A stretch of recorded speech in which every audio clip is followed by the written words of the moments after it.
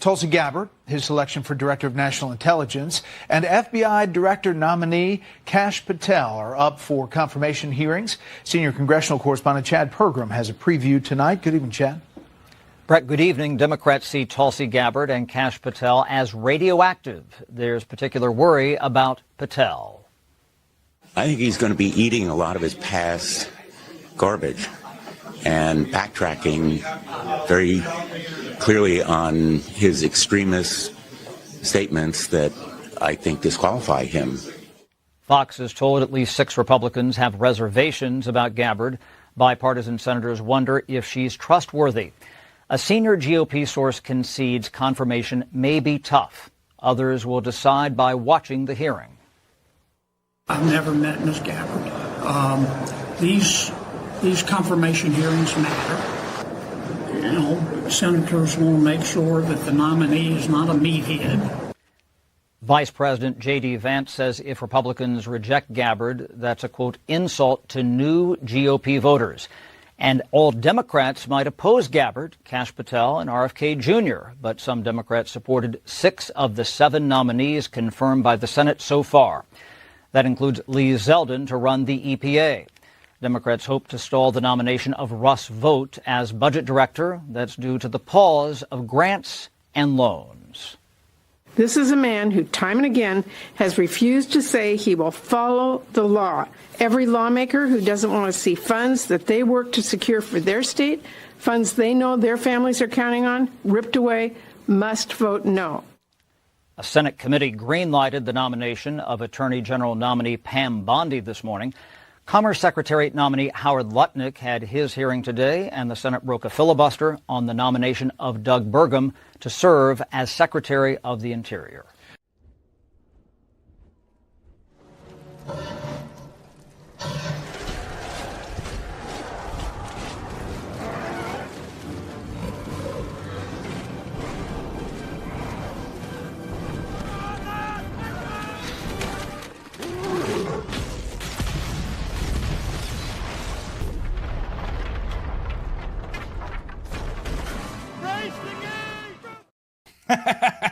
I've always loved that one. It's like, it works so well, actually, doesn't it? Helm's Deep, the fortress, the final stand for the deep state comes crashing down as Kash Patel storms the ramparts today, Thursday, January 30th, 2025. Ladies and gentlemen, the day that we have been waiting for, the day that we have been working toward, Kash Patel, a deep and abiding ally of our show, nay, I say a personal friend who has regularly appeared on this program to tell you the truth about what is actually going on inside of your federal bureaucracy and law enforcement, the corruption therein. Nay, I say, not a single person in all of Trump's cabinet has risked more to be in the position that they are in as Kash Patel takes the stand in mere moments from now for the confirmation hearing to be FBI director. Ladies and gentlemen, the absolute collision course that Kash is on with the Democrat Party that is trying to keep alive the deep state on life support is going to happen live here on our screen, and our production team is locked in and ready to go. Kash Patel and Tulsi Gabbard testifying at the same time. I will tell you, programming note, we will be following Kash's confirmation hearing first. When there are breaks, we will zip over to Tulsi. We won't miss any moments. We have producers watching both. We will grab both, ladies and gentlemen, and we'll play you clips, but you will be watching live as a production priority Kash Patel on this channel, and we will be monitoring both feeds, and we will kick over to Tulsi. Nothing but love for Tulsi. Tulsi also a regular on the program. Nothing but love for Tulsi Gabbard. But I believe that Kash's nomination to this organ, the FBI, which over the course of the last 4 years has obviously been exposed as the muscle behind the darkest and most sadistic apparatchiks inside of our federal government. The DOJ, remember the landscape here. The DOJ is like a mafia boss. The FBI is the goons and the muscle and the actual enforcement arm of the DOJ. Without the FBI, there is no raid on Mar-a-Lago. There are no horrible allegations against, like, everything that was brought against Donald Trump collapses in real time and quickly without the FBI. The FBI and their leadership were complicit in some of the worst political weaponization actions against any American ever in its history, and it has been a very dark force in American history. And so I'm done ranting here. It's just the stakes could not be higher, and I'm explaining to you why we will prioritize the Kash feed. Tulsi Gabbard will be quickly following Kash. A half an hour later, her confirmation starts at 10. We will bring you clips from both, and I just want to set the table here for how important this all is. The muscle. You know, the mob boss can say or order or do whatever they want. It's the muscle that actually carries out the actions, that actually enforces the terrorism. And this is why the control of the FBI is so important. Kash Patel is going to be doing God's work today, ladies and gentlemen. And speaking of that, our prayers are with the, I believe, 60 or 70. I'm not sure the exact death count. It's changed multiple times this morning, of those who crashed over Washington, D.C. in what seems to be a clearly preventable crash. And this was all of the entire news feed, of course, is focused on this. When an American Airlines flight was rammed by a Black Hawk helicopter. Who's at fault? What's going on? And in a fiery blaze, this entire thing came crashing down over Washington, D.C. last night. Again, there are 60 to 70 people, Americans, some apparently Russian figure skaters, some American Olympians that were on this flight. We pray for them and their family. We want answers to this. Why has this happened? We've seen strange and nefarious actions from people who've been connected to our military. I hope that that's not what's happening here, but we'll give you all of the details of that off the top of the show before we get to Kash Patel. Okay, ladies and gentlemen, my name is Benny Johnson, and this is The Benny Show. Do you want to know how to build wealth? If you wish to understand true wealth, then you won't be chasing meme coins. You won't be chasing fool's gold, as it were. You'll chase actual real gold. You'll chase physical gold and silver with my friends at Advantage Gold, ladies and gentlemen. The gold and silver that I can hold in my hands actually holds weight. And if you have it in your portfolio, it is weighty, it is immovable, and it is rock solid like the actual physical asset itself. It's so wonderful to have physical gold on hand. And as you can see, gold is the top performing asset year over year, ladies and gentlemen, between 2024 and 2025. Successful investors all have one thing in common. They hold precious metals in their portfolio. That's why states hold precious metals in their portfolio. Go check out my friends, ladies and gentlemen, at Advantage Gold. Advantage Gold today, physical gold, you can get, especially inside of your retirement accounts. Text Benny to 85545, 85545 for Advantage Gold, and they'll send you a 100% free, zero obligation gold investment guide. Plus, you can qualify for $1,000 in free silver. One more time, Benny to 85545. Join America's next generation of wealth and smart investors. Always consult your financial and tax professional, of course. All right, ladies and gentlemen. It was a long night.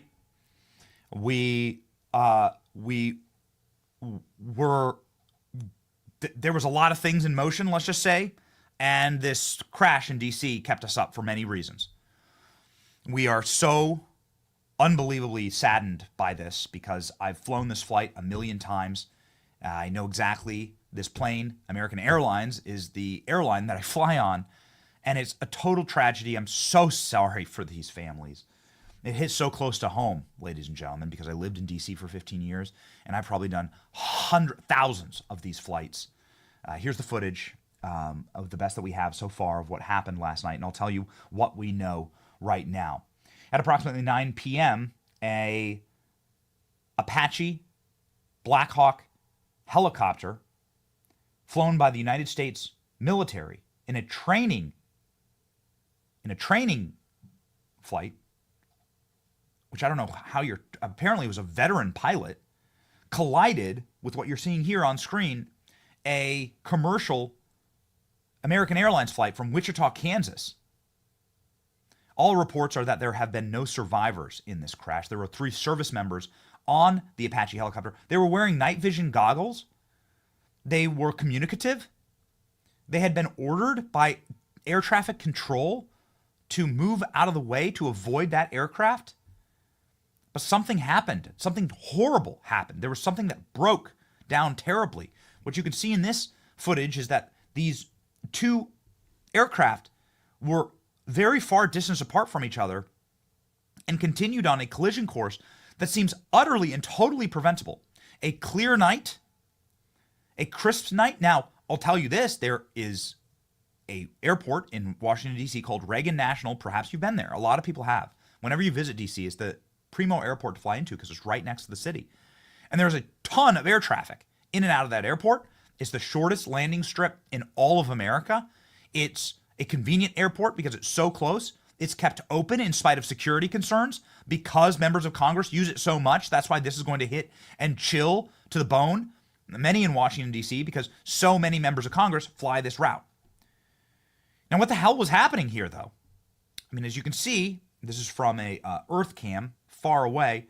What you can see here is that these 2 aircraft were flying towards each other for minutes on end. This clip's been playing for 60 seconds. And there you can see the horrible and tragic explosion.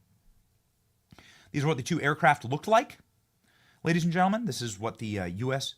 Army H-60 Black Hawk looks like. And this was the model of American Airlines commercial flight.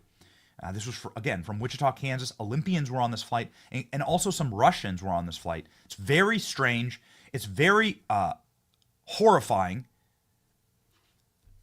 And these aircraft are designed in an incredibly sophisticated way. And I want, obviously we're not going to miss a second of Cash's confirmation hearing. Feed just started. There's no one there. It's just a bunch of it's just a bunch of photographers milling about. And I want to get to Kash. Obviously, we won't miss a second of it. But since this is huge news, I want to just say nothing makes sense here. You can listen to the air traffic controller tell the helicopter to move. It didn't move. They cleared the plane for landing. Pilots who I know American Airlines pilots by name and person. Here. They were cleared for landing. So the pilots tell me that the helicopter is clearly at fault here. And then watch. Oh, it's awful. It's just horrifying. The wreckage is being pulled out of the Potomac as we speak. You can see here on sophisticated navigable radar that the helicopter simply didn't follow orders.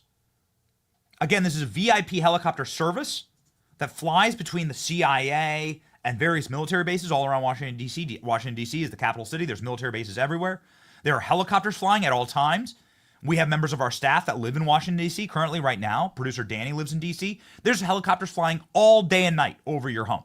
Some of them are police, some of them are military, and you can see right here, this was the military aircraft right here, and you can see then the collision course as it appears on sophisticated radar equipment. That's the collision right there. Goodness, it's awful. It's awful. Ladies and gentlemen, just really quickly, I want to get to President Trump's commentary on this because President Trump is angry about this. President Trump, of course, no stranger to commercial, to air travel, has his own plane, has a lot of photos of him in the cockpit of this plane, and a lot of anger from our commander-in-chief about this, especially since it included a military aircraft that President Trump would presumably see over. So here we go. This is Donald Trump's commentary on it. Donald Trump is furious about this. The airplane was on a perfect and routine line of approach to the airport. The helicopter was going straight at the airplane for an extended period of time in clear night. The lights on the plane were blazing. Why didn't the helicopter go up or down or turn Why didn't the control tower tell the helicopter to do that instead of asking why they saw the plane? This is a bad situation. It could have been prevented, not good. Our newly minted, the day of, that's why it seems very mysterious to me. It seems very strange to me, honestly. I don't like it. And I'm not trying to foment any insane theories right now, but, and President Trump here saying it's been a terrible night. And then, guys, do we have the Sean Duffy clip saying that this was preventable? That I want to get to next. And then we're going to move on to Kash Patel. But I just want to belabor for one more point here. What was going on exactly? Again, your car, if you've bought a car even in the last like 10 years, it has collision detection and it'll automatically brake.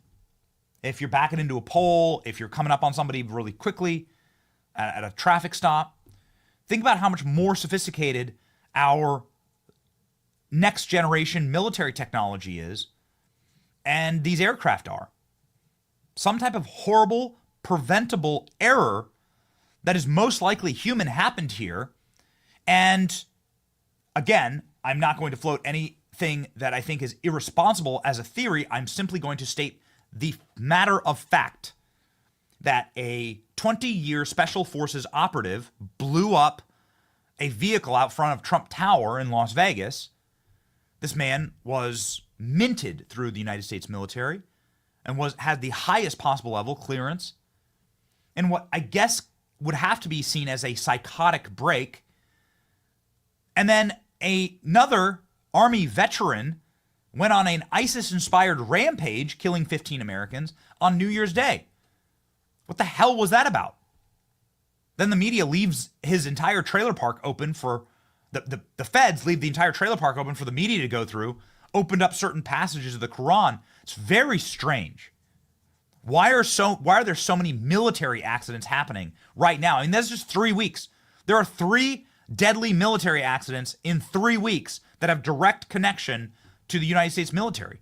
We got to clean this place up. Pete Hegseth with also a post, if we could grab that, because I want to give Secretary Hegseth an opportunity to ring in here. He has a statement that he made about what actually happened. It should be the first statement. There it is. Okay, let's pop that up. So here's the statement that Hegseth posted last night. We can confirm that the aircraft involved in tonight's incident was an Army UH-60 helicopter from Bravo Company, 12th Aviation Battalion out of Davidson Air Force Army Base, Fort Belvoir. During the training flight, was working with local officials to provide additional information once it becomes available. So confirmed. There were fake reports that this was like a police helicopter, that it was flying dark, or anything. Nope, that's not true. What does Hegseth say here? Latest below, tragic search and rescue efforts. Prayers for all impacted souls and their families. Investigation launched immediately by Army and DOD. And of course, I don't want to incorrectly blame anyone for this. I don't know. I'm not an avionics expert, but I do have friends who have planes. I have flown in the cockpit of those planes. I do know how connected and how secure these systems are.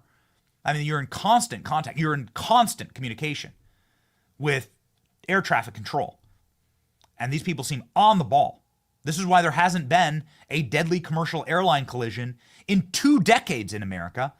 150 million commercial flights have happened since the last deadly commercial crash. Yet here we are a week into President Trump's term, and this happens. Some of the most evil people on the internet are blaming this, of course, on President Trump. You should never listen to those people again. And I'm going to simply reserve my blame until I hear what actually happened. Sean Duffy is the new transportation secretary, taking over for Pete Buttigieg, who clearly wrought horrors upon America's infrastructure and transportation through DEI, the explosions in East Palestine, all of the flight delays, the many near collisions, misses, and the nightmare that occurred in the infrastructure of this country under Pete Buttigieg. He has been replaced by Sean Duffy, a good dude who had this to say at Reagan Airport. He's literally been at Reagan Airport all night. And here he is this morning briefing reporters.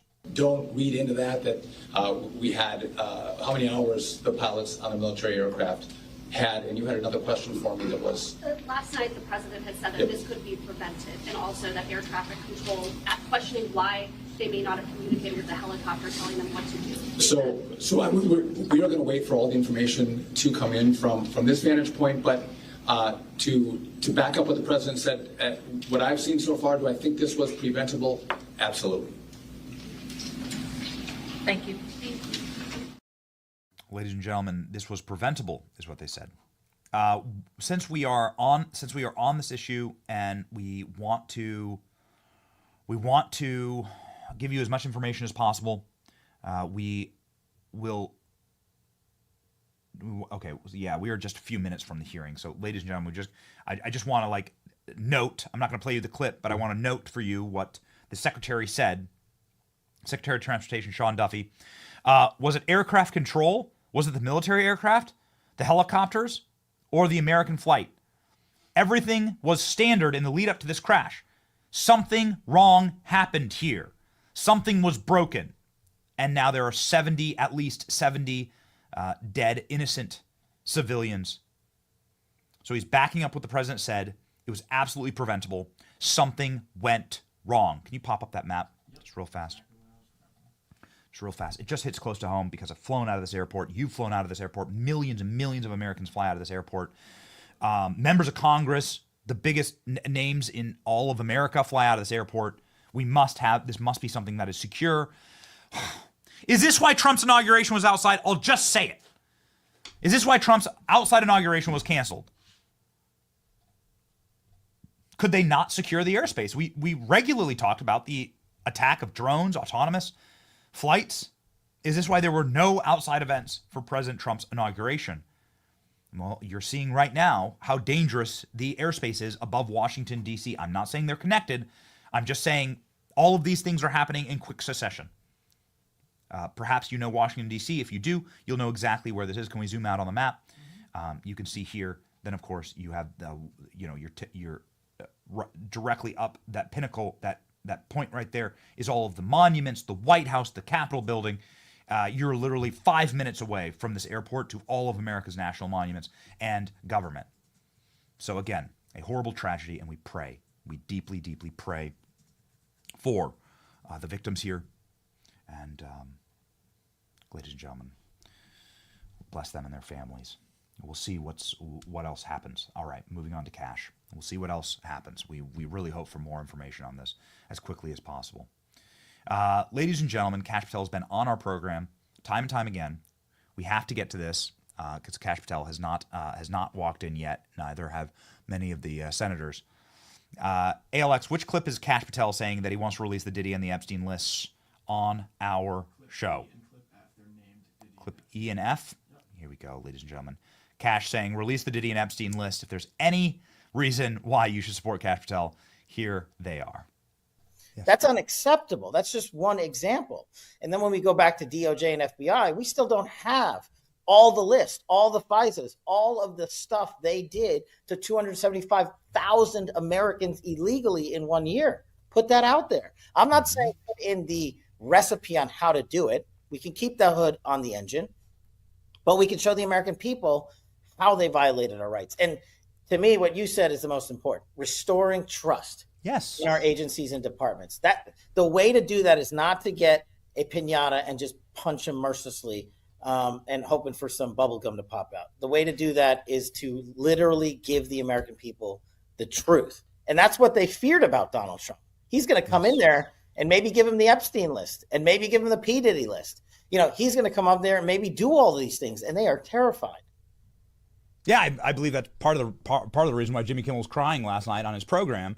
But also, I believe that this is something that the American public desperately want. And most importantly, this is how you restore honor and how you restore trust. Now, many may not know, some will, that you are personally responsible for the research on the Russiagate collusion. Everything we know about Russiagate, and we know maybe like less than half of what really happened with Russiagate, Kash Patel is the one who found it out with Devin Nunes. So, Kash, you have an excellent pedigree in rooting out the truth. Will we get the full Diddy list? Will we get Epstein? Will we get JFK? Will we get the rest of what happened with Russia collusion? That's what I want. That's what I want as me as an American citizen. That's what I want in terms of achieving that restoration of respect for government in DC that's been gone for like 50, 60 years. Ladies and gentlemen, Kash Patel will be taking the chair soon. Here's the live shot, just letting you know that we are monitoring. This is a hearing that is supposed to commence in exactly 1 minute. Kash Patel releasing a statement this morning, ladies and gentlemen, about why he wishes to become FBI director and what he is going to do as FBI director. Such an important statement. I would expect it to be obviously explained. Here we go. Explained from Kash. Kash Patel. It is an honor of a lifetime to be nominated by President Trump to serve as director of the FBI. Together, we will restore the integrity, accountability, and equal justice to Yeah, there we go. From the Wall Street Journal. This one, okay. Yeah. Get me Kash in the Wall Street Journal, guys. Please. How I will rebuild trust in the FBI. This is Kash Patel from this morning. I want to stay on this because obviously Kash Patel will be walking in a moment, and I do not want to miss a second of that. It looks like he's walking in right now. Let's pop on over. Here we go.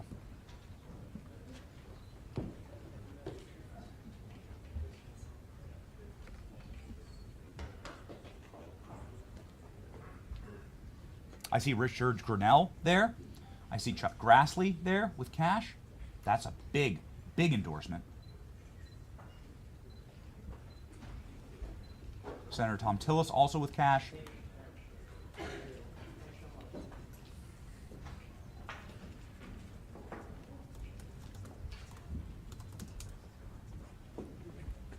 Kash writing this morning, how I will rebuild public trust in the FBI.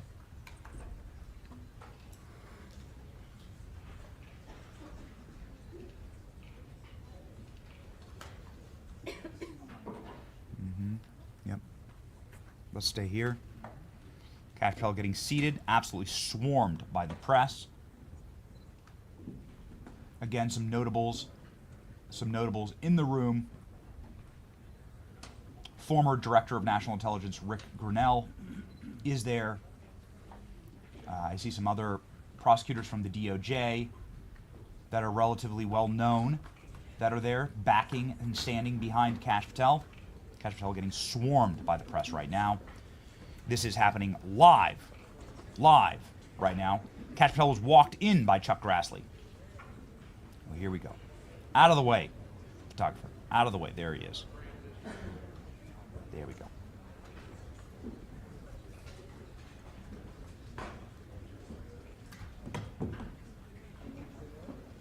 Kash Patel. Live right now. There are many feeds that are behind or that haven't started yet, ladies and gentlemen, because they weren't on the ball. We are on the ball. This is live. So we apologize for this crazy shot, but it is the best right now. Now gaveling in. Before we begin, here we go.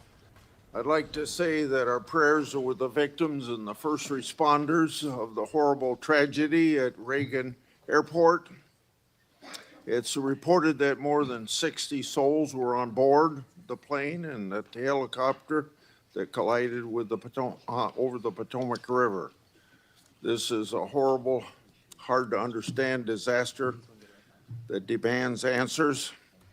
As first responders continue their recovery effort and as investigators begin their work, Congress will work with the administration to get to the bottom of this and keep all those, and we should all keep the people impacted in our prayers. So maybe we should just, for a short period of time, think about this tragedy. Good morning.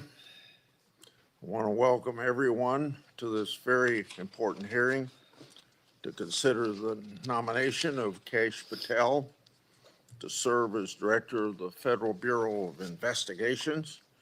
Congratulations on your nomination.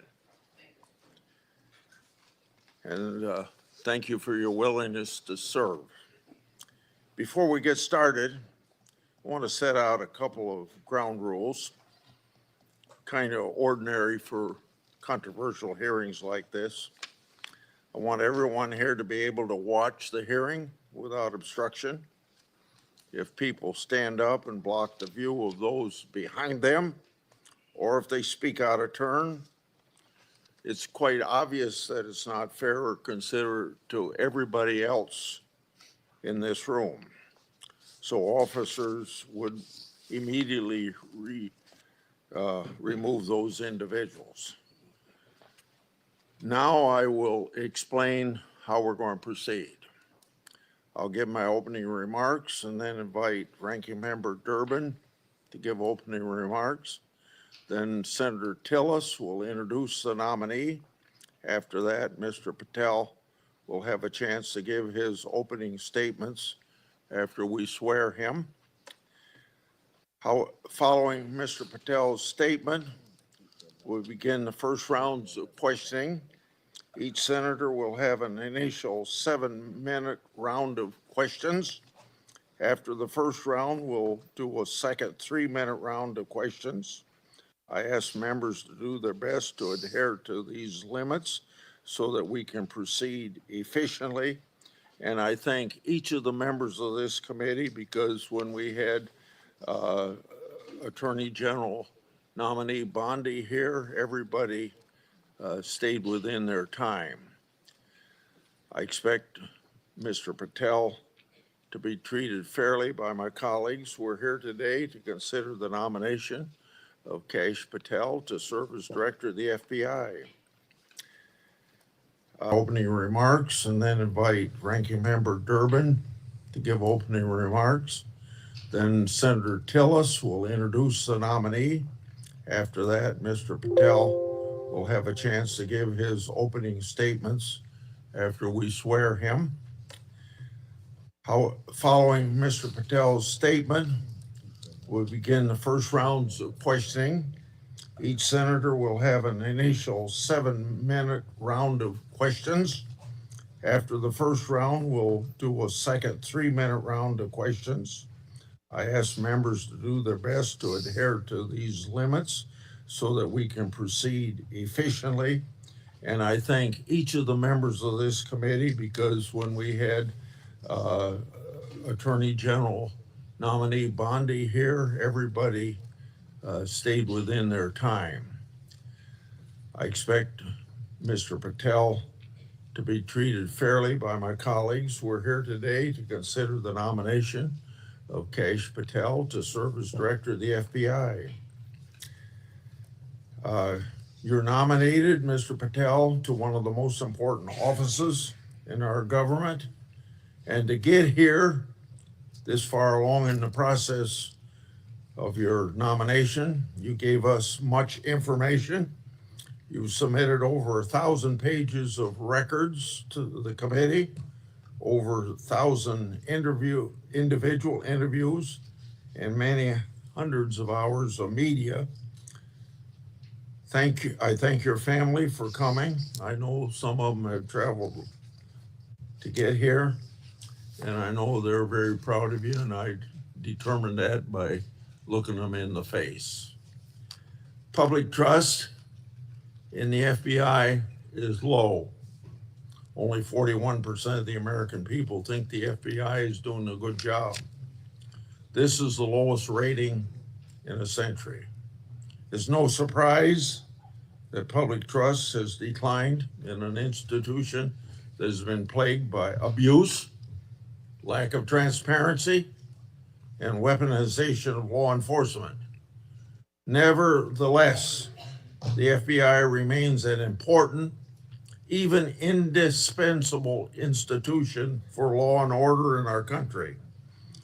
It's the people on the top floor of the J. Edgar Hoover building, not your local FBI agents, that have caused the low approval rating. Mr. Patel, I know you know this, but it's your job to restore the public trust and return the FBI to its core mission of fighting crime. Your extensive background gives you a unique position to make this happen. Mr. Patel's career has been a study in fighting unpopular but righteous causes, exposing corruption, and putting America first. For almost a decade, Mr. Patel served as a public defender, defending the constitutional rights of some of the least popular people in this country. After serving as a public defender, Mr. Patel joined the Department of Justice under President Obama as a counterterrorism prosecutor in the National Security Division.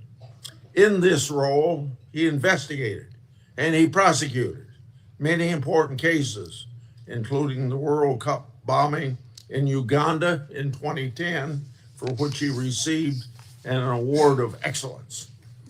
In 2017, Representative Devin Nunes asked Mr. Patel to join the House Permanent Select Committee on Intelligence to uncover the truth about Russiagate. And Mr. Patel did uncover the truth. It was during this period of time that, if you remember, I first met you, Mr. Patel. Through tireless works, Mr. Patel showed that Crossfire Hurricane was based upon fraudulent, discredited information paid for by the Democratic National Committee and the Clinton campaign. As reward for his efforts to uncover the truth, mainstream media, can you believe this, personally attacked Mr. Patel, and the FBI secretly subpoenaed his records. Now, I know what that is because my staff received similar treating during my investigation. The attacks Mr. Patel faced during his work in the House of Representatives are similar to the ones that he faces today. I expect many of these underhanded attacks will be repeated today. Mr. Patel has been accused of having, quote unquote, an enemies list. This is not a fair characterization, as he stated, quote, there is no revenge list, end of quote. Mr. Patel has identified those he believes have put politics and personal ambition over service to the country. He's called out those who've used the institutions like the FBI to achieve their own personal gain. Mr. Patel has said he believes that people who do this should be named and that Americans deserve transparency so that they can make their own judgment as they did in this last election. Other attacks against Mr. Patel are similarly unfounded. To take just one example,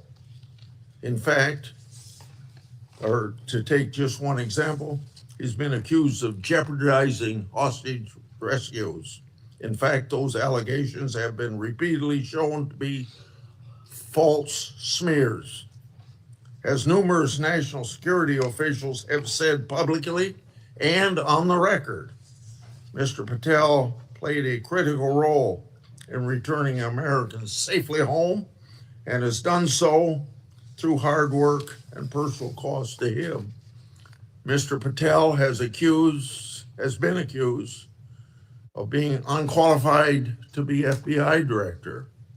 This suggestion ignores his impressive career at the highest levels of government service. After exposing Russiagate scandal in the Congress, Mr. Patel served in roles such as Senior Director, Counterterrorism at the National Security Council, Deputy Director of National Intelligence, and Chief of Staff to the Acting Secretary of Defense. Mr. Patel managed large intelligence and defense bureaucracies, identified and countered national security threats, prosecuted, and defended criminals. He's done this while fighting for transparency and accountability in the government. Mr. Patel has precisely the qualifications we need at this time when the FBI is not being respected by our public. Mr. Patel, should you be confirmed, you'll take charge of an FBI that is in crisis. Recently, my oversight exposed that a special agent in charge of the FBI New Orleans field office was on vacation during New Year's Eve and New Year's Day. Of course, that was also included the Sugar Bowl. Senior personnel should be at their posts, not on vacation, during critical security events. And we all remember what happened at that time in New Orleans. But of course, this FBI agent would find it acceptable to do what he did. In August 2022, an FBI oversight hearing of this committee, Director Wray decided to leave early. I asked him to stay just 1 hour and 20 minutes longer, but he already made up his mind that he was going to leave. Later, under questioning in November of that year by Senator Hawley, Director Wray admitted that he left this committee hearing early so that he could go on vacation. These two incidents, among others, are examples of the blatant disrespect that the FBI leadership has shown to this committee and indirectly to the American people. In November 22, I released internal FBI records that my office received pursuant to lawful whistleblower disclosures. Those records provided data about how hundreds of FBI employees who had retired or resigned to avoid discipline, many of those employees engaged in sexual misconduct in the workplace. Those records also showed lower level FBI employees were punished. Lower level employees of the FBI were punished more harshly than senior level employees. Now, fairness was out the window. Over 1 year later, with no response from the FBI, I asked Director Wray about this at a December 5, 23 hearing before this committee. He publicly pledged to get me the data I requested November, a year before. He and his deputy director never followed through. I also questioned Director Wray about improperly classified information relating to Afghan evacuees placed in our country. At that time, approximately 50 evacuees were already deemed potential national security concerns. So what's the number now? The public has a right to know. I've also raised concerns about whistleblower disclosure, saying that the FBI moved agents from child sex abuse cases to those January 6 cases. The FBI under Director Wray never got his priorities straight. With respect to weaponization, I'd like to turn to a letter I wrote July 20 of 2022.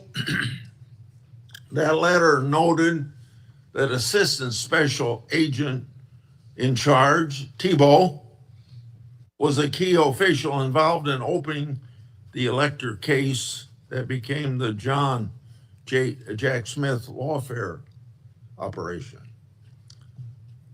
That's not supposed to happen. An official at Thibault's rank and position isn't supposed to open cases.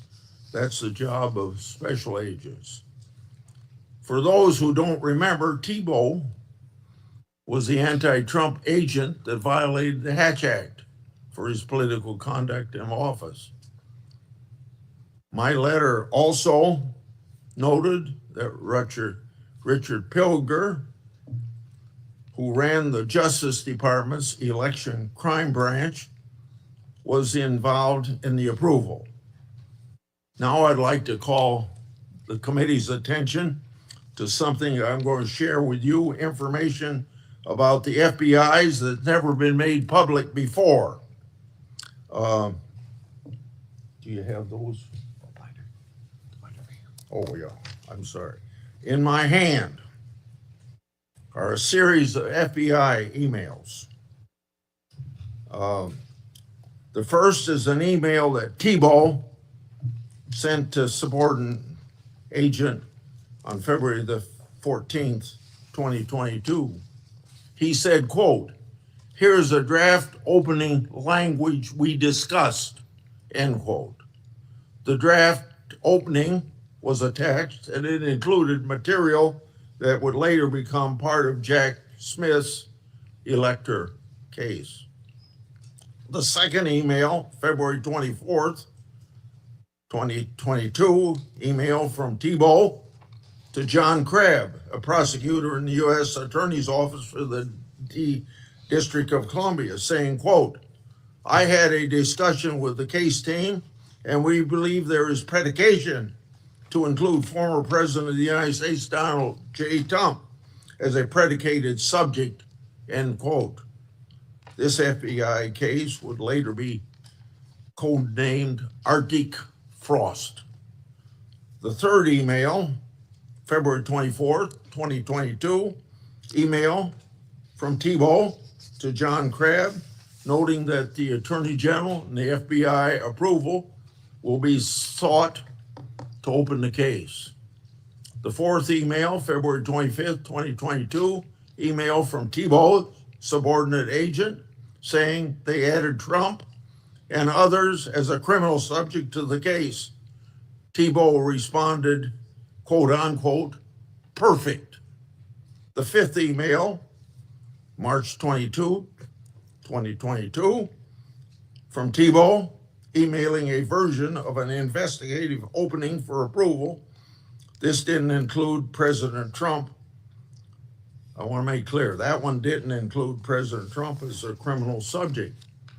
The sixth email is on April 11th, 2022, from Thibault. Officials other than Ladies Jack and gentlemen, Smith later added found a feed him with Kash on for it. prosecution. So we're moving here. I expect the production of all records on this matter to better understand the full fact pattern and whether other records exist. Notably, approval of these documents was also given by Richard Pilger. This committee has written about Pilger undermining the Justice Department's efforts during the 2020 election for partisan purposes. These emails and documents substantiate my July 2022 letter, which the FBI ignored. And I hope you, when you get there, won't ignore my letters.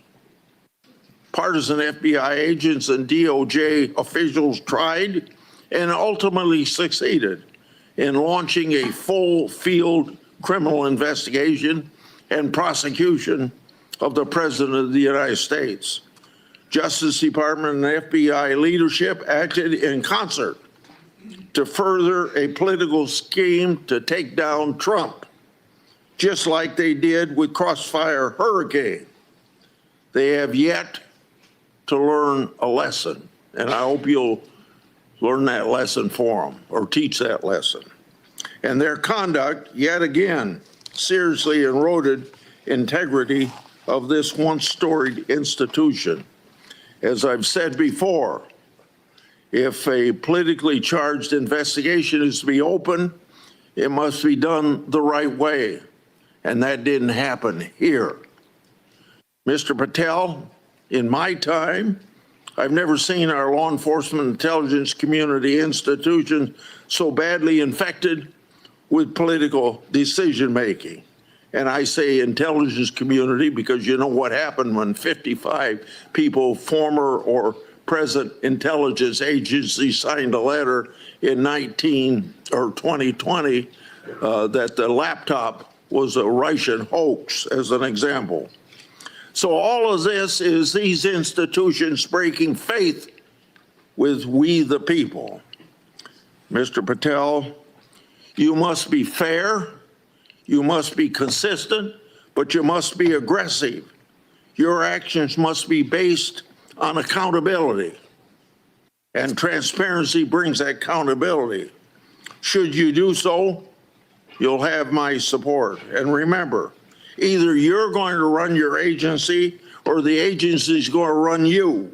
And the agency certainly ended up running Director Wray and probably people before him.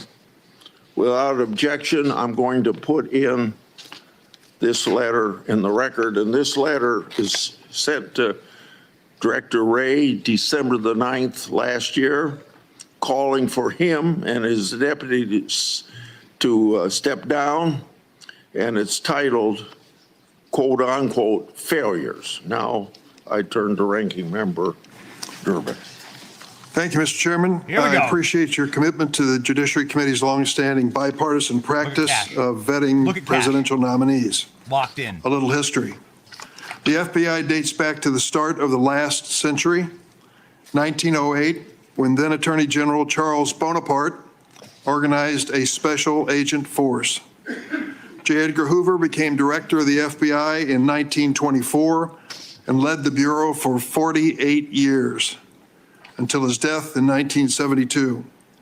He is credited with professionalizing the Bureau and developing its investigative ability.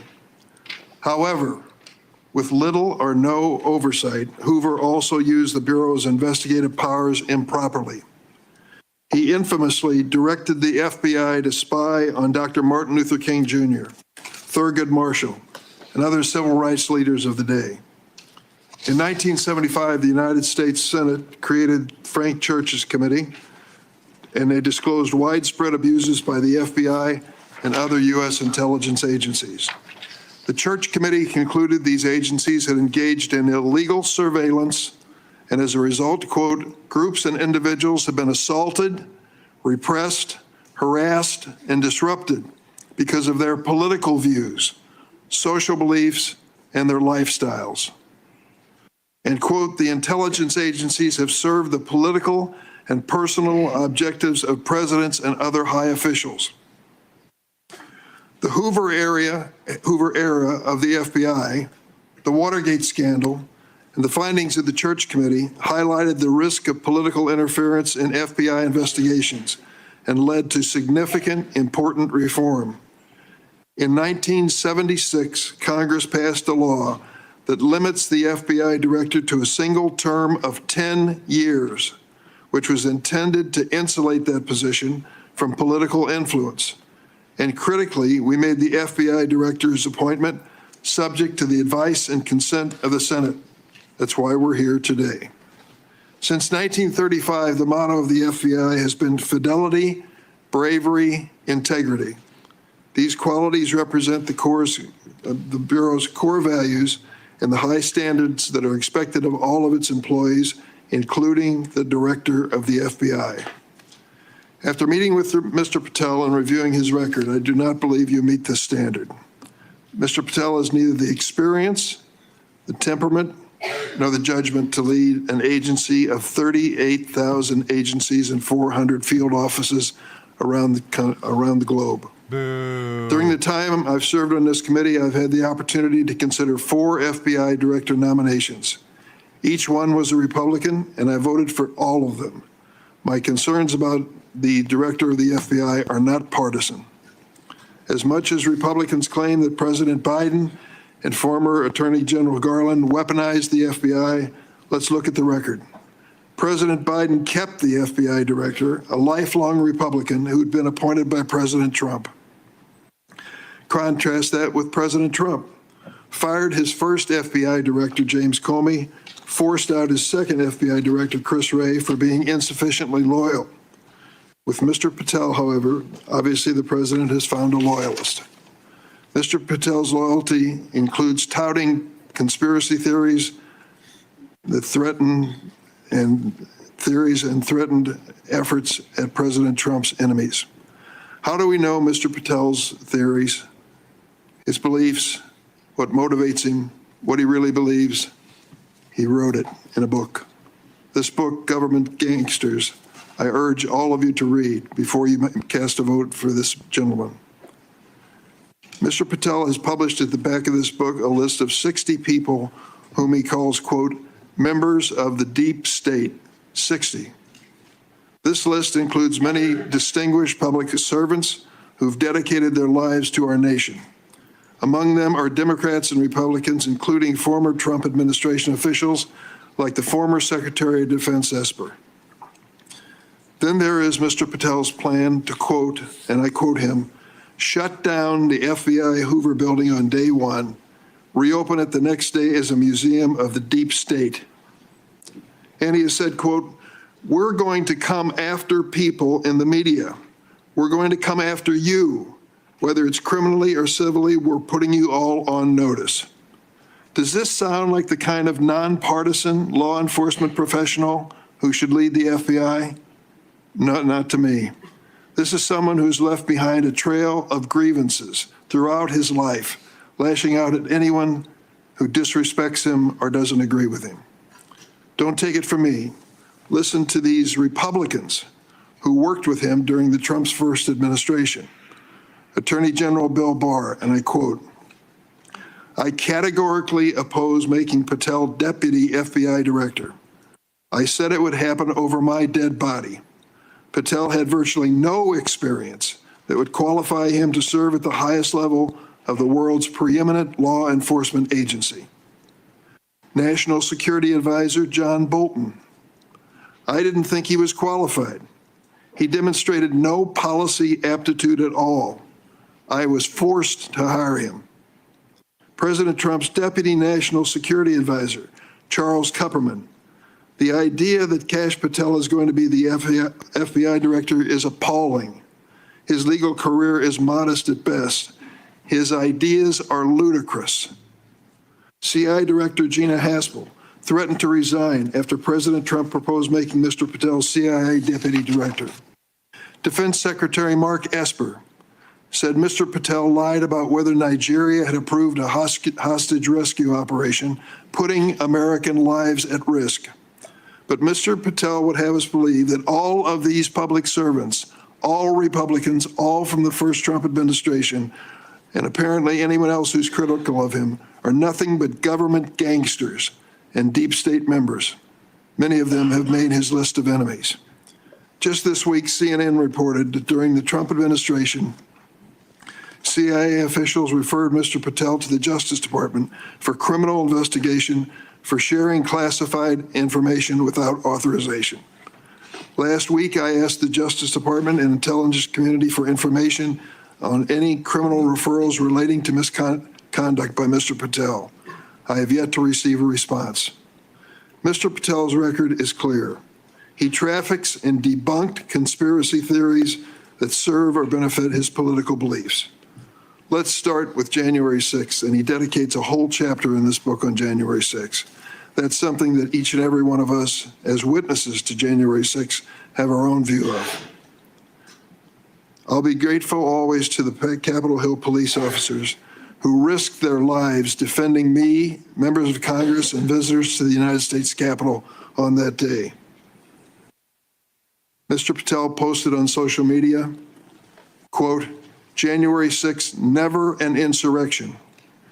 Cowards in uniform exposed. End of quote. Let me repeat that. Cowards in uniform exposed. Who was in the Capitol building on January 6th in a uniform? The Capitol Police were. Do you think they were cowards? Many of them risked their lives and some gave their lives in defense of this building. How about the DC police who were here as well? They were in uniform. Cowards risking their lives as well, some of them being battered and beaten by these mobsters that came into the Capitol. And Mr. Patel claims that the FBI agency he aspires to lead, get this now, was planning January 6th for a year. He says the FBI was planning January 6th for a year. That's a quote. Mr. Patel has gone so far as to co-produce and sell musical recordings of a song performed by January 6 rioters in jail, rioters who violently assaulted police officers. He has described this January 6 choir as, quote, political prisoners. Political prisoners. But at least 6 members pleaded guilty to assaulting law enforcement officers on January 6. All 6 have now been pardoned by President Trump. Here are some of those people who received blanket clemency by President Trump on his first day in office in the second term. Julian Cater assaulted Capitol police officers with pepper spray, incapacitating 3 officers. Ryan Nichols sprayed pepper spray on multiple police officers. After the attack, Nichols posted on Facebook, and I quote, "So yes, I'm calling for violence and I will be violent." Jordan Mink struck officers, quote, aggressively with a long pole. He spat at officers and threw large items at them. Armed with a knife, Ronald Sandlin shouted at officers, quote, "You're going to die, get out of the way." Sandlin shoved officers when they tried to lock the doors to the Senate gallery. After breaching the Capitol, James McGrew struck an officer and lunged for his baton. McGrew also threw a wooden handrail with metal brackets at officers. I want to read a sentence from this book on the January 6th experience, just to give you an idea of Mr. Patel's take on what he calls a haphazard riot.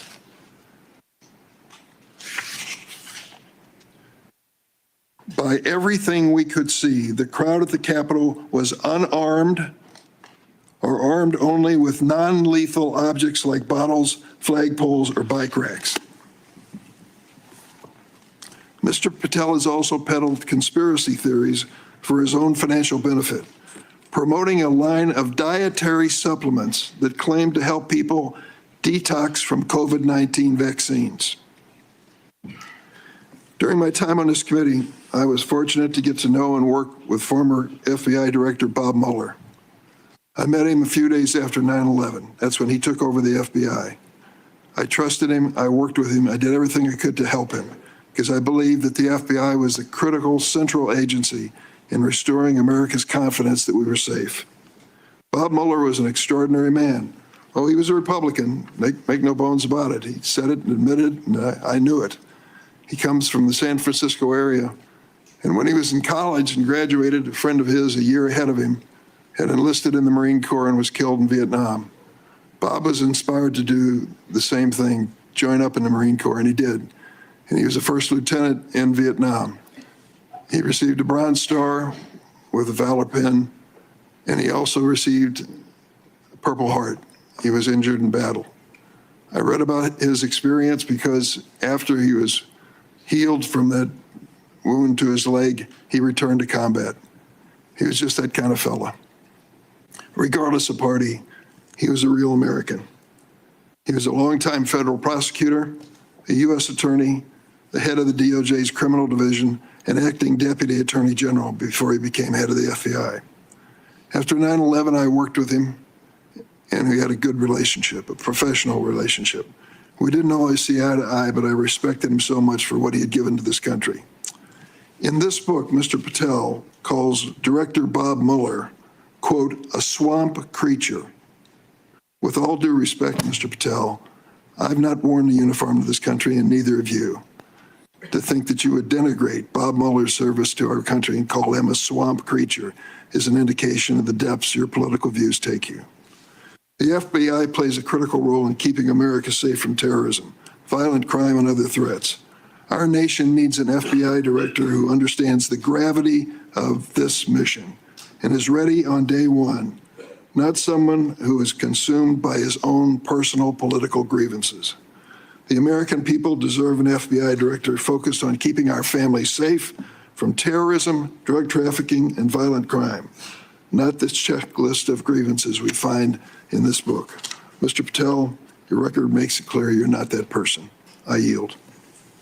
Thank you, Senator Durbin. Before I call on Senator Tillis, I want to clear up something. the way I see it, and I think I'm going to invite everybody that it can be cleared up. This business about what Mr. Patel said about cowards in uniform, it's a mischaracterization of what he actually said. So I'm going to invite you to listen to the interview Mr. Patel gave that linked to his post to hear what he actually said. When he said cowards in uniform, he was talking about senior Pentagon leadership failing to mobilize the National Guard to protect the Capitol. His comments had nothing to do with police. Mr. Patel made his comments while discussing an article in the New York Times exposing grave miscommunication between the Department of Defense and the D.C. National Guard. So I would encourage people to follow up on that. Senator Tillis. Thank you, Mr. Chairman, Ranking Member, colleagues on the Senate Judiciary Committee. It's my honor to introduce Kash Patel, President Trump's nominee to be FBI Director. I've completed due diligence on his life and career, and I'm convinced that Kash possesses significant expertise and ironclad commitment to justice, and he's an outstanding choice to lead the FBI. Kash's parents are Indian immigrants of Gujarati ancestry. They're up here in the front row. The Gujarat state is a melting pot of religions, including Hinduism, Islam, Jainism, with temples, mosques, and other religious sites scattered across the state. His father was raised in Uganda, but his family had to flee the country to escape repression under Idi Amin. His mother was born in Tanzania. They met and married in India and ultimately made their way to New York City by way of Canada, where his parents, along with 7 brothers and sisters and their spouses and at least a half a dozen kids, lived under the same roof. His parents raised Kash in the Hindu faith, and they instilled in him the values of hard work and education. Kash is a devout Hindu, and consistent with his faith, he's shown respect to people of all faiths. Kash attended the University of Richmond, where he earned his bachelor's degree in criminal justice and history. He went to Pace University School of Law, where he earned his JD, and an international law certificate from the University College of London, Faculty of Laws. Kash began his career as a public defender in Florida, where he led or co-led more than 60 jury trials in state and federal court. Kash clearly demonstrated a devotion to upholding the rule of law and defending the rights of individuals.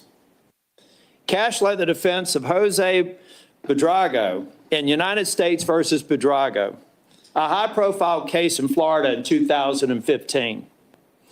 Buitrago was one of the Colombian nationals arrested in a major drug bust involving Operation Backrim.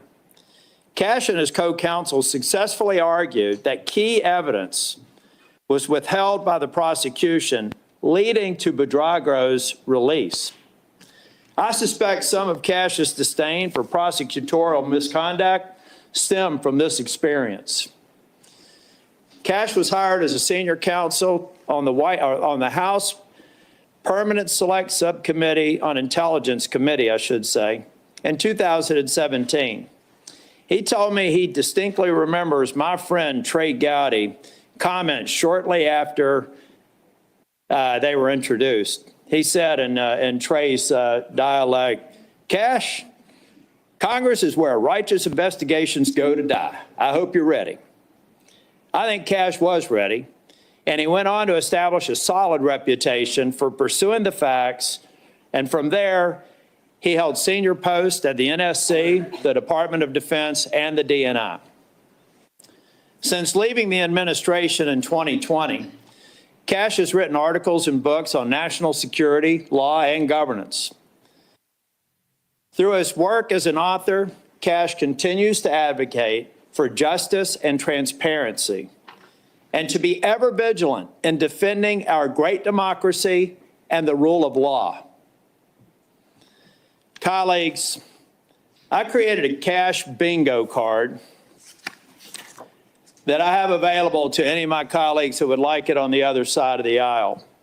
Some may view this as an unserious caricature and not appropriate for this committee. Sadly, I consider it a serious caricature of what I expect to be witnessed today. I think we'll have words like enemies list and deep state. I've already X'd out 4 boxes in the opening statements alone.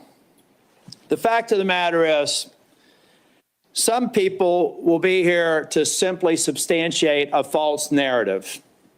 At worst, they may be just going through an unfounded litany of quotes and half-truths, some of which have already been dispelled by the chairman after the opening statements. Mr. Chair and Ranking Member, in my 10 years in the Senate, I hope I've established a reputation for being fair, doing my homework, and taking tough positions that have been met with harsh criticism. Heck, I've even been censured by my entire state and 30 counties for taking tough positions. And I stand by those decisions today and my decision to support Kash Patel. When President Trump announced his intent to nominate Kash, I contacted Trey Gowdy and others who worked with Kash, and they gave me glowing recommendations. So I called Kash on December the 2nd, and I offered to help him with his nomination. Since then, we have spent hours together, in person and on the phone. I've asked him difficult questions, and I've urged him to reach out to members across the aisle. In fact, Kash Patel has met with 60 members of the U.S. Senate, every member except the last 3 who were sworn in, and the majority of the members on the other side of the dais in this committee and members off the committee. Chair Grassley, Ranking Member Durbin, friends and colleagues on the committee, I've completed my due diligence of Kash Patel, and I am honored to provide my strongest recommendation for his confirmation. Thank you, Mr. Chair. Thank you for that introduction. Before I swear you, I want to make clear that before you give your statement, if you want to introduce family and friends in the audience, you're welcome to do that.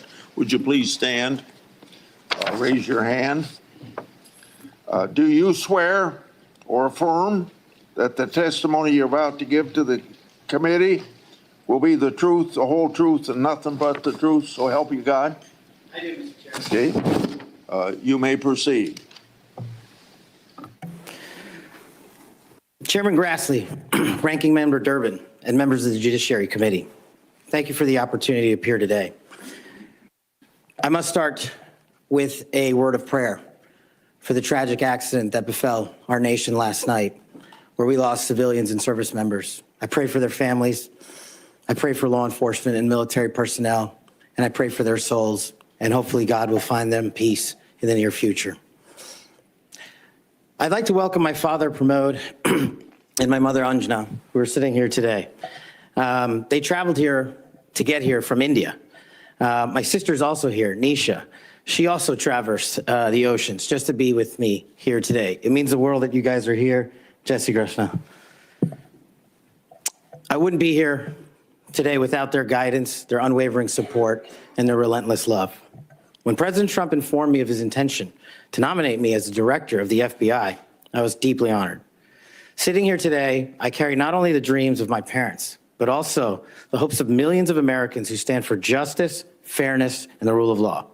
My commitment to these principles is deeply rooted in my family's history, which has profoundly shaped my worldview.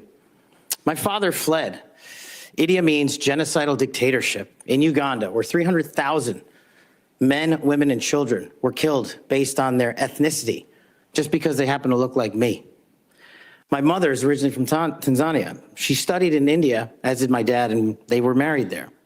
They would later emigrate to New York, as the senator pointed out, where I was born, and we were raised in a household of my father's 7 siblings, their spouses, and at least half a dozen children. That's the only way we knew how to do things at the time, in the 70s and 80s, the Indian way. But we would soon learn the American way. These values have shaped and been the driving force of my career in 16 years of government service. Protecting the rights of the Constitution is of the utmost importance to me and has been every single time I've taken that oath of office. The recent terrorist attacks in New Orleans tragically claimed the lives of 14 innocent Americans and serve as a stark reminder that our national security is at threat, both internally and externally. The FBI, the Federal Bureau of Investigation, and the Department of Justice, where I served, play a pivotal role in securing our freedoms and our safeties for American citizens. If confirmed as the next FBI director, I will remain focused on the FBI's core mission. That is to investigate fully wherever there is a constitutional factual basis to do so, and to never make a prosecutorial decision that is solely the providence of the Department of Justice and the Attorney General. For the first 8 years after law school, I served as a public defender, first for Miami-Dade County and later for the Southern District of Florida. During that time, I represented some pretty awful human beings charged with some pretty heinous crimes. But what I learned there was the core value that has been enshrined in me since, that due process must be provided without bias to all Americans. And if we cannot provide due process to the worst, then there can be no due process for anyone, and our constitutional republic fails. But I battled on that hill for that due process. I would later serve in the Obama Justice Department as a terrorism prosecutor in the National Security Division, where we successfully contributed to the prosecutions of terrorist organizations like Al-Qaeda, Al-Shabaab, and others. I was honored to receive the 2017 Assistant Attorney General's Award from Loretta Lynch for my work in helping the Ugandans bring members of Al-Shabaab to justice for murdering 74 innocent people, including an American. I would also receive the Human Intelligence Award from the intelligence community for related work on that mission. My experiences at the National Security Division and would later be followed by my experiences on the National Security Council as Senior Director for Counterterrorism, and later as the Deputy Director of National Intelligence, responsible for the production, creation, and promulgation of the Presidential Daily Briefing, our nation's most sensitive classified information and secrets to protect our country. My time in the White House was preceded by my time right here in Congress as a staffer on the House Intelligence Committee, where I spearheaded the investigation that exposed serious FISA, Foreign Intelligence Surveillance Act, abuses by members of the Department of Justice and the Federal Bureau of Investigation.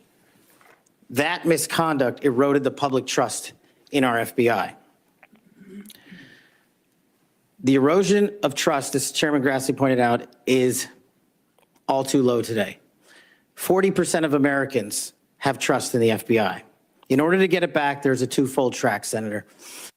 One, violent crime is exploding in this country, and we cannot afford them to allow it to run away. We must tackle violent crime. Just in 2023 alone, there was 100,000 rapes, 100,000 drug overdoses, and 17,000 homicides.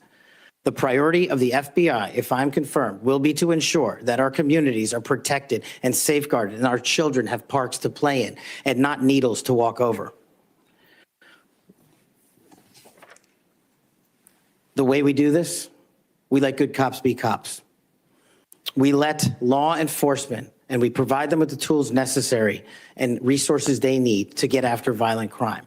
The second way we do this on equal track is aggressive constitutional oversight from Congress. The public trust can only be restored if there is full transparency, and I am committed to that full transparency. Members of Congress have unfortunately submitted hundreds of questions that have been unanswered by the FBI in recent times. That will not occur if I am confirmed. All appropriate requests for information will be responded to expeditiously and fully. I'm committed to working alongside the dedicated men and women of the FBI. They are warriors of justice, and I will always have their backs because they have the backs of the American people. I look forward to answering your questions, and I want to take a moment to thank my family, my friends, people who traveled here, and my entire team that has made this day possible. God bless America, and I look forward to your questions.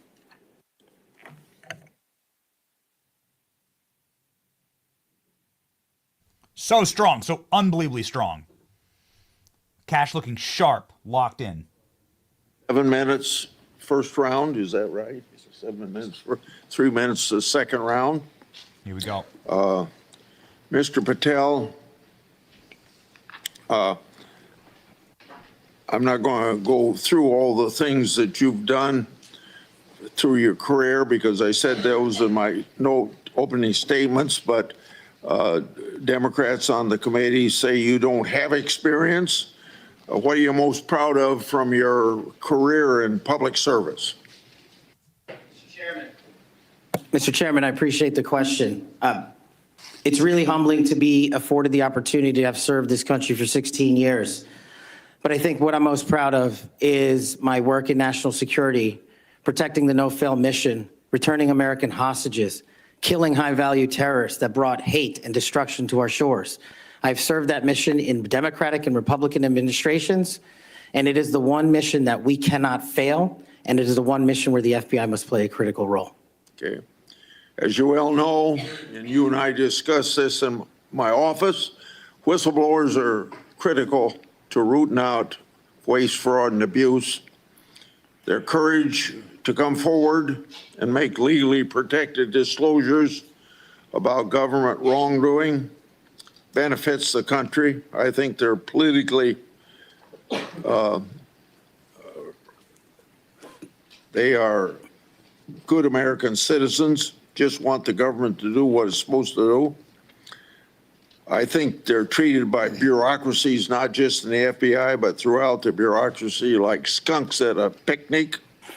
Will you protect whistleblowers from retaliation, unlike former Director Wray, and promote a culture at the FBI that values whistleblowers' important contributions? Absolutely, Mr. Chairman. I share in your beliefs about the importance of whistleblowers. So we've spent a lot of taxpayers' money ruining whistleblowers.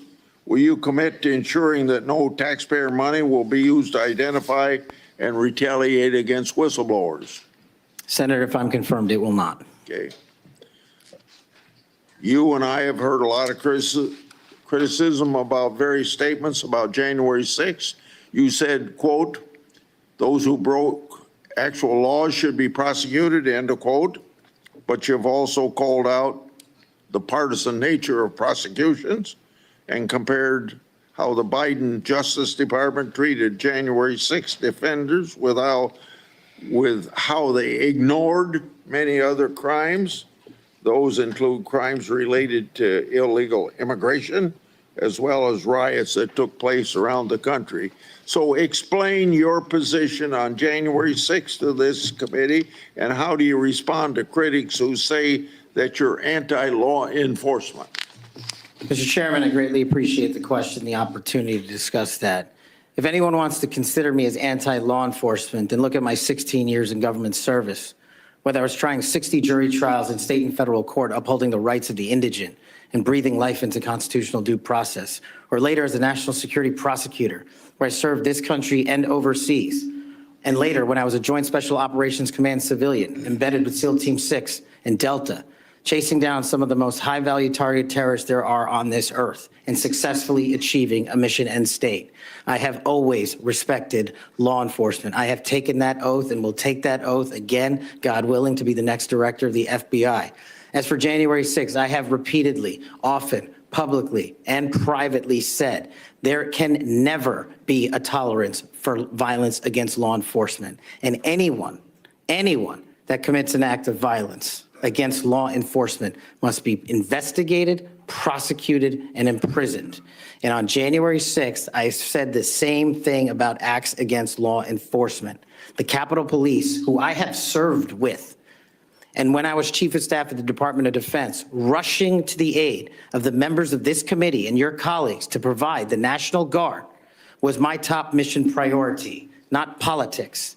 And that is my love of this country, to protect our laws and our way of life. And it was no different. If there's any ever corruption, I have been the first to call it out. And I will continue to call out corruption in government service because it is a privilege to serve this nation. Thank you, Mr. Chairman. Outside of this committee, and some people on this committee have accused you of promoting the QAnon movement. My colleagues have already asked your future boss, Mr. Bondi, many questions about this. I think it's easy to see these attacks for what they are, guilt by association. Are you a follower or promoter of QAnon? No, Senator. In fact, I have publicly, including in the interviews provided to this committee, rejected outright QAnon baseless conspiracy theories or any other baseless conspiracy theories. They must be addressed head on with the truth, and I will continue to do that. And I will always continue to support Americans who support law enforcement, our military, and want a secure border. Over the past 4 years, the FBI and Justice Department have weaponized law enforcement towards partisan ends. This has affected you personally. You, along with even members of my staff, were the victims of FBI overreach when they secretly subpoenaed your records during the investigation into Crossfire Hurricane. Inspector General Horowitz of Justice Department was right to say actions like this have a quote, unquote, chilling effect on whistleblowers. How do you intend to make sure that this kind of misconduct never happens again? Senator, this may be one of the scenarios that most uniquely qualifies me to take command at the FBI. Having been the victim of government overreach and a weaponized system of justice and law enforcement, I know what it feels like to have the full weight of the United States government barreling down on you. And as the Biden Inspector General determined, those activities by the FBI and DOJ were wholly improper and not predicated upon law and facts. I will ensure, if confirmed, that no American is subjected to that kind of torment, to that kind of cost, financially and personally. And most importantly, I will make sure that no American is subjected to death threats like I was, and subjected to moving their residences like I was, because of government overreach, because of leaks of information about my personal status. If confirmed as FBI director, Mr. Chairman, you have my commitment that no one in this country will feel that pain. Senator Durbin. Thanks, Mr. Chairman. Mr. Patel, I woke up this morning to National Public Radio, and they had an item on there about what has happened to those who were given blanket clemency by President Trump. One of these individuals was a man named Matthew Huddle. Are you familiar with him? I'm sorry, what was the last name? Matthew Huddle. If you could remind me, Senator. Well, I was reminded again this morning. He's a man who's been found guilty of numerous crimes. The one described this morning was an outrageous situation where he beat his 3-year-old child to a point where the poor kid couldn't even sit down for a week. Mr. Huddle was one of the demonstrators who came to the Capitol on January 6th. He was incarcerated and charged with and pled guilty to crimes that he had committed, violence against police officers. After he was released by President Trump, he returned to his home state of Indiana. A few days later, he was stopped on the road, pulled a gun on a policeman. The policeman, sheriff's deputy, turned, shot, and killed him. This is not the only instance of a person who received President Trump's clemency committing another crime. Peter Schwartz was mentioned this morning on the radio. 38 criminal convictions, 38. He'd been sentenced to 14 years in prison. He was released because of the president's unconditional clemency, which was given to him as well. So I guess my question is this. Was President Donald Trump wrong to give blanket clemency to the January 6 defendants? Thank you, Ranking Member.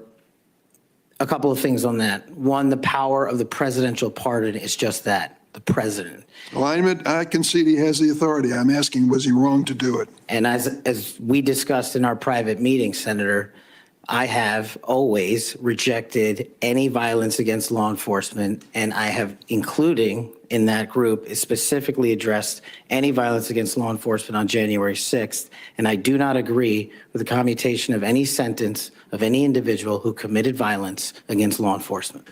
So do you think that America is safer because these 1,600 people have been given an opportunity to come out of serving their sentences and live in our communities again? Senator, I have not looked at all 1,600 individual cases. I have always advocated for imprisoning those that cause harm to our law enforcement and civilian communities. I also believe America is not safer because President Biden's commutation of a man who murdered 2 FBI agents, Agent Kohler's and Williams' family, deserve better than to have the man that point blank range fired a shotgun into their heads and murdered them released from prison. So it goes both ways. Leonard Pelletier was in prison for 45 years. He's 80 years old, and he was sentenced to home confinement. So he's not free, as you might have just suggested. He killed 2 FBI agents. That's true, he did, and he went to prison for it and should have. My question to you, though, is do you think America is safer because President Trump issued these pardons to 1,600 of these criminal defendants, many of whom violently assaulted our police in the Capitol? Senator, America will be safe when we don't have 200,000 drug overdoses in 2 years. America will be safe when we don't have 50 homicides in a day. So you just won't answer the question. I'm going to say, I don't think we're safer. Matthew Huddle was sent back to Indiana. I don't think we're safer with Peter Schwartz. I could go through a long list of individuals, some of who were wanted in states, members of this committee. Let me move to another topic if I can. Tell me about your J6 choir. What is that? Well, it's not my choir. It's simply a recording that was utilized to raise funds for families in need of nonviolent offenders. Who sings on this recording? I don't know, Senator.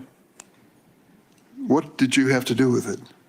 Simply to raise funds to assist families of nonviolent offenders whose kids needed college education payments and whose rent needed being paid. My understanding is that the performers on this J6 choir were the rioters who are in prison.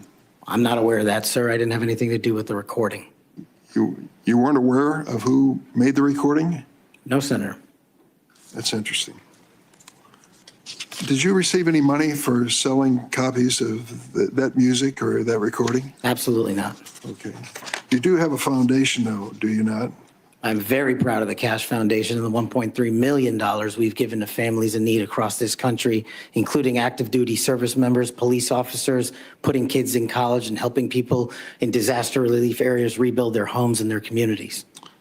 1&0 LLC, are you familiar with that? Sorry? 1&0 LLC? I believe, Senator, you're referring to the LLC that one of the individuals has his private business with. Is it part of the Kash Foundation in any way? Only in that one of the members of the board has that LLC for his outside business. Andrew Allis? I believe that's his name, yes. Yes. Do you know how much was paid to him from your charitable work? Yes, like any other charity, we had to go out and fundraise, something I'm sure every member of this committee is familiar with. And we use digital marketing campaigns. And I believe we paid a digital marketing company through 1&0 $250,000 to raise $500,000, which we gave away to families in need, like when hurricanes struck Florida, Texas, and North Carolina. We will be going through the details of your foundation and the expenditures with the questions for record that the chairman has mentioned. I look forward to a chance to answer those under oath. Mr. Patel, you frequently associated with and sometimes praised extremist figures with well-documented histories of racism, anti-Semitism, conspiracies, and the like. In September of 2023, you appeared with Laura Loomer at an event promoting your book, this one here. You shared a photo of yourself and Loomer in which you held her book and she held yours. Just a few months before this event, Ms. Loomer posted on X that the September 11 terrorist attacks were, quote, an inside job. Around that time, she accused Florida's First Lady, Casey DeSantis, of exaggerating her cancer diagnosis to gain voter sympathy. A number of my Republican colleagues on this committee have criticized Ms. Loomer's extremism. One of my colleagues described her as a, quote, crazy conspiracy theorist who regularly utters disgusting garbage. Another called her really toxic. Giving all of this, why did you associate with Ms. Loomer? Senator, as you can see, I took a photograph with an individual who showed up at a book event. I don't believe I'm guilty by association, and I certainly don't believe that an individual who was the first minority to serve as the Deputy Director of National Intelligence for this country, is a racist in any way, and I detest any conjecture to the contrary. You familiar with a Stu Peters? Does that name ring a bell? I'm sorry, what? Are you familiar with Mr. Stu Peters? Not off the top of my head. He made 8 separate appearances on his podcast. He promoted outrageous conspiracy theories and worked with a prominent neo-Nazi. There are more, Ted Nugent, it goes on, list goes on. I'm just asking, when it comes to your association with individuals, why are so many of them in this category? My association, as you loosely define it, is by appearing in media over 1,000 times to take on people who are putting on conspiratorial theories and to devour them of their false impressions and to talk to them about the truth. That is something that I will always continue to fight for, Senator. Senator Graham. Thank you. We'll eventually talk about the FBI. That's the job you're up here for, right? Have you ever been subject to racism as an individual? Unfortunately, Senator, yes. I don't want to get into those details of my family here. Let's get into a few of them. Tell me about it. Well, if you look at the record from January 6th, where I testified before that committee, because of my personal information being released by Congress, I was subjected to a direct and significant threat on my life. And I put that information in the record. I had to move. In that threat, I was called a detestable, and I'll apologize, I don't get it all right, but it's in the record, a detestable sand nigger who had no right being in this country. You should go back to where you came from. You belong with your terrorist home friends. That's what was sent to me. That's just a piece of it. But that's nothing compared to what the men and women in law enforcement face every day. And that's why they have my support. Okay. Growing up, were you subject to racism? Yes, sir. Okay. Now, I think the reason you're here has a lot to do with your work on Crossfire Hurricane. Are you familiar with that FBI operation? I am, Senator. So Senator Durbin mentioned the church report and the history of abuse, but he failed to mention Crossfire Hurricane. He failed to mention the Horowitz report. Wonder why?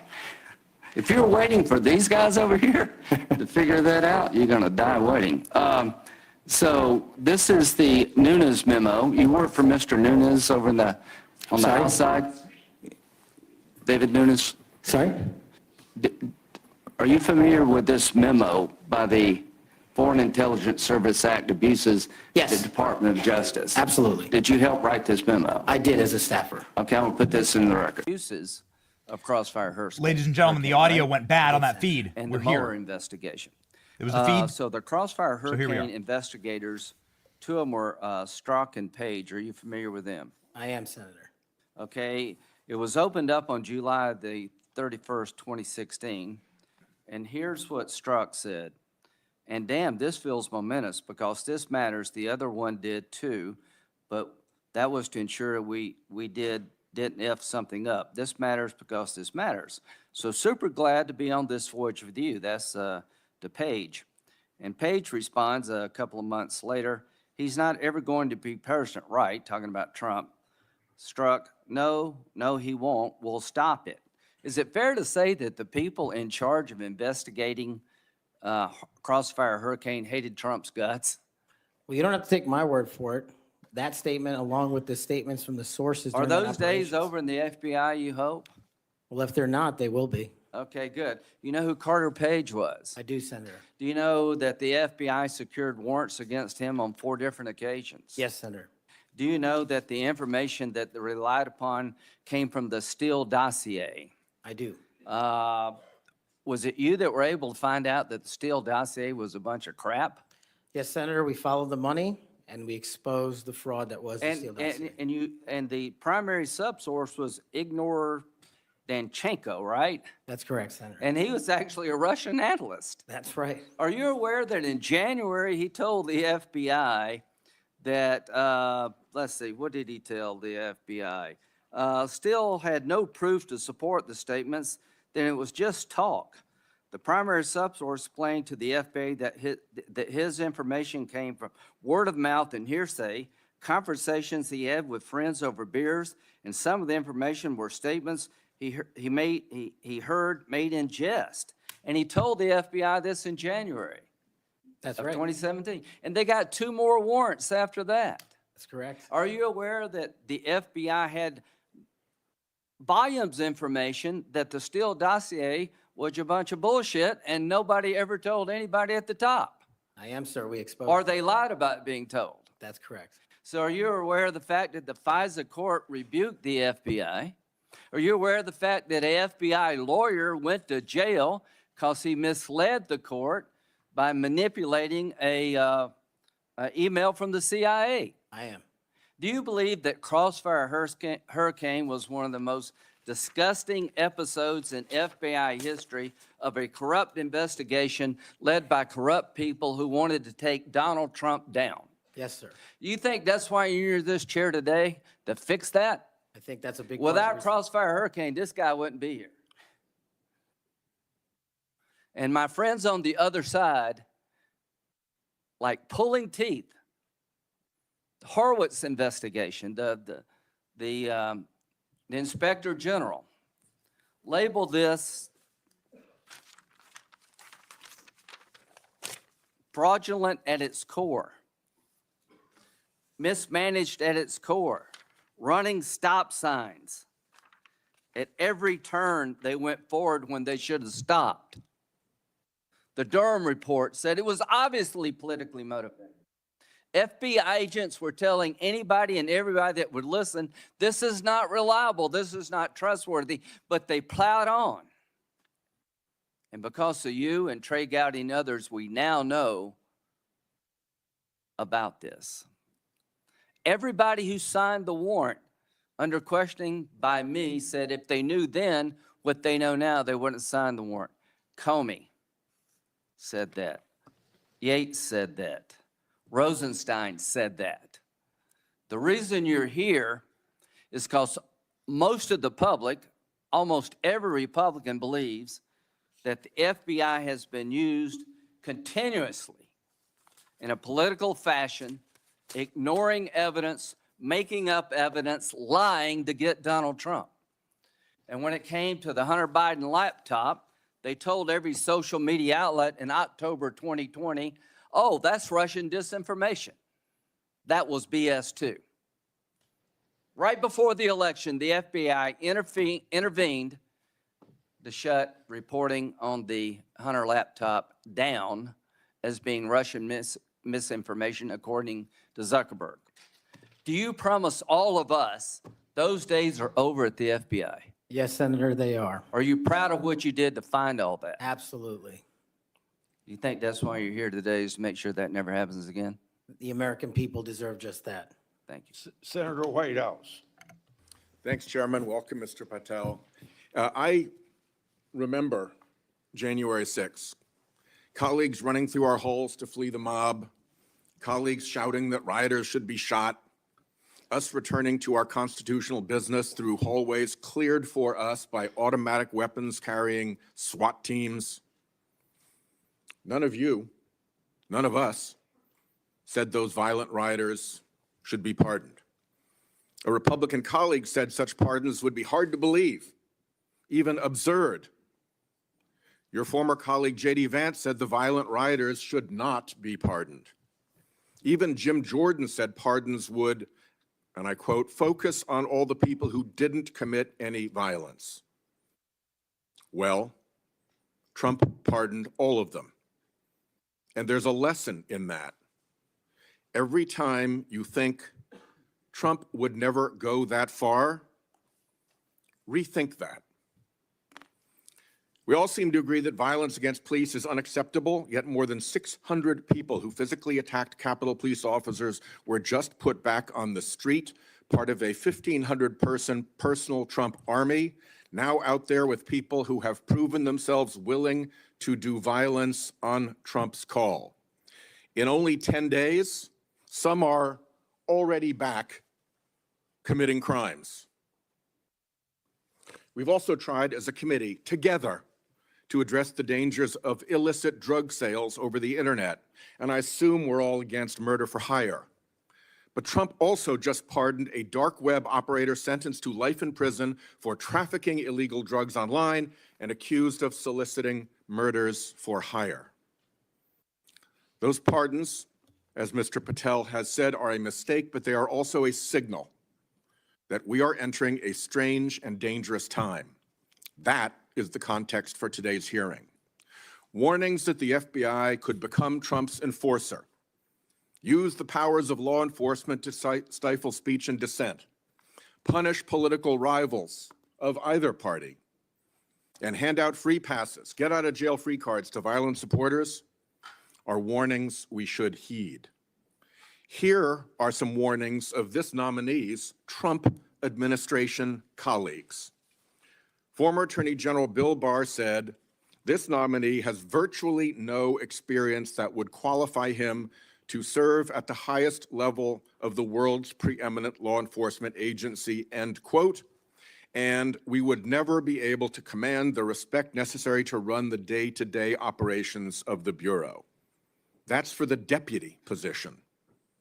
Former CIA Director Gina Haspel was reported threatening to resign rather than have this nominee serve under her. John Bolton, Trump's former national security advisor, said, "I didn't think he was qualified. I was forced to hire him." Trump's deputy national security advisor, the nominee's former supervisor, said, "His ideas are ludicrous. He's absolutely unqualified for this job. He's untrustworthy. And it's an absolute disgrace to even consider an individual of this nature."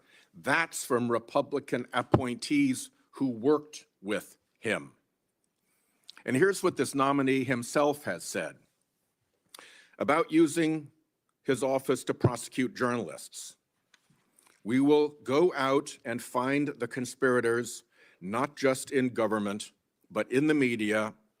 We're gonna come after you, whether it's criminally or civilly." Is that a correct quotation, Mr. Patel? Senator, that's a partial quotation. But it's correct. In part. Regarding his publication of his enemies list, Mr. Patel proclaimed, "The manhunt starts tomorrow," and reposted a video depicting him taking a chainsaw to his political enemies. Is that you, Kash Patel, reposting that at the top of that page? Senator, I had nothing to do with the creation of that meme. Is that you reposting it, was my question. And that's me at the top. You said FBI agents were responsible for the violence on January 6th, and I quote you here, "beyond a reasonable doubt." Is that what you said? That's completely incorrect, and I appreciate the opportunity to address that. I'll give you an opportunity in writing, but this is my time now. Have at it. An Inspector Attorney General investigation found that that was false. And you said we should impeach judges who rule against Donald Trump, who are, in your words, political terrorists. When this nominee tries to explain all this away, keep one thing in mind.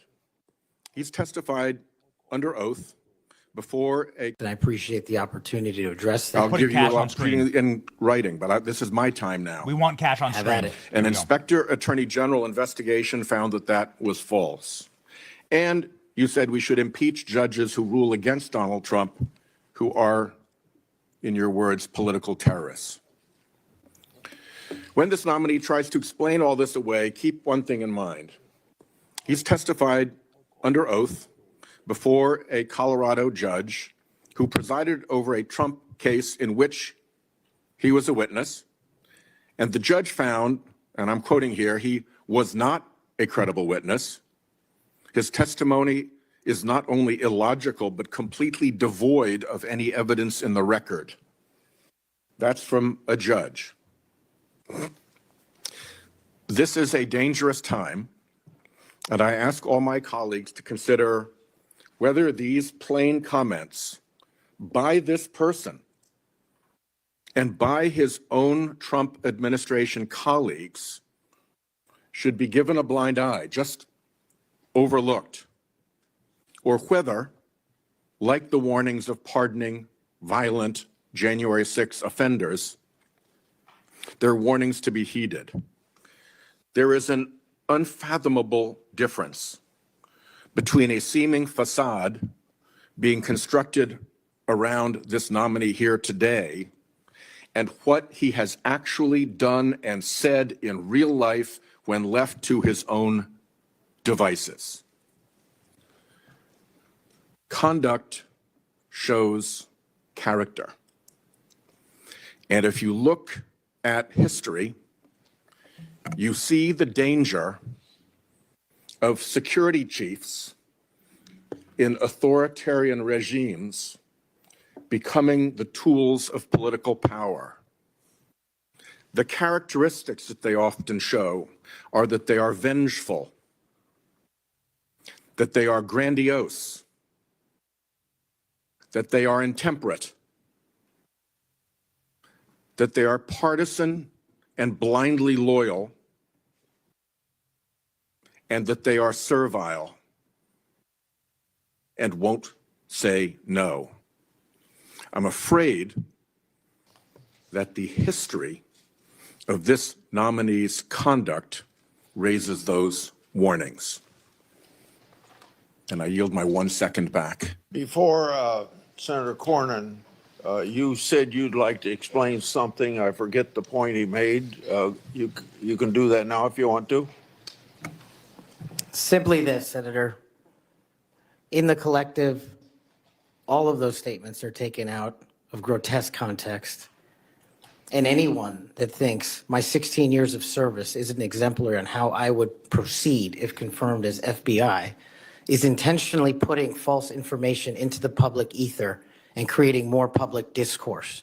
The only thing that will matter if I'm confirmed as a director of the FBI is a de-weaponized, depoliticized system of law enforcement completely devoted to rigorous obedience of the Constitution and a singular standard of justice.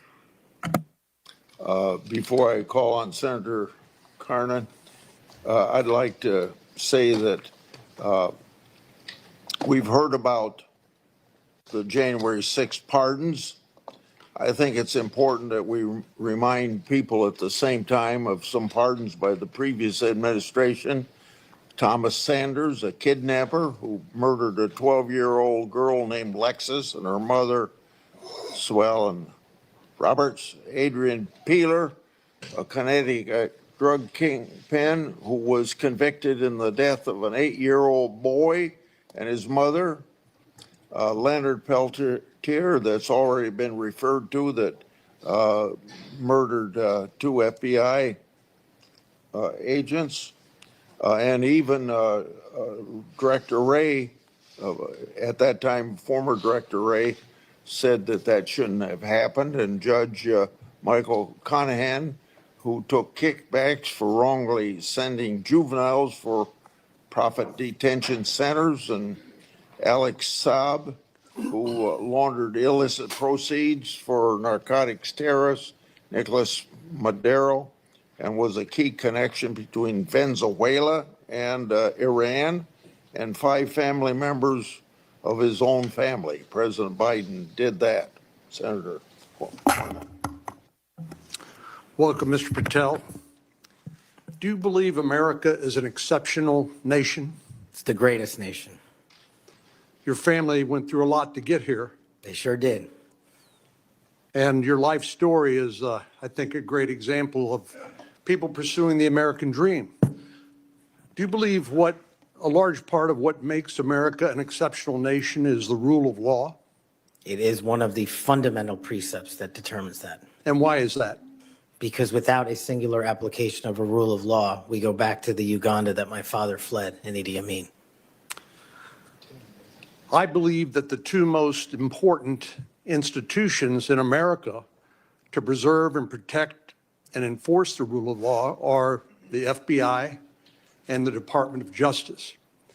And the sort of politicalization that Senator Graham and others have already talked about during the Crossfire Hurricane investigation or project of James Comey at the FBI and the abuse of intelligence tools like Title I of Section 702 are a betrayal of American values and adherence to the rule of law. And I think your biggest task is going to be, along with Pam Bondi at the Office of the Attorney General, is to restore the rule of law to the Department of Justice and the FBI. Are you willing to do that? Absolutely, Senator. Without regard to partisan affiliation or politics? Absolutely.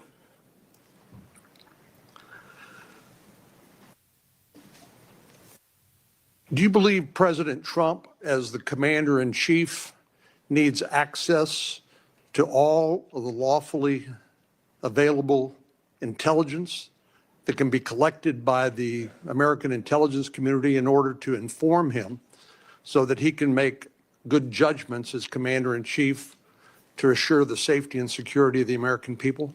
Having been responsible for the collection and predication and promulgation of that intelligence, I firmly believe he and every president must have it. And so you would not support any impractical or perhaps immaterial or unworkable ways to inhibit the flow of that information to President Trump? No, I would not. So let me just ask you, you and I have talked about this a number of times, and this has come up before in a number of different contexts. But as I've always said, I think Section 702 of the Foreign Intelligence Surveillance Act is the most important law that most Americans have never heard of. But when I was questioning my fellow Texan, John Ratcliffe, who now has been confirmed as the director of the CIA, about this, we talked about some of the reforms that have been made to Section 702 over the years. This has been an ongoing conversation here in Congress. People like my colleague here, Senator Lee, and others have proposed reforms, which I think have gone a long way to help protect the privacy rights of American citizens. But let me just point out some of the improvements that have been made over the years. This is not the same 702 that was in effect during President Trump's first terms. These are a number of things that we did together on a bipartisan basis to make sure that the balance between the national security interests of the American people and the privacy and constitutional rights of American citizens were protected. Do you agree with that? Yes, Senator, I do. And I think Senator Tillis, with his typical outstanding graphics, has a wonderful handout which lays all of that out. But one of the things that's come up, and we've discussed this, is the idea that in order to query lawfully collected intelligence under Section 702, that somehow, if a U.S. person's name is involved, that a warrant would be required.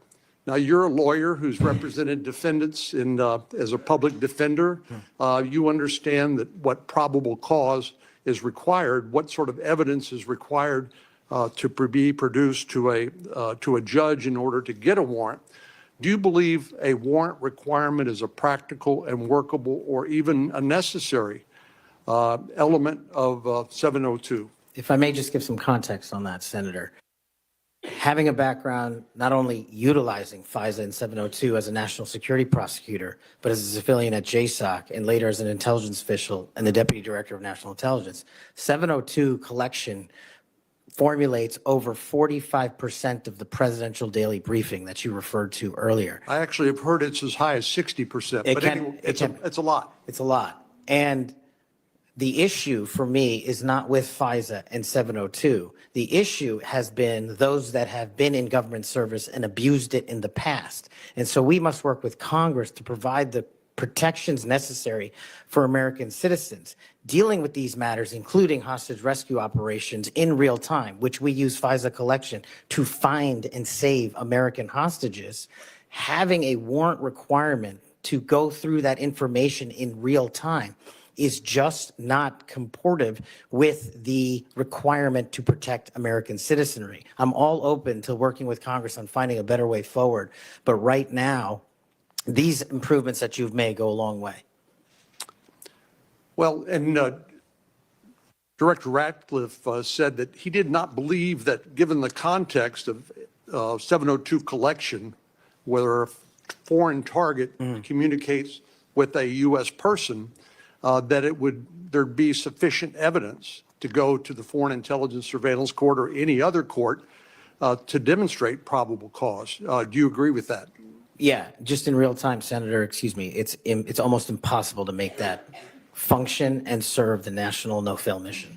I think you hit the nail on the head when you point out the lack of trust. Any of these tools can be abused by people who are willing to break the law or abuse these tools or violate the public trust. Director Ratcliffe again used, I thought, a helpful analogy. I'll see if you agree with it. He said the knives in your kitchen have a very useful and beneficial purpose, but they too can be misused do you agree with that? Absolutely, Senator. And similarly, do you agree that tools like Section 702 of the Foreign Intelligence Surveillance Act can be used appropriately to protect national security, but they can also be abused by people who are willing to cross a line they should not cross? They're both true, and that's why we need to work together to make sure Americans have trust again in these surveillance measures that we utilize to protect our country. Thank you. Senator Klobuchar. Thank you very much, Mr. Chairman. Okay, here we go. Mr. Patel, I think you know that I have great respect for the men and women of the FBI, their mission, fidelity, bravery, integrity. I believe they deserve a director who respects their work and sacrifices, and they deserve a director who is focused on their mission. This is not about bingo cards or games. This is not about revenge. This is about the safety of our country and the people that work in the FBI. And the FBI runs on facts, it runs on truth. Truth matters, and without truth, the whole system breaks down. You said that Donald Trump has every right to tell the world that in 2020, 2016, and every other election in between was rigged by our government because they were. Yes or no, did you say that? I don't have that statement in front of me. But okay, that was from August 27th, 2023 Thrive Time show. I'll put it on the record. These claims made in that statement were rejected by courts, including by Republican judges. Is that correct? I don't have enough of the facts in front of me to make that assessment. I will put that statement on the record, but I think everyone in this committee, including the Republican members, knows that these statements were rejected by courts. You were asked about the police officers in the Capitol who testified in the January 6 hearings, and you accused them of lying. Is that correct or not correct? I don't think that's accurate. Okay, Joe Pack's podcast, March 2024, we'll put it on the record. I was there. The police officers were heroes that day. Yes. Did you post on your personal social media account in May of 2024, January 6th, never an insurrection, cowards in uniforms exposed. They broke the chain of command. I believe you're referencing a post that was shown in part earlier. I don't have it in front of me. You posted it, and it was on your account, and we will again put that out there once more as we go on. I don't want to lose any more time on this, but every one of these, there's a record of it, and you haven't answered. You promoted a COVID vaccine reversal or detox supplement. One scientist said, I quote, "None of these substances in any form would minimize side effects from a COVID-19 vaccine." That is preying on innocent people. Did you perform clinical trials before you made that claim? I'm not a doctor, so no. But you did promote this supplement and told people that it would reverse or mitigate the side effects from COVID vaccine. Did I give people an opportunity to make an independent choice for what's best for their families? Yes. You did that last year, correct? I don't have it in front of me again, Senator. Mr. Patel, the FBI tackles some of the most complex threats that we face: terrorists, hostile foreign powers, violent gangs, fentanyl, criminal organizations. Your mission, though, has been to go after people. I've looked at it. I've read this stuff. Yes or no, When Trump wins, did you say this? When Trump wins in 2024 and is in power in 2025, we can prosecute them, referring to Justice Department officials for an actual RICO statute violation for criminally organizing the United States government to break the law to rig presidential elections. Did you say that, yes or no? Again, Senator, you're reading a partial statement, so I'm unable to fully respond. Okay, again, we'll put it on the record. X22 report podcast 20, that is from, I'll get you the date, about a year ago. One of the names on your list was Bill Barr. Chairman Grassley has called him one of the most capable cabinet officials I've ever been able to vote for. Senator Graham has said, I have nothing but total respect and admiration for the job done by William Barr as Attorney General of the United States. Is Bill Barr on your list of whatever you want to call them, been referred to as an enemies list? You've called them deep state after serving his country as the Attorney General of the United States. Is he on your list because of a personal vendetta? Well, it's not whatever we want to call it, Senator. With all due respect, it's not an enemies list. That is a total mischaracterization. I asked you, And- I actually used the words you used for the list, which was deep state, right? That's what you put at the It is top. a glossary Against in the the Attorney back. General of the United States. Is it because of a personal vendetta that he's on the list? You're under oath. I have no personal vendetta against Bill Okay, Barr. he said about you, you would never be able to command the respect necessary to run the day-to-day operations of the Bureau. That was actually in writing in his book. He had virtually, about you, no experience that would qualify you to serve at the highest level of the world's preeminent law enforcement agency, and that your appointment, as noted by Senator Durbin as Deputy Director to the FBI, would happen over his dead body. Is it, yes or no, why you would put him on the list of deep state as a former Attorney General, Trump Attorney General of the United States, because he wouldn't break the law for Donald Trump? Is that why? Absolutely not. As you know, he repeatedly told the president in no uncertain terms that he did not see evidence of fraud that would have affected the outcome of the election. Did you say in February of 2021 that the election stuff was never my job and I stayed out of that stuff? Again, I don't know what comment you're referring to, but I'm sure you're reading a piece of something. You said it on Pushback on a podcast. Is it true, though, that in December of 2020, you reached out to the Trump acting Deputy Attorney General and asked him to investigate a conspiracy theory claiming that people in Italy had used military technology and satellites to remotely tamper with voting machines in the U.S. and switch votes for Trump from Trump to Biden? Is that true? What was the date? That was out of December of 2020. I was Chief of Staff to the Department of Defense, so I don't believe that's accurate in any way. Okay, that came out of testimony before Congress. I will give it to you. Have you referred to the media as the most powerful enemy of the United States that they have ever seen? Is that right? Again, you're reading a quote. I take that you're reading it accurately. CPAC 22324. You said we're going to come after the people in the media who lied about American citizens who helped Joe Biden rig the elections. We're going to come after you whether it's criminally or civilly. Is that something you said? That's a partial statement of what I said. Steve Bannon's podcast.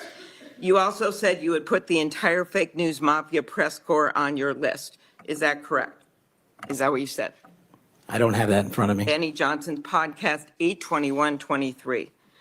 You have said that the FBI, including today, you said that they remain utterly corrupt. This is an agency with agents who have taken down terrorists, taken down bank robbers, taken down crime.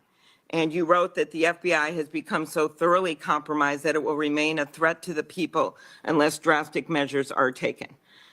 Do you know that under Chris Wray's leadership, he took over at a very difficult time, we all know that, appointed by President Trump, that during his tenure, the applications to the FBI has in fact tripled?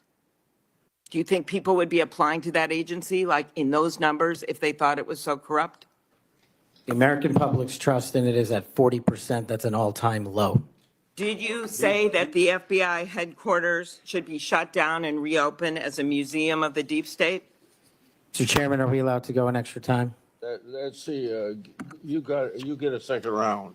before I call on Senator Lee. Could he just answer the question if he said that the FBI headquarters where they investigate cybercrime and terrorism should be shut down and opened as a deep state? Hey, Mr. Chair. As a museum. Did he say that the headquarters should be shut down? Mr. Chair. I deserve an answer to that question.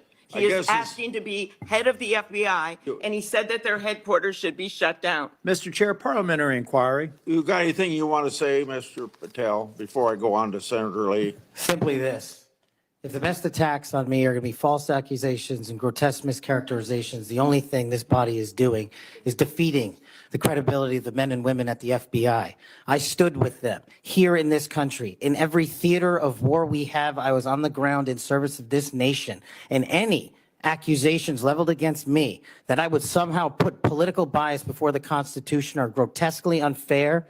And I will have you reminded that I have been endorsed by over 300,000 law enforcement officers to become the next director of the FBI. Let's ask them. Mr. Chairman, I am quoting his own words from September of 2024. It is his own words. It is not some conspiracy. It is what Mr. Patel actually said himself. Facts matter. You forget that you had 3 minutes in the next round to say what you just said. Okay, I'll say them again. Okay. Before I call Lee. Mr. Chair, just parliamentary inquiry, and it was on time. It wasn't disputing any of the debate, but I intend to keep to my 7 minutes, and I appreciate you keeping everyone to it. If we go over, can we have that decrement against the time in the second round? If a member goes over, that was actually 10 minutes, Mr. Chair. I'm not sure that I want to, sometimes it's faster to get things done here, just letting people shout and than it does to shut them up. Mr. Chairman. You're a wise man, Mr. Chair. Thank you. Mr. Chairman. Before we go to Lee. Mr. Chairman. Yes, what do you want? I love this guy. Mr. Chairman, I'm unlike Senator Tillis. I mean, if we're going to start this, I want an extra 3 minutes. Well, Now, my friend Senator Klobuchar went 3 minutes over. So, here what you're saying is the chairman wasn't a very good chairman, but not shutting her up. But I've gone through this before, and I think I know how to handle it and get I think you're a star-spangled awesome chairman. I just want to say that for the record. But if you're going to let somebody over there go 3 minutes over, I want my extra 3 minutes. Well, let's see if it's abused by anybody else before we make that decision. I'm just telling you, I'm going to abuse it. Well, I'm not going to let you abuse it. You're a good man, Mr. Chairman. Before I go to Lee, I want to put a record statement in the record from 56 former FBI agents wrote to this committee to support this nominee. Quote, never has the FBI faced such an urgent and compelling need for comprehensive reform as it does today. Mr. Patel has proven he possesses the breadth of experience required to address these challenges. His leadership, expertise, and vision make him uniquely qualified to guide the FBI through this pivotal moment. For these reasons, we stand in full support of Kash Patel's nomination. Any objection? So ordered. Mr. Lee. Mr. Patel, while we're talking about your awards, let's talk about the cowards in uniform comment for a moment, can we? Please. Would you like to tell us what that was? Put it in context, help the committee understand what that was about. I think it's important. Thank you, Senator. During that time on January 6th, I was serving as Chief of Staff at the Department of Defense. And days prior, we had received the authorization from the President to issue the National Guard to protect you and your colleagues. But as you know, the law requires a request before the deployment of that Guard. That request did not come in until the afternoon of January 6th. Once that request came in, this, unfortunately, as has been confirmed by his own testimony, I believe, the Secretary of the Army, Ryan McCarthy, failed to immediately deploy the National Guard and instead took a break to speak to media and make personal phone calls. That endangered the safety of you and your colleagues. And if you look at the Biden Inspector General report, we at the Department of Defense authorized the fastest cold start of the National Guard since World War II and the largest occupation since the American Civil War. And the Biden Justice Department said that we, including myself, as Chief of Staff when it came to the deployment and employment of the National Guard, acted swiftly and without undue delay. So that's what you were talking about. And that's why you had the reference to the UCMJ. Tell us what that means. The Uniform Code of Military Justice is for uniform officers who betray the code of justice and also act inappropriately. And I thought any delay to have the National Guard arrive on scene here must be called out, whether it was a fellow Republican or not, especially someone under my auspices running the Department of Defense. Okay, so moments ago, when Senator Durbin displayed a chart with that quote, there was a reference in part of it to the UCMJ. That's what it was referring to. Yes, sir. Those were the cowards in uniform. Those people who didn't do what they were supposed to do, and a lot of people were put in danger as a result. That's correct, Senator. Okay, thank you. That's very good to know. I do find it significant that we've heard all kinds of aspersions cast in your direction by people who do not know you, by people who do not share your worldview, by people who do not share your commitment to the Constitution or your commitment to public service. I find it astounding that they're willing to say this amidst such great ignorance, and I find it equally heartening that the 56 former FBI officials who know you best, who have worked with you, who actually know who you are, who actually share your view of the Constitution, of the view that you ought to be a law enforcement agency and not a weapon of political warfare. These are the people who stand by you. Those who cast aspersions don't share those views. Would I be correct in surmising that? Yes, sir. Let's talk about the Fourth Amendment for a moment. The Fourth Amendment tells us that in order for the government to breach your expectation of privacy relative to your person, your home, your papers, if they want to search that, if they want to seize you, they've got to get a warrant. And that warrant has to describe with particularity the persons or places to be searched or to be seized and to connect them up with a showing of probable cause. Now, in the case of FISA 702, we're dealing with a somewhat different universe. Now, moments ago, we heard some discussion about FISA 702, about suddenly we've got a different FISA 702 than what we had when President Trump was last in office. Is that true? Because by my count, FISA 702 has not changed substantively since President Trump was in office last. That's correct. Okay. And there was also some back and forth discussion about FISA 702 and the use of it and the fact that in real time, it might not work to get a warrant. This, in my view, misses the point. The concern that the American people have with FISA 702 is not about the real-time collection of communications regarding foreign targets. The concern is that once those communications are stored, you have within them what are referred to as incidentally collected communications of Americans, text messages, emails, recorded phone calls, and so forth. If they want to go in and search for someone, let's say you, if someone wants to go into one of those databases after they've been collected, let's see if you're unwittingly communicating with somebody who, unbeknownst to you, happens to be an agent of a foreign power or otherwise under surveillance under FISA 702. If they wanted to search for you, they wanted to enter your name, your phone number, your email address, or some other personal electronic identifier, would they have to get a warrant to do that under current law? Under current law, I believe so, Senator. Under current law, they routinely access that without getting a warrant. In order to access it, they've got their own internal procedures. They're not supposed to use this for light or transient reasons. They're supposed to have a perfectly good reason, and yet we found that on hundreds of thousands of occasions, they have accessed the private communications of Americans, searching for those individual Americans by name, by number, by email address, whatever it is, without a warrant or anything tantamount to it. On occasion, they've even been used for overtly nefarious reasons. One agent deciding to look in on his father because he suspected his father might be having an extramarital affair. On another occasion, an agent looked at people who were thinking about renting an apartment from him to make sure they were upstanding citizens and could be trusted. Are these appropriate uses of FISA 702? As you alluded to, the FISA court, it's not me deciding it. The FISA court put out a report in 22 or 23 where 255,000 illegal improper queries of American citizens had occurred. 255,000 reasons why the American people don't trust it. And that's what we must work together, Congress and me, if I'm confirmed as FBI director, restore that trust and protect the mission. Music to my ears, because I've been a U.S. Senator for 14 years. I've been on this committee the entire time. You were the very first FBI director or FBI director nominee who, when I've asked about this, hasn't said, oh, don't worry about it. We'll handle it okay. We've got good people on the inside. We would never breach the trust of the American people. Do you know what? They were lying. I was willing to believe that they thought they were telling the truth, but they were mistaken. But they were lying. Time has told us that they were lying. You will not lie, and that's why I wholeheartedly support you. In the closing seconds that I have, I want to add my dismay and my disgust for the fact that you've been smeared, you've been attacked.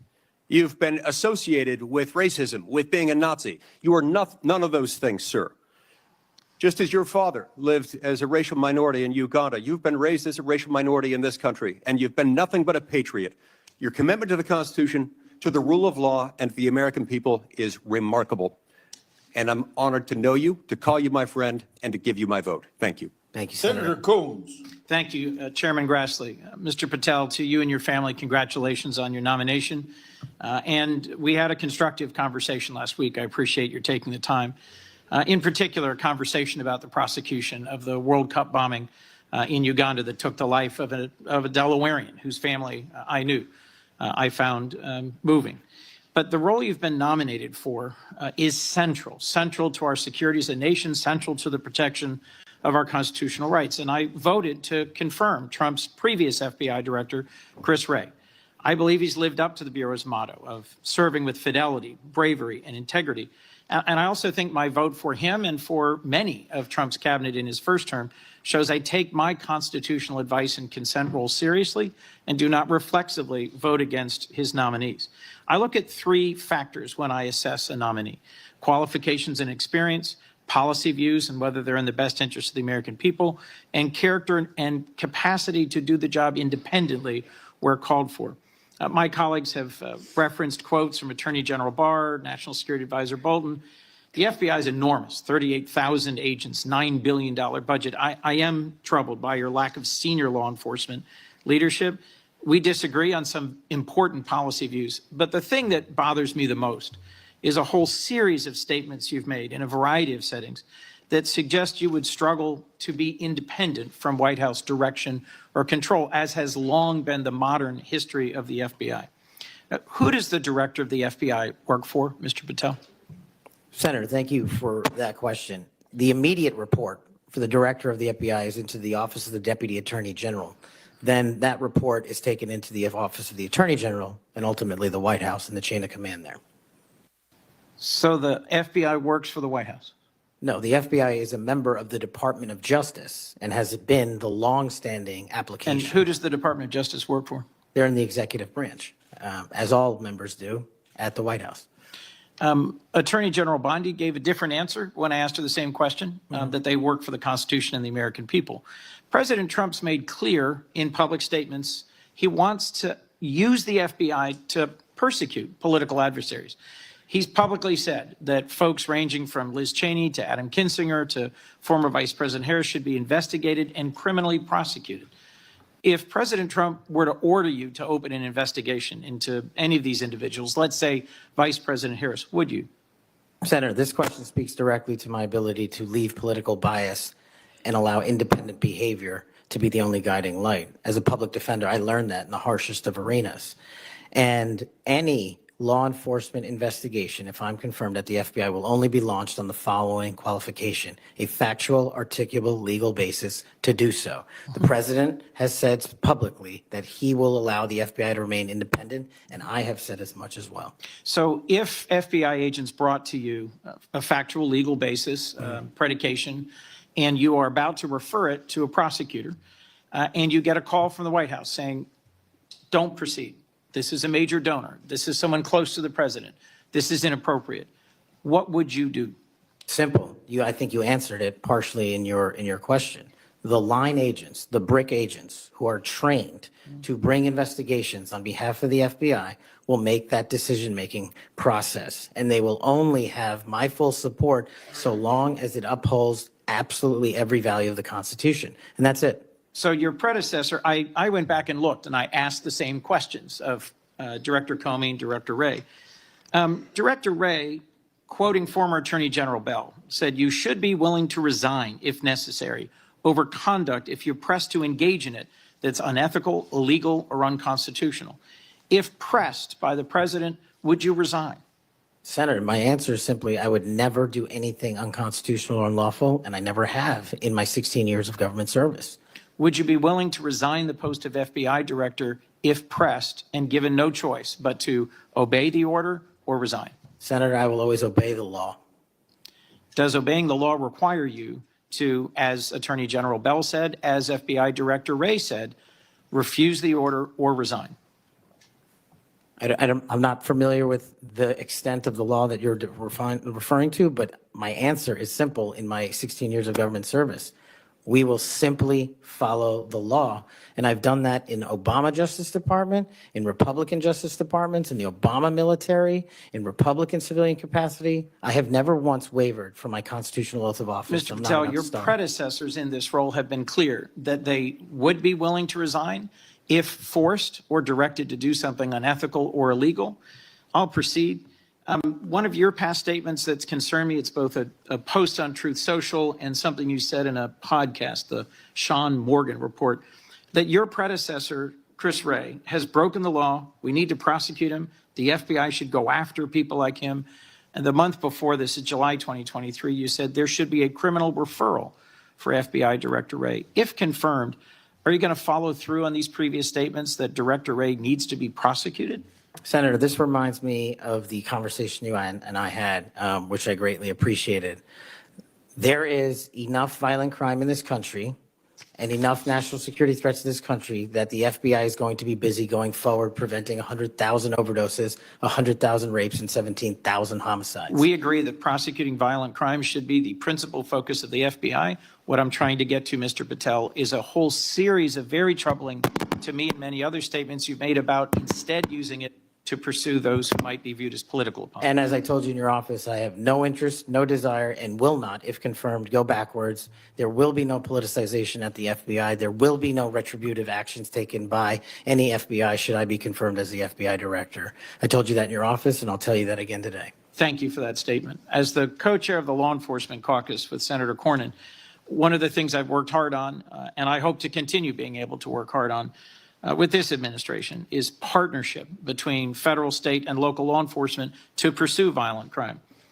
You did say, as my colleague asked, and I look for a longer answer, that you want to close the FBI Bureau's headquarters on day one. How would shutting down the FBI headquarters impact its ability to prosecute violent crime and drug traffickers? How is that possibly a serious proposal, Mr. Thank you Patel? for bringing that up and allowing me to answer. It was to highlight the significantly greater point that I was actually making in that interview, which is well documented over and over again. 38,000 FBI employees, 7,500 FBI employees work in the Washington field office and Hoover building alone. If you increase that aperture just slightly to encompass the National Capital Region, that is 11,000 FBI employees work in the National Capital Region. A third of the workforce for the FBI works in Washington, D.C. I am fully committed to having that workforce go out into the interior of the country, where I live, west of the Mississippi, and work with sheriff's departments and local officers, and having one agent prevent one homicide, and having one agent in Washington prevent one rape. And I will do that over and over and over again because the American people deserve the resources, not in Washington, D.C., but in the rest of the country. And Mr. Patel, frankly, if that had been your statement, that would be something that would be defensible. It's the rest of it, saying you're going to turn it into a museum of the deep state, that causes repeated questions and concerns from people like myself. Thank you, Mr. Patel. Before I call on Senator Hawley, I'd like to enter letters into the record from scores of state attorneys general, former U.S. attorneys, former U.S. Department of Justice officials who support the nominee. They state, quote, Mr. Patel will bring to this critically important office his unique and extensive experience combating terrorism, protecting our national security. We will have no doubt that Kash Patel will serve our nation in this important post with integrity and tireless efforts to protect the American people. Senator Hawley. Thank you very much, Mr. Chairman. Mr. Patel, welcome. It's great to see you again. I enjoyed our conversation in my office a while back. Let me ask you this. Is it appropriate for the Federal Bureau of Investigation to attempt to recruit spies or informants into religious institutions in this country, particularly Catholic parishes. Is that appropriate? I don't believe so, Senator. Mr. Patel, are you familiar with the recent actions of the FBI in this regard, including this memo that I have right here, making a list of Catholic churches and parishes that they regard as potentially suspect and directing the potential recruitment of informants and other spies, let's be honest, into those parishes? I'm familiar with that memo, Senator. Mr. Patel, would you commit to me that you will, if you are confirmed, that you will finally and officially withdraw this memo and make it clear that this is not only unacceptable, but that it is an absolute violation of the First Amendment that every American enjoys under the Constitution of the United States?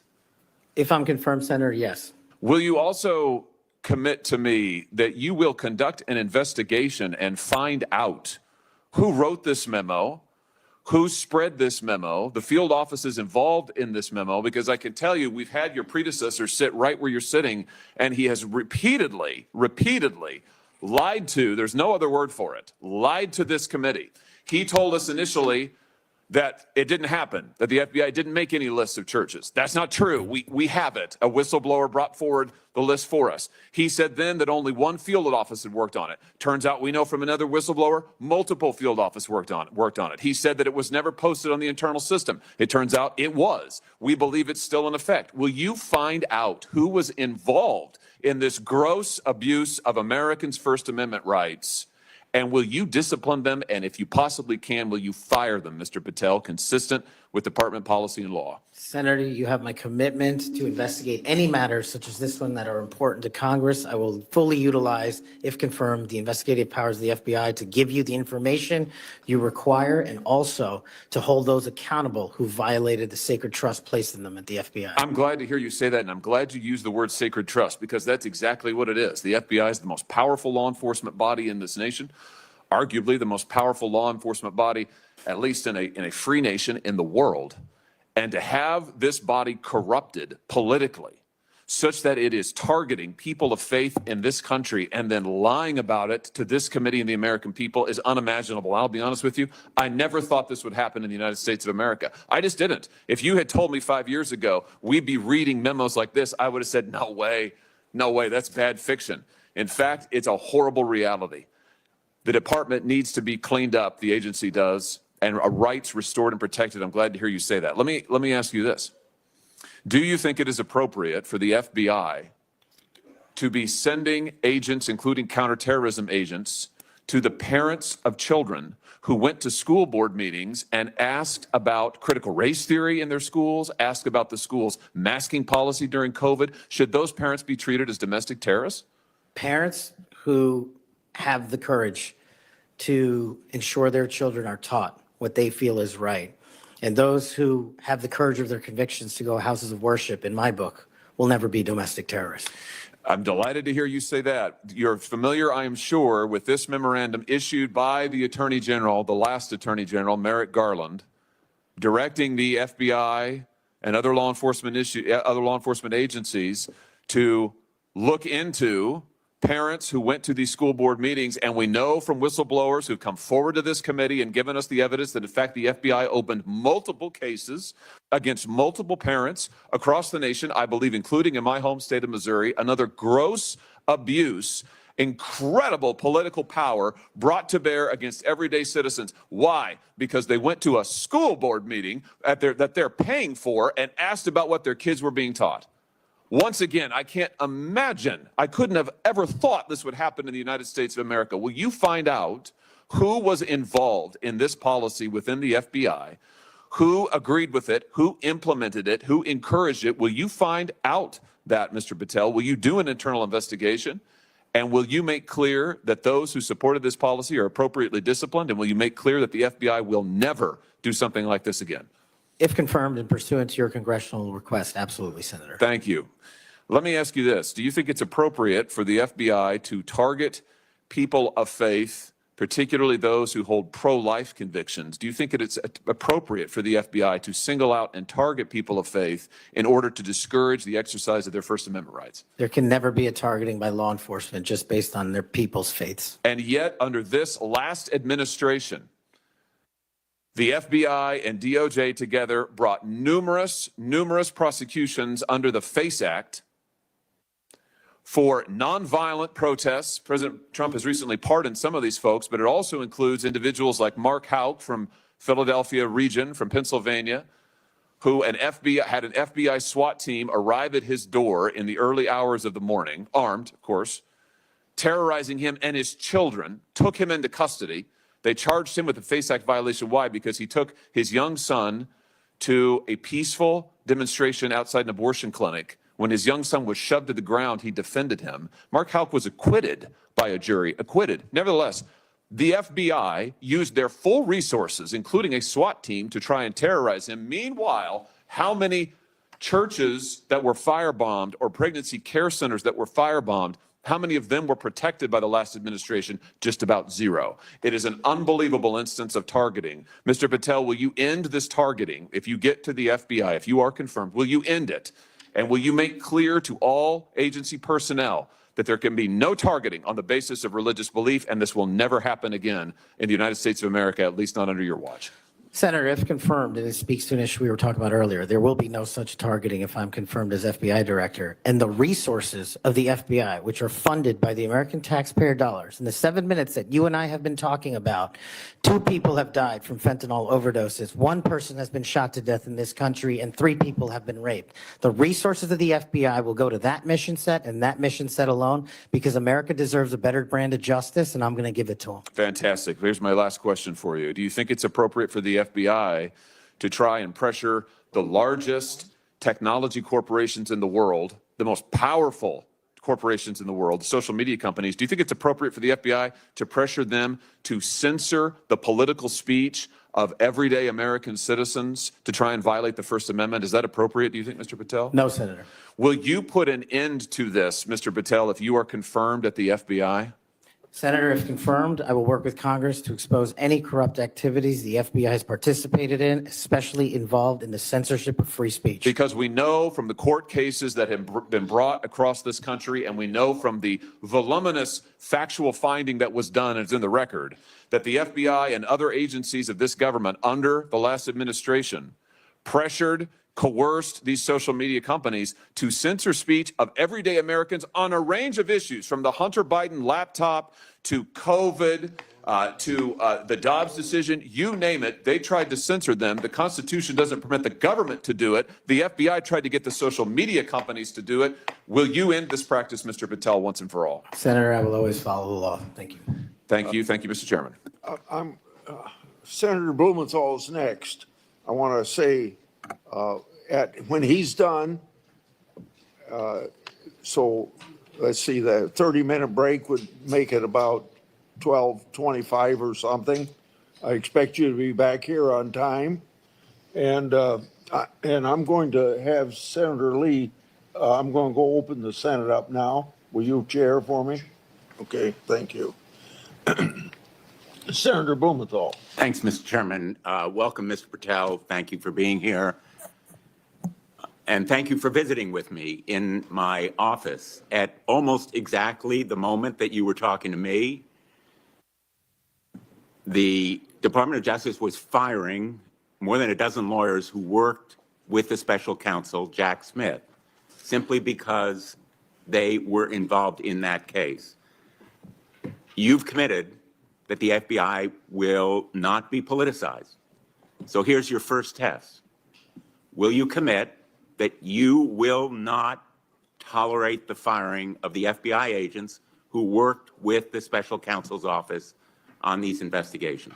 Senator, I appreciate the time to visit with you. It is a yes or no answer, and it is your first test. Senator, every FBI employee will be held to the absolute same standard, and no one will be terminated for case assignments. And I'm not going to accept that answer, because if you can't commit that those FBI agents will be protected from political retribution, we can't accept you as FBI director. All FBI employees will be protected against political retribution. Those individuals deserve to be protected from Trump retribution. That was your first test. You failed it. By saying all FBI employees should be protected? That is a test of professional diligence, because it is the measure of whether you will stand up and say no to the president if he gives you an unlawful or illegal order. Let me turn to the J6 choir. You know who the J6 prison choir is, don't you? It's been referenced earlier, yes. And you know about the song that, in fact, you produced, you promoted, and you used to, as you put it, support, raise awareness and support for the political prisoners still locked in jail. Those J6 choir, were they political prisoners? I don't know everyone in the J6 choir. That's what you said. That's correct? not how I read it, Senator. This is your tweet. That's your whole statement. Well, I'm You reading won't it now. stand behind your own statements made in tweets, countless of them. As a matter of fact, as you put it to Steve Bannon on his show, then we went into a studio and recorded it, mastered it, digitized it, and put it as a song, now releasing it exclusively in the War Room. That was the J6 prison choir song. And all proceeds were given away to charity to help families And you in called need. them political prisoners. Julian Cater, do you know what he did? I don't know who that is, Senator. Well, he's one of the J6 prison choir. You seem to know more about it than I Identified do. in a court filing. And you're saying now you don't know who he is? You glorified him and the rest of that choir?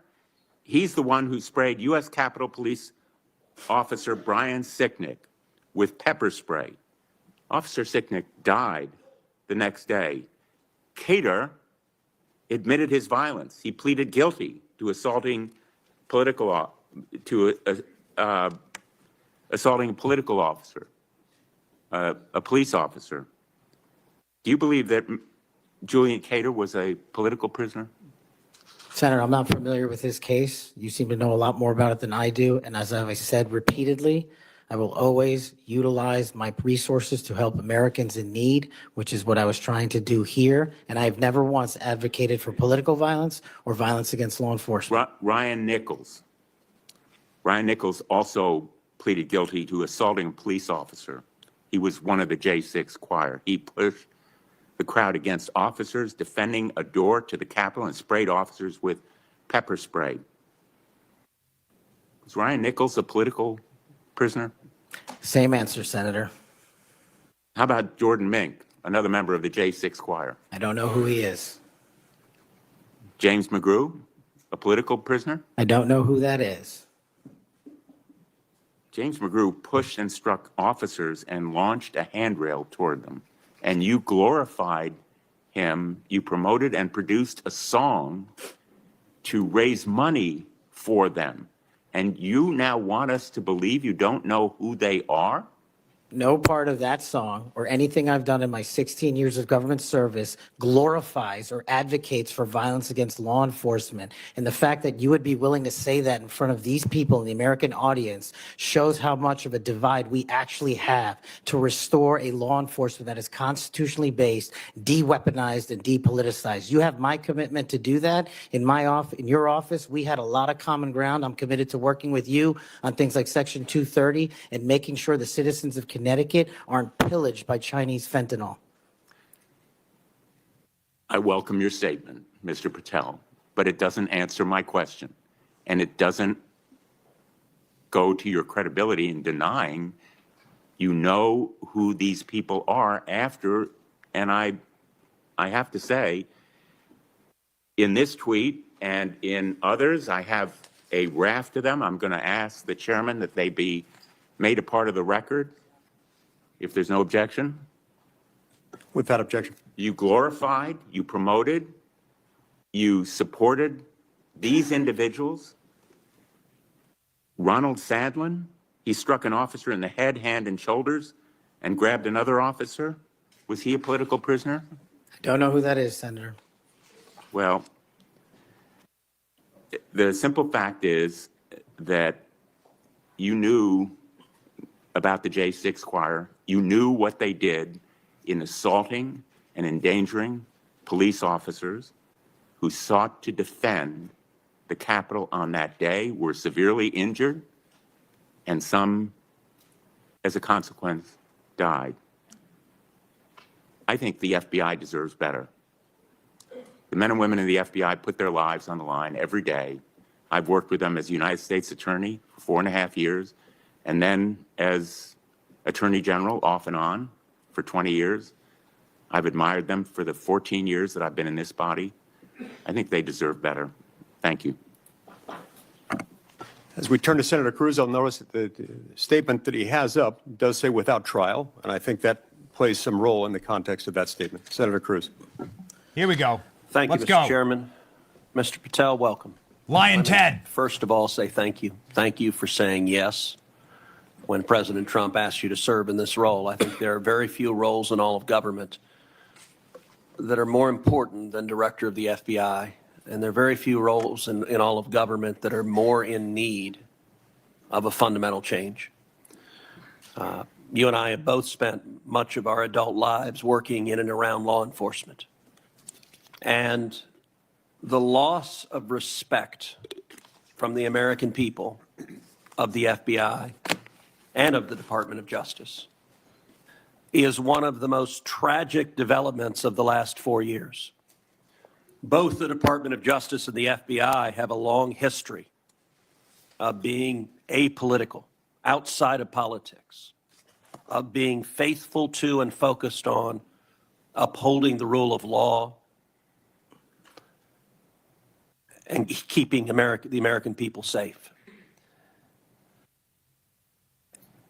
And in many ways, the worst legacy, in my opinion, of the Biden administration was the complete politicization and weaponization of both the Department of Justice and the FBI, turning them into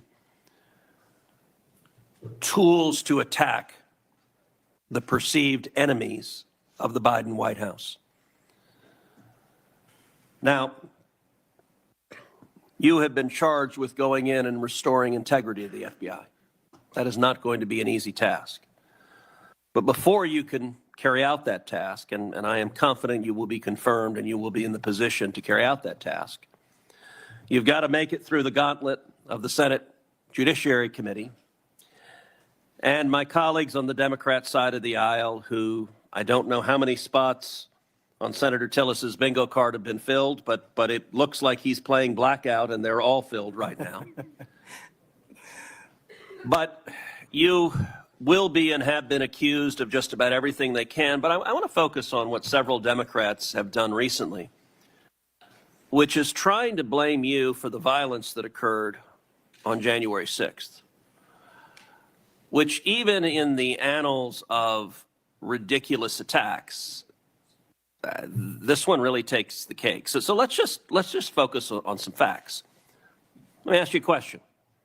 What role did you occupy in the days immediately before January 6th? Chief of Staff at the Department of Defense. You were the Chief of Staff at the Department of Defense. Yes, sir. So to be clear, you were not rioting at the Capitol. No, sir. Okay.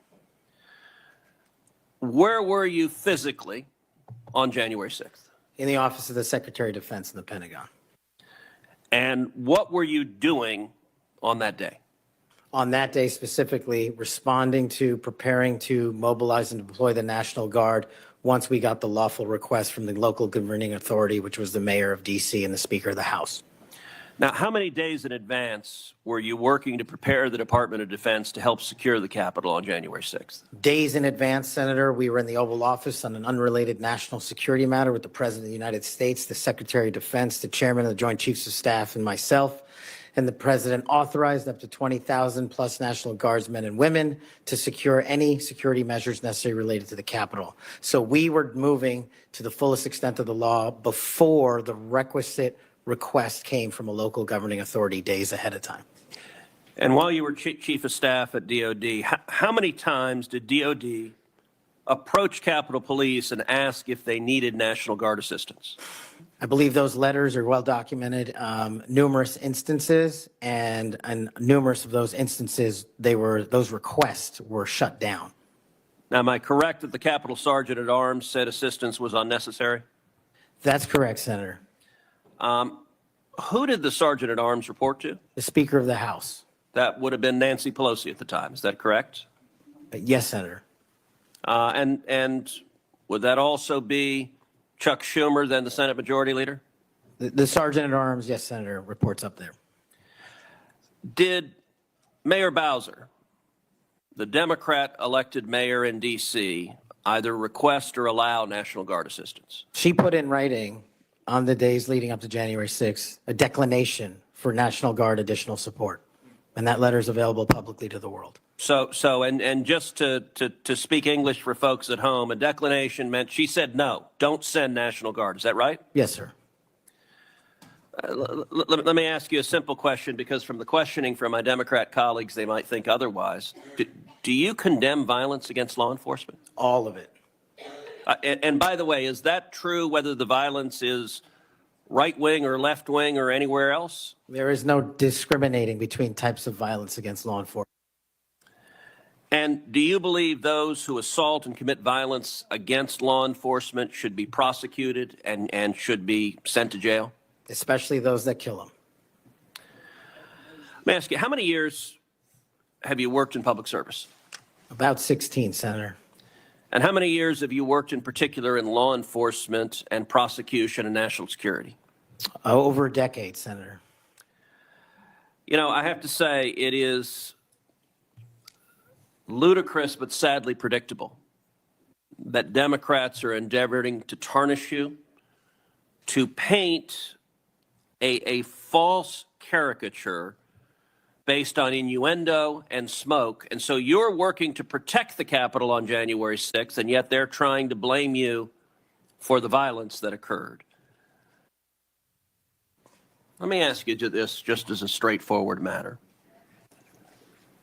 What is the job of the FBI, and what will the FBI's role be if and when you are confirmed as its director? The simple motto on the website of the FBI's homepage is to protect American citizens and uphold the Constitution. If I am confirmed as the next director of the FBI, that's what we're going to do, and redirect resources to making sure that occurs every single day. Thank you for your willingness to do so, and this committee will hold you to account on restoring integrity at the FBI, and I thank you also for your commitment to transparency. I think that is incredibly important to bringing back integrity, and I'm grateful for it. Thank you, sir. Senator Hirono. Thank you, Mr. Chairman. Get ready for the Mr. dumbest Patel, as ish part of you've my ever heard in your life. responsibility as a member of this committee, I asked the following two initial questions of all nominees before any of my committees. Since you became a legal adult, have you ever made unwanted requests for sexual favors or committed any verbal or physical harassment or assault of a sexual nature? She's doing the meme. No, Senator, I have not. Have you ever faced discipline or entered into a settlement relating to this kind of conduct? No, Senator, I have not. Mr. Patel, you have been a champion of the January 6th prison choir. You have stated that the choir's members were, quote, incarcerated as a result of their involvement in the January 6, 2021 protest for election integrity, end quote. And one of the choir members is Julian Cater, who pled guilty. He pled guilty to assaulting officers with a deadly weapon. On January 6th, he attacked Capitol Police Officer Brian Sicknick with pepper spray, and the next day, Officer Sicknick suffered from 2 strokes and died. Mr. Patel, was Mr. Cater protesting for election integrity? Yes or no? I don't know who that is. I'm not asking you who that is. I'm asking you whether, having heard the description of what he pled to, whether he was protesting for election integrity, yes or no? I don't know who that is. That and is not statement- responsive to my question. You're not willing to say that, but you were willing to describe this choir as consisting of people who were protesting for election integrity, and yet you testify you don't know them. We have heard already your book includes a list of 60 people who you think make up part of the executive branch deep state.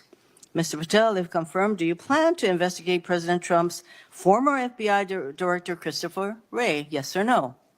I have no plans in going backwards. I have plans in How safeguarding. about this- James Comey? Do you plan to investigate him? Senator, every investigation will be subject to the same Do you legal plan to standard. investigate James Comey, who's on your list? I have no intentions of going backwards. How about and Bill every Barr? intention of using the Constitution. How about Bill Barr? Do you plan to investigate him, who's on your executive branch deep state, and you say you're going to ferret out the deep state? No one Yes or that no? did not break the law will be It investigated. no answers to any of those. Okay. Over 1 million Americans died as a result of COVID-19. The COVID-19 vaccine saved lives. Yet, less than a year ago, you promoted unregulated, unproven, unscientific supplements to reverse the effects of the vaccine on Truth Social. You told your followers that these supplements would detox them of the COVID-19 vaccine. Mr. Patel, did you make money by promoting these supplements? Senator, do you know of any individuals who died as a result of complications from the Again, vaccine? Because I do. Are you unable to answer my question, which is a straightforward, did you make money by promoting these supplements? All of my financial disclosures have been made to this committee. I would like to hear your answer, yes or no. Did you make money? I don't have This is those my financial third and last time I'm going to disclosures ask you in front that of me. question. You have that information. So you refuse to answer the question. I answered 1,300 Here pages. you are, no answer, and yet you spread dangerous misinformation. Mr. Patel, the FBI is the primary agency responsible for investigating election-related crimes, including fraud and the denial of voting rights. So being able to separate fact from conspiracy theories around elections is an important thing for the FBI director. I have a question to see if you can do that.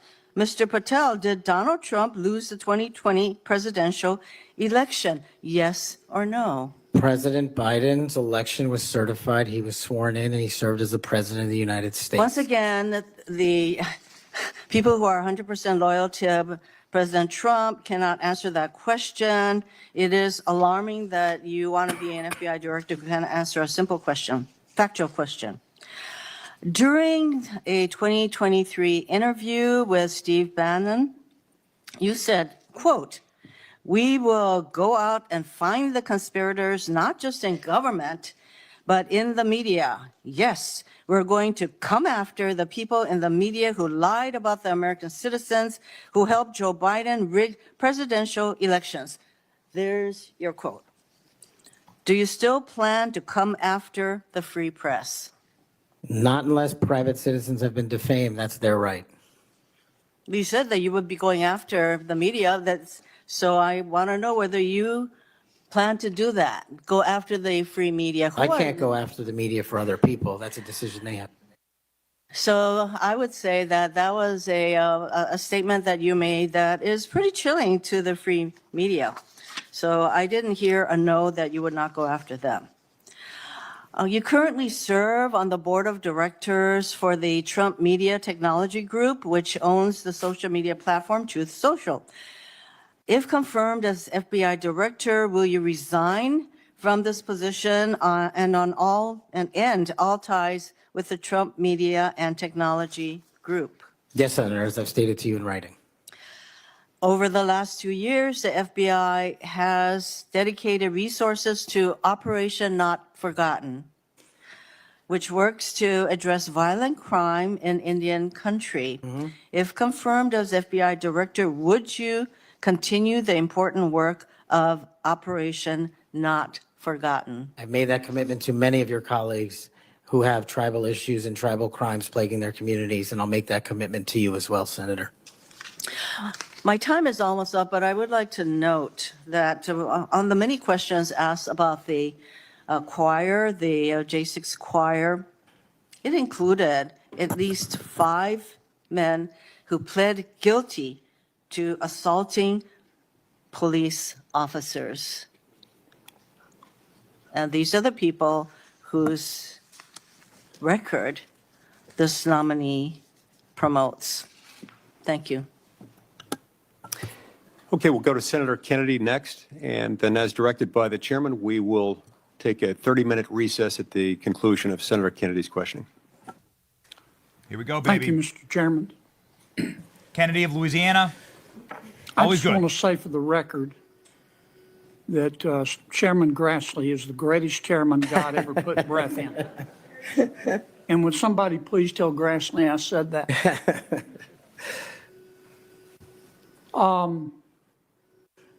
You've made a lot of people mad, haven't you, Mr. Patel? Seems so, Senator. You think maybe you've made the right people mad? As my FBI agents, the BRIC agents told me when I was running cases with them across this country and around the world, if you're not ticking off some people, you're not doing your job right. My colleague and friend Senator Durbin called you a conspiracy theorist. You remember that? I do, Senator. You were instrumental in revealing that the Trump-Russia election collusion hoax was a hoax, weren't you? Yes, sir. I was a lead investigator.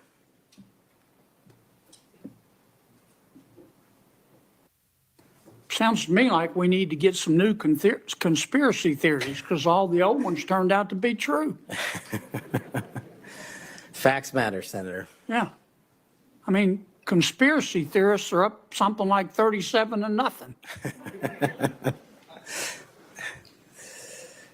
You're not saying that everybody at the FBI is bad, are you? Never said that. I've overwhelmingly said multiple times that 98% of the FBI is courageous, apolitical warriors of justice.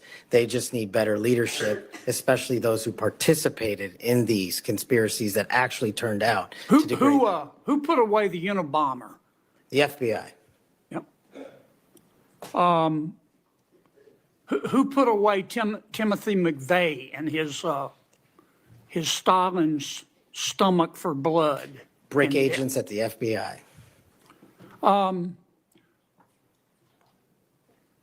Who helped investigate Jussie Smollett, who, in an effort of self-aggrandizement, set back the fight for minority rights for years? I think that was local authorities. It was the FBI that opened an investigation, wasn't it? Eventually, yes, Senator. There have been or were some bad people at the FBI and the Justice Department, which work hand in glove, weren't there? Unfortunately, yes, Senator. Secretary Clinton's lawyer, a gentleman by the name of Michael Sussman, had a pass to come and go at the FBI building as he wished. Don't you think the American people have a right to know about the details of that? Not just that, but what a political party was doing with the secure compartmented information facility with direct access to the Federal Bureau of Investigation. Mr. Hunter Biden cheated on his income taxes. Didn't pay $1.4 million in income taxes over 4 years. And he filed fraudulent returns. He tried to deduct his hookers as a business expense, for God's sakes. And they hit him with 2 misdemeanors before there was a public outcry. Don't you think the American people are entitled to know the details of that? The American people are entitled to a singular form of justice and the details to every public corruption investigation. You remember Peter Strzok? I sure do. One of the lead investigators for Mr. Mueller's Russian collusion hoax? Yes, Senator.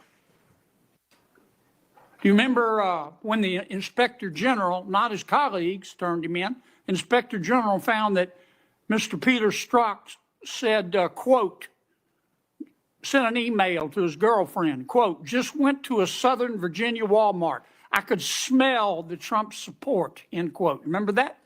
He did that while employed at the FBI while working on that investigation. Do you remember when the IG revealed another email by Mr. Strzok to his girlfriend? Mr. Strzok said, quote, I am riled up.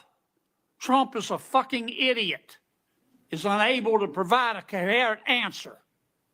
End of quote. You remember that? Peter Strzok said that.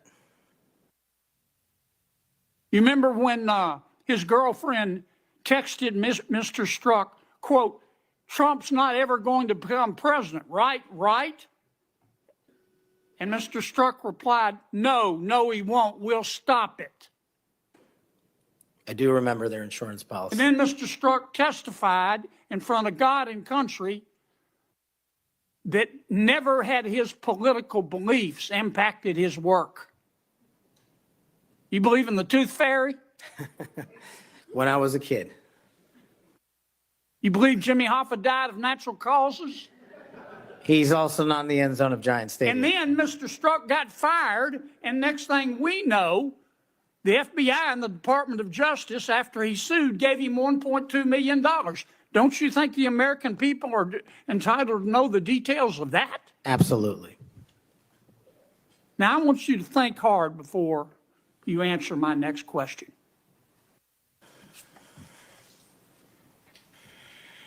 Do you believe in the adage that two wrongs don't make a right, but they do make it even?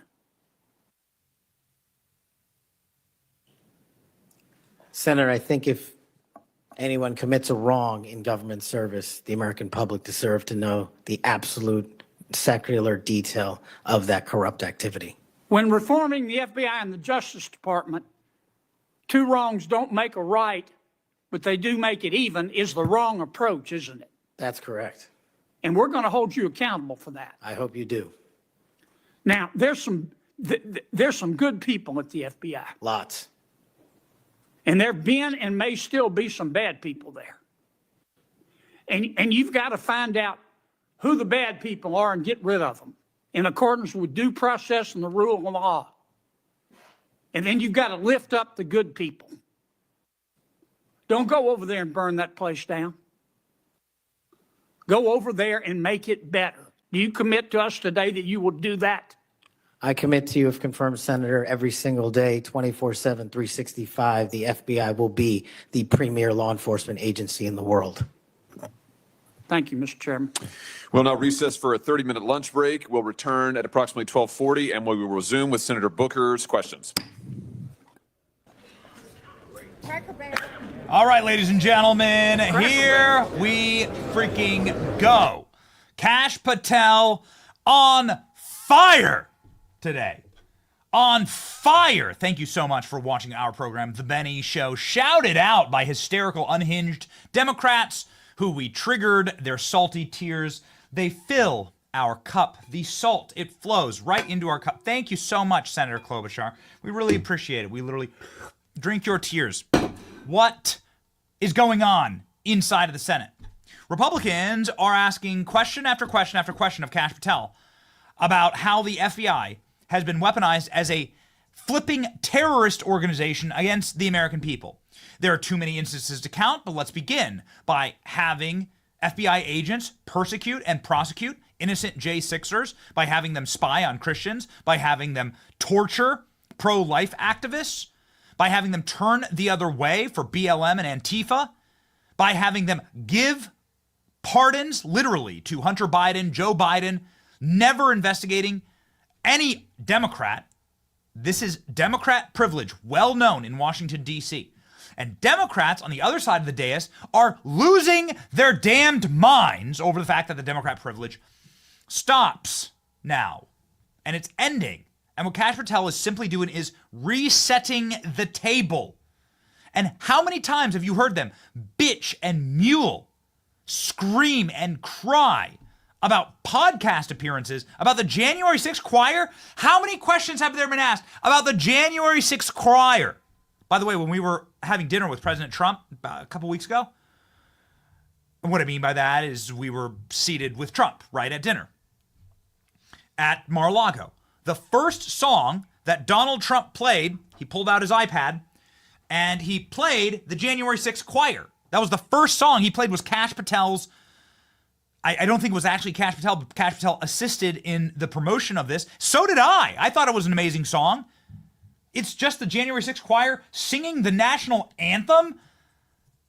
And then President Trump saying the Pledge of Allegiance. That's what they're talking about. They're obsessed over it. They're losing their minds over this. You'd think that Democrats would ask about, I don't know, fentanyl, sex trafficking, murders, rapes, crime statistics, transnational criminals, mass shootings, anything that the FBI is supposed to do to help the American people, but they continue to do this absurdity, this blue and on broke brain absurdity where they're losing their minds over somebody's memes, which, by the way, we have a meme for you here, ladies and gentlemen. Here's Amy Klobuchar doing the cat meme, ladies and gentlemen. Amy Klobuchar doing the cat meme, along with many of the, let's do that one, but then let's do the other one, please. Doing the cat meme, send Klein, please, the cat meme. Ladies and gentlemen, Amy Klobuchar did the meme. She did it. Zoom, zoom, zoom. Let's see all of these special little, these have been our hearing memes. Look at this. Dude, the battle of the civilization, of Western civilization, will be won by the alpha Chad men who stare as the hysterical, psychotic, overly medicated cat ladies scream and shriek. Here we go. They did the meme. We caught them. Caught them lacking, as they say. They did the meme, and Kash Patel is the perfect cat. Maybe we'll call him Cat Patel for just a moment. Here is a little bit of that exchange with Amy Klobuchar when she shouts out ya boy. She shouted out our show to our great honor, ladies and gentlemen. I just want to put this up. It is our great honor that the Benny Show triggered hysterical Senate Democrats and their unhinged psychotic meltdowns against Kash Patel. We love your salty tears. They are delicious. They fill our cup. They taste like gumdrop smiles. Kash has always spoken truth on our show in his many, many appearances. We have Kash's back 100% of the time. By the way, if you're just tuning in, ladies and gentlemen, you are watching the #1 stream for Kash Patel's hearing. You are watching the #1 fastest streaming show. Give us a subscribe. Give us a subscribe. You will not be disappointed. Not only is the chat on fire, but also we will give you the front row seat to the golden era. We had some things planned in D.C. actually today, but we're unable to travel there due, of course, to the crisis in Washington, D.C. with the 70 dead Americans and also some Russians.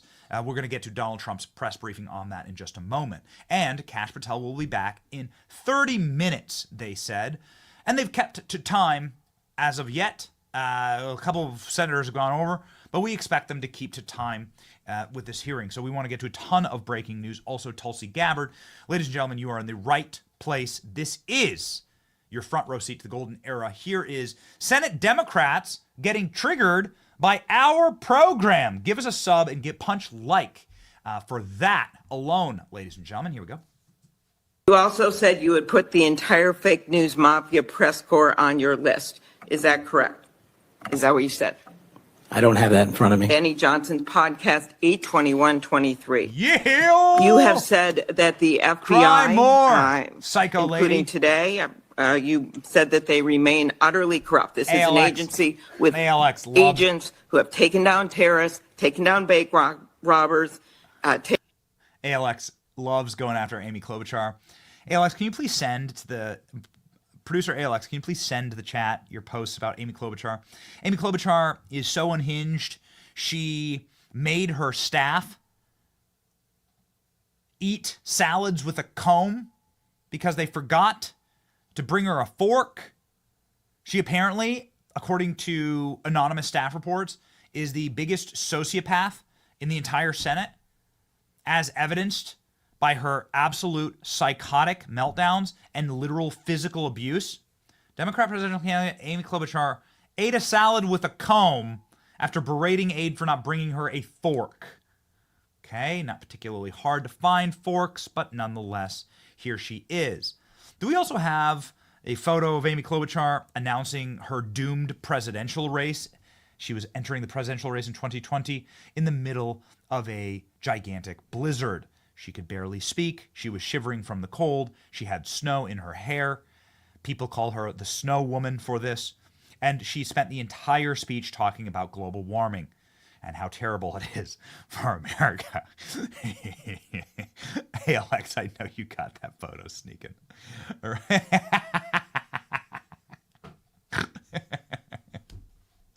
Oh, she sucks, dude. She's so dumb. What is wrong with these people from Minnesota?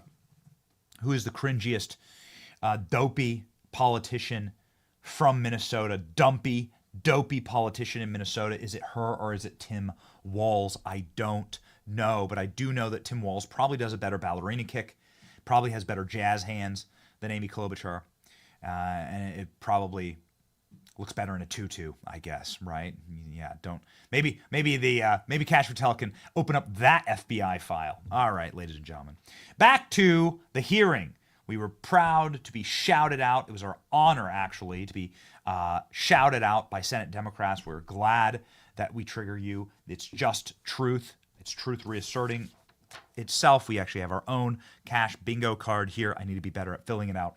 I'm too busy responding in the comments because I'm enjoying this as much as you are. A reminder, ladies and gentlemen, that Kash Patel will be back. You are watching the #1 stream for Kash Patel right now, based on the numbers, and you are also watching the single fastest streaming news show in the world, the fastest growing streaming news show in the world. Here we go. Let's head on over to the White House. We have so much breaking news. Let's get to it very quickly. Trump at the White House is pissed. Normally we would be bringing you this live. It just we were going to stick with our boy Kash. President Trump at the White House is enraged. He is furious. Yeah, President Trump has. Here we go. President Trump blames Biden, Democrats, for D.C. plane crash that has killed 70 and unqualified FAA employees for putting policy first instead of human lives. President Trump has been on a rampage at the White House. I'm going to play you what President Trump has said from the press dais. This is President Trump's first time in the press room. People are even trying to blame, can you imagine this? Trump's been in office for a week, and people are trying to blame Donald Trump for the cataclysmic crash that killed, again, I believe, can I get an accurate number, ALX? I believe it is 70 Americans at least. It's horrifying. If you're just joining us, or if this news is new to you, a Black Hawk helicopter smashed into a commercial airline, an American airline, that right over this very high traffic DC airport called Reagan National Airport. And there were no survivors, including the service members. And there's now a rampage to figure out what the hell happened. This is, of course, a very popular airport. This is where every senator and every congressman flies in and out of. Yeah, the president flies out of here, right? 64, okay, I want to get this number correct. 64 confirmed deceased as of now. It is a total tragedy. Here's the president speaking just moments ago at the White House, explaining what happened. I speak to you this morning in an hour of anguish for our nation. Just before 9 p.m. last night, an American Airlines regional jet carrying 60 passengers and 4 crew collided with an Army Black Hawk helicopter carrying 3 military service members over the Potomac River in Washington, D.C., while on final approach to Reagan National Airport. Both aircraft crashed instantly and were immediately submerged into the icy waters of the Potomac. Real tragedy. The massive search and rescue mission was underway throughout the night, leveraging every asset at our disposal, and I have to say the local, state, federal, military, including the United States Coast Guard in particular, they've done a phenomenal job. So quick, so fast, it was mobilized immediately. The work has now shifted to a recovery mission. Sadly, there are no survivors. This was a dark and excruciating night in our nation's capital and in our nation's history, and a tragedy of terrible proportions. As one nation, we grieve for every precious soul that has been taken from us so suddenly, and we are a country of really, we are in mourning. This is really shaking a lot of people, including people, very sadly, from other nations who were on the flight.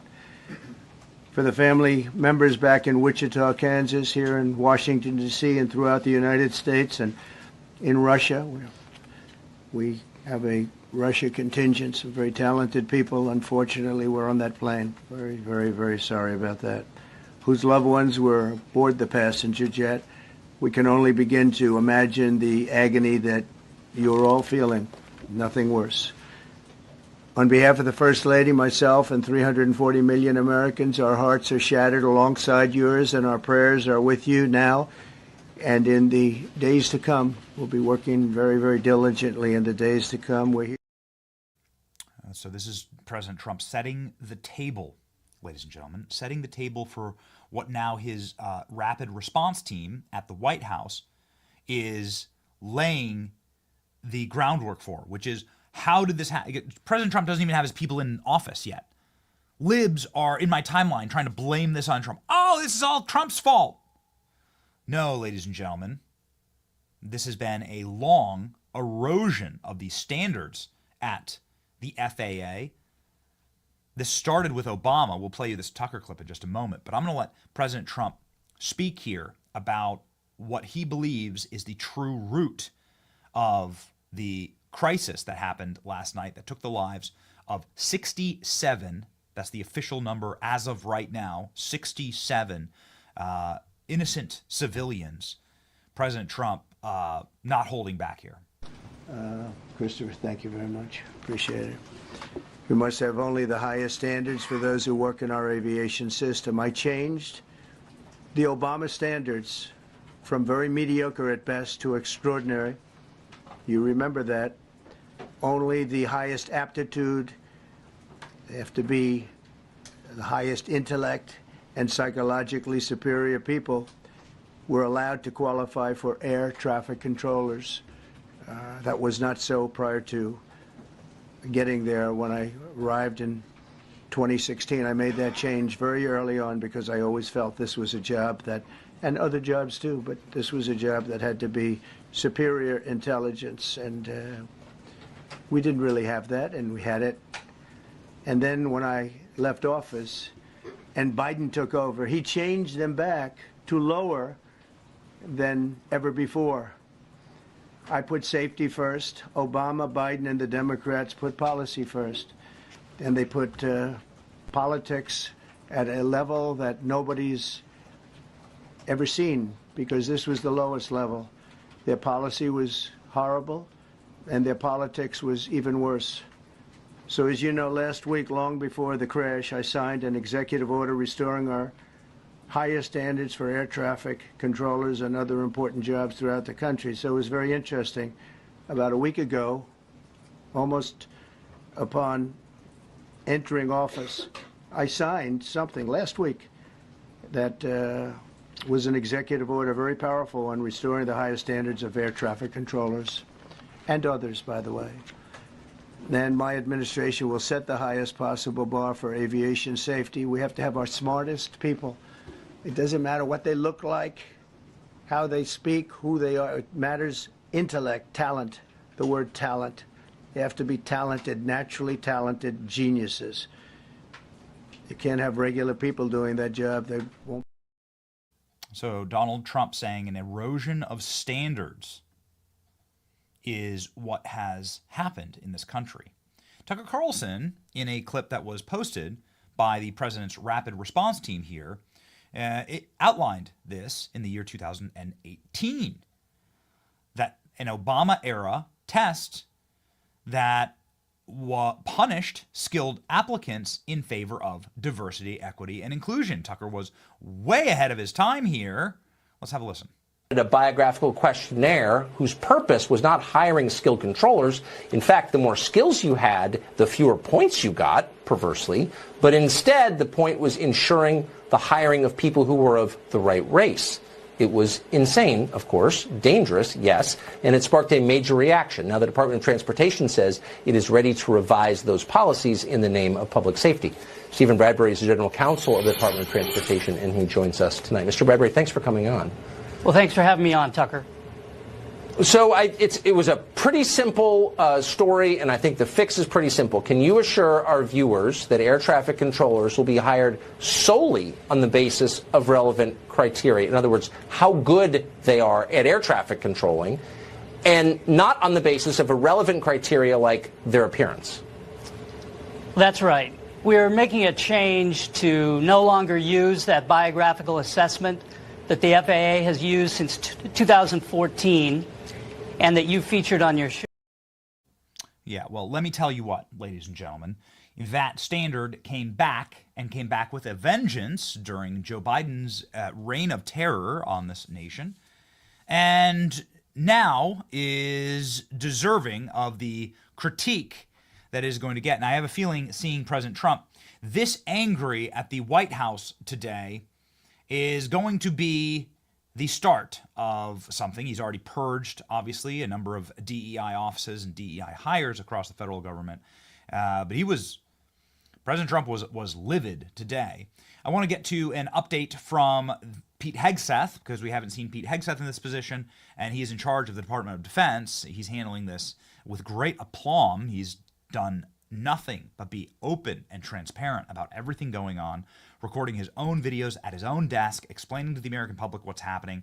I think he did a bang-up job here talking about the investigation into why these pilots couldn't see the aircraft. It seems very strange. Here we go. Well, thank you, Mr. President. Again, I want to echo what the Transportation Secretary said about your leadership. From the moment we found out about this, we were in contact with the White House trying to determine exactly what happened. I would echo it as well. No excuses. We're going to get to the bottom of this. We first and foremost, from the Defense Department, want to pass our condolences to the 64 souls and their families that were affected by this. Never should happen. And certainly the 3 service members, the 3 soldiers, a young captain, staff sergeant, and CW2, Chief Warrant Officer, on a routine annual retraining of night flights on a standard corridor for a continuity of government mission. The military does dangerous things. It does routine things on the regular basis. Tragically, last night, a mistake was made. And I think the president is right. There was some sort of an elevation issue that we have immediately begun investigating at the DOD and Army level.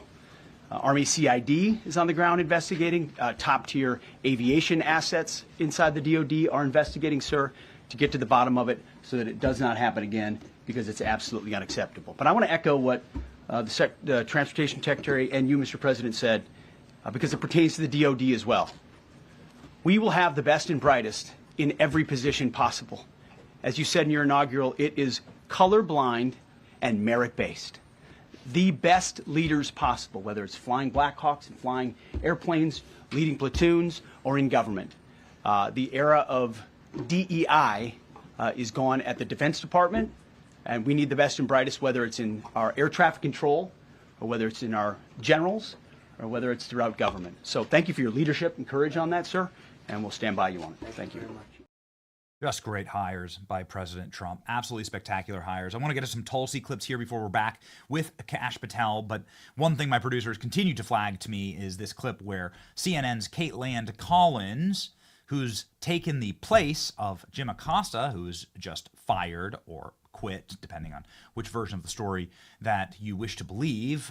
Either way, he's gone at CNN, and now he's starting a Substack. I'm sure that's going to be really successful, Jim. Good luck! Caitlin Collins asking a snipey, nasty question to President Trump and getting a perfect response here from the president. We don't even yet know the names of the 67 people who were killed, and you are blaming Democrats and DEI policies and air traffic control and seemingly the member of the U.S. military who was flying that Black Hawk helicopter. Don't you think you're getting ahead of the investigation right now? No, I don't think so at all. I don't think with the names of the people, you mean the names of the people that are on the plane, you think that's going to make a difference? They are a group of people that have lost their lives. If you want a list of the names, we can give you that. We'll be giving that very soon. We're in coordination with American Airlines. We're in coordination very strongly, obviously, with the military. But I think that's not a very smart question. I'm surprised coming from you. Yeah, ladies and gentlemen, Donald Trump, not a very smart question. I'm not surprised coming from you. Before we move off of this topic, just give you one final clip here, a short one from J.D. Vance. Donald Trump with a whole of government approach here. It's remarkable to see the president. Think about what we've just come through. Think about what we've just lived through. You actually get to see the president and the vice president speaking together in an emergency with the Secretary of Defense. The transportation secretary is there. I'm not sure, guys. Is Homeland Security Secretary there? I don't know, but she was tweeting last night. Her name's Kristi Noem. This is an unbelievable whole of government approach, and the response has been neck snapping and quick and good, and you're able to see fixes and fast. It's been wonderful. I want to give J.D. Vance his due here for a commentary about the best people, the smartest people, and the best jobs. And then I want to get to some Tulsi clips. Let's go. Thank you, Mr. President, for your leadership. I just want to reemphasize something the President said, and you've heard from the Secretary of Transportation and of Defense. There really was a whole of government response. We were all on the phone. We were all communicating yesterday, trying to get to the bottom of this immediately, but also try to communicate with the American people about what happened. Something the President said that I think bears reemphasizing, which is that when you don't have the best standards in who you're hiring, it means on the one hand, you're not getting the best people in government, but on the other hand, it puts stresses on the people who are already there. And I think that is a core part of what President Trump is going to bring and has already brought to Washington, D.C. is we want to hire the best people because we want the best people at air traffic control, and we want to make sure we have enough people at air traffic control who are actually competent to do the job. If you go back to just some of the headlines over the past 10 years, you have many hundreds of people suing the government because they would like to be air traffic controllers, but they were turned away because of the color of their skin. That policy ends under Donald Trump's leadership because safety is the first priority of our aviation industry. Thank you, Mr. President. Absolutely on fire. Kash has been on fire. There you have J.D. Vance on fire, Sean Duffy on fire, Pete Hegseth on fire, Donald Trump locked in, and Tulsi Gabbard, ladies and gentlemen, also locked in. What a great clip here from Tulsi's hearing, and we're sad that we're not able to zoom in on Tulsi's hearing, but here are some of the highlights. It just sucks. We've told you a long time ago, we're going to go with Kash on this one. This, ladies and gentlemen, the best clip yet. I'll show you what a puppet is from the great Tulsi Gabbard. The fact is, what truly unsettles my political opponents is I refuse to be their puppet. I have no love for Assad or Gaddafi or any dictator. I just hate al-Qaeda. I hate that we have leaders who cozy up to Islamist extremists, minimizing them to so-called rebels. As Jake Sullivan said to Hillary Clinton, quote, al-Qaeda is on our side in Syria. Well, Syria is now controlled by an al-Qaeda offshoot, HTS, led by an Islamist jihadist who danced in the streets on 9/11 and who was responsible for the killing of many American service members. Democrat senators in the past resorted to anti-Christian bigotry against some of President Trump's judicial nominees like Amy Coney Barrett and Brian Boucher. I condemn those actions as a Democrat in Congress at the time, as religious bigotry must be thoroughly condemned by all of us, no matter the religion. Unfortunately, there are some Democrat senators who still don't understand the principle of freedom of religion and Article 6 of the Constitution. Quote, no religious test shall ever be required as a qualification to any office or public trust under the United States. Unfortunately, they're once again using the religious bigotry card, but this time trying to foment religious bigotry against Hindus and Hinduism. If anyone is sincerely interested in knowing more about my own personal spiritual path of Hinduism, I welcome you to go to my account on X, where I'll share more on this topic. If confirmed as Director of National Intelligence, I will continue to live by the oath that I have sworn at least 8 times in my life, both in uniform and as a member of Congress. I will support and defend our God-given freedoms enshrined in the Constitution of the United States against all enemies, foreign and domestic, and I will bear true faith and allegiance to the same. Thank you very much for your time. I look forward to your questions. Tulsi is a complete and total vibe. So proud of her. She's also a friend and ally of the program. She's absolutely crushing. Ladies and gentlemen, we are not back yet live with Kash, but I want to bring you Tulsi Gabbard versus Hillary Clinton. Oh, this is a good one. This is the best topic for Tulsi Gabbard. Nobody has been more viciously attacked by Hillary Clinton than Tulsi. Ask yourself why.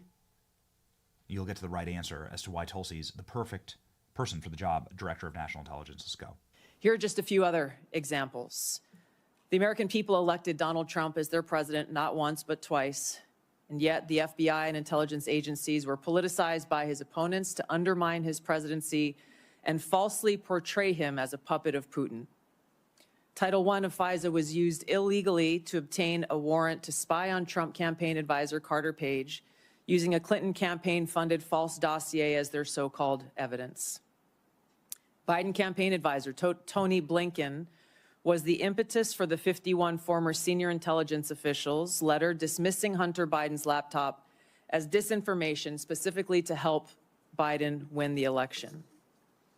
Former DNI James Clapper lied to this committee in 2013, denying the existence of programs that facilitated the mass collection of millions of Americans' phone and internet records, yet was never held accountable.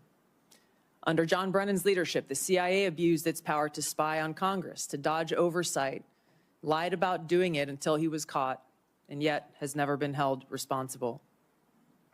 Under Biden, the FBI abused its power for political reasons to try to surveil Catholics who attend traditional Latin Mass, labeling them as quote-unquote radical traditionalist Catholics. Personally, just 24 hours after I criticized Kamala Harris and her nomination, I was placed on a secret domestic terror watch list called Quiet Skies. Sadly, there are more examples. The bottom line is this must end. Ladies and gentlemen, it is so wonderful and refreshing and exciting for us, actually. We got a tingle watching those who come on this program, who have stated their vision and their belief and outlined it live on this show to us, who respect this audience, who respect this movement, respect what we're building, to watch them be put in such high positions of honor. We're just so proud of this moment, frankly. Kash Patel at FBI and Tulsi Gabbard for Director of National Intelligence. Both are doing incredible today. Both are doing incredible today, and we wish to show zero favoritism. We just simply are so fixated on the FBI and its torturous routine against the American people. We are going to take the Kash hearing, and the Kash hearing will be live back in seconds. If you do tune in to our program, and if you have been a longtime listener, then you certainly have seen Kash and Tulsi dozens of times on the show. At least we haven't really tallied them, enough to have Democrats lose their minds over our show and shout it out. All the more reason, ladies and gentlemen, why you should watch our show on a Patriot Mobile device. Patriot Mobile is a sponsor of our program. Patriot Mobile is the cell phone company that is not woke in this nation. They were advocates for free speech, your First and Second Amendment, first responders, police, and those patriots who serve in our American military before all the rest of corporate America got on board. It is the only conservative Christian wireless provider in all of America, and they're available on all three major networks. You should go and make the switch to Patriot Mobile today. Right now, go to patriotmobile.com/Benny, call 972-PATRIOT, and get a free month of service with promo code Benny. Switch to Patriot Mobile today and defend freedom with every single call that you make. patriotmobile.com/Benny or call 972-PATRIOT. All right, ladies and gentlemen, as we await, you can see here, this is the Kash Patel sort of holding screen. That's not Kash live. That was from earlier. You can see the senators are sort of retaking their seats, and it says that the hearing will resume shortly. So we'll be back to that hearing. Let's pop on over, ladies and gentlemen, to Tulsi Gabbard. One more very interesting commentary from Tulsi about the disastrous intelligence that led to the war in Iraq, a war that Tulsi Gabbard fought in, so she would know more than any of these blowhard Democrat senators. Tulsi Gabbard just doing a spectacular job, ringing like a bell. Here we go. For too long, faulty, inadequate, or weaponized intelligence have led to costly failures and the undermining of our national security and God-given freedoms enshrined in the Constitution. The most obvious example of one of these failures is our invasion of Iraq based upon a total fabrication or complete failure of intelligence. This disastrous decision led to the deaths of tens of thousands of American soldiers, millions of people in the Middle East, mass migration, destabilization, and undermining of the security and stability of our European allies, the rise of ISIS, strengthening of al-Qaeda and other Islamist jihadist groups, and strengthening Iran. Ladies and gentlemen, we are back with Kash. Here we go. We have Kash. Thank you, Mr. live. Chairman. I'm struggling with a bit of the flu here, but go. thought it was really important to come. Everybody's got flu. Yeah, it's been pretty rough, but I appreciate the time. And We are live. Mr. Patel, if I can jump Spartacus. right in, 12 prosecutors, career prosecutors, were involved in an investigation and prosecuting the cases against President Trump and were recently fired. Some of those that were involved in the Mar-a-Lago classified documents case. Do you know who Brett Reynolds is? Maybe, but it doesn't ring a bell at this point. So You're under oath. You have no recollection of who Brett Reynolds is? if you could provide me with a little more context, I could possibly remember. Are you aware of any plans or discussions to punish in any way, including termination, FBI agents or personnel associated with Trump investigations? Senator, just to be clear, I did not participate in any of those DOJ Sir, decisions. that's a yes or no question. Are you aware of any plans or discussions to punish in any way, including termination, FBI agents or personnel associated with Trump investigations? Yes or no? I'm not aware of that, Thank you. Senator. There is no evidence of wrongdoing by FBI employees involved in these investigations. If you do pursue investigations of those involved, will you commit to using, if these are actions that the FBI employees, if there are actions against FBI employees that do not follow those standards process that happen before you get in, will you commit to reversing any decision prior to your arrival so that those standard processes and the standard review by the FBI Inspections Division will take place? I don't know what's going on right now over there, but I'm committed to you, Senator, and your colleagues that I will honor the internal review process of the FBI. Have you made any commitments to anyone about pursuing any investigations or targets if you are FBI director? Only violent criminals and terrorists. Have you had any conversations with anyone on the transition team about pursuing any investigations or targets?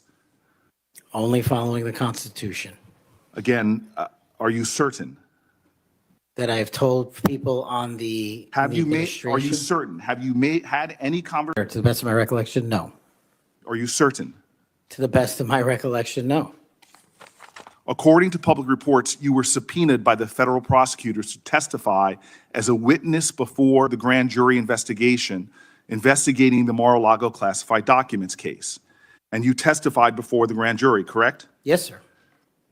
And when you were before the grand jury, you pled the fifth on the basis of self-incrimination, correct? I utilized my constitutional rights during that process with the advice and consent of counsel and appeared before that grand jury. I will take that as a yes. And you are familiar, I imagine, with Section 6002 of Title 18. Off the top of my head, Senator, not. Well, Section 6002 is the immunity statute. Whenever a witness refuses to testify or provide other information before a grand jury based upon the privilege against self-incrimination, the court can order the witness to testify. The witness must comply with the order, but they receive immunity, which means that no testimony or any other information provided before the grand jury can be used against them in any criminal proceeding. You were compelled to testify as a witness in the Mar-a-Lago classified document case. Did you participate in any criminal conduct involved in that case? Involved in which, the Mar-a-Lago classified documents case? Yes. No, I testified through compulsion by court order. You received immunity for providing information that was self-incriminating. Do you remember the name of the prosecutor who questioned you?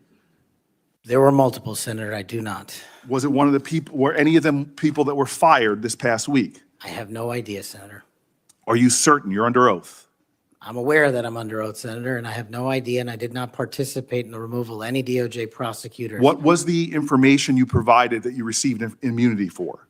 Senator, I would love my grand jury testimony to be released, but as you know, that grand jury testimony has been sealed by the Department of Justice, and I'm not allowed to discuss it here. Well, I find it troubling that you do not know the law here, and let me tell you what the law is. Rule 6 governs grand jury proceedings. Under Rule 6E, grand jurors, court reporters, and prosecutors are bound to secrecy. But witnesses are not bound by secrecy. You were a witness in the classified documents case. You are not bound by secrecy. You can tell us everything that happened in that room and everything you testified about. I'll ask you again, what information did you provide to the grand jury? In this, we are in agreement, Senator. Get my grand jury testimony. I want it made public. I asked the Department of Justice to make it public, and they refused to do so. There is no legal bound against you telling us right now what you testified to. When I asked for my transcript to be released, the Sir, Department did of you or did you Justice- not commit a crime? Senator, I did not commit a crime. Then why won't you tell us what you testified to? Because it occurred over the course of 3 weeks. I don't have the ability to recall everything I testified to, but I'm asking you to put my Did you testify transcript to out. witnessing the President of the United States declassifying documents? Senator, what I testified to is best captured by that transcript So in real time. you're not willing to tell Congress, after making many pledges today about transparency, whether or not you testified to witnessing the President of the United States declassify documents. In the name of all the values you have said today, did you or did you not testify to witnessing the President of the United States declassify documents? I testified accordingly and under oath, and I encourage you to get that transcript. And by the law of our land, you are free to tell people, what are you hiding from Congress? Answer the question. Did you testify to witnessing the President of the United States declassifying documents, yes or no? Senator, the grand jury testimony is available to you. I encourage you to make it public. As you likely know, the second volume of Jack Smith's report about the classified document case is not public yet. To fulfill our constitutional duty of advice and consent, the President, on nominations, members of this committee have asked the DOJ to review the report.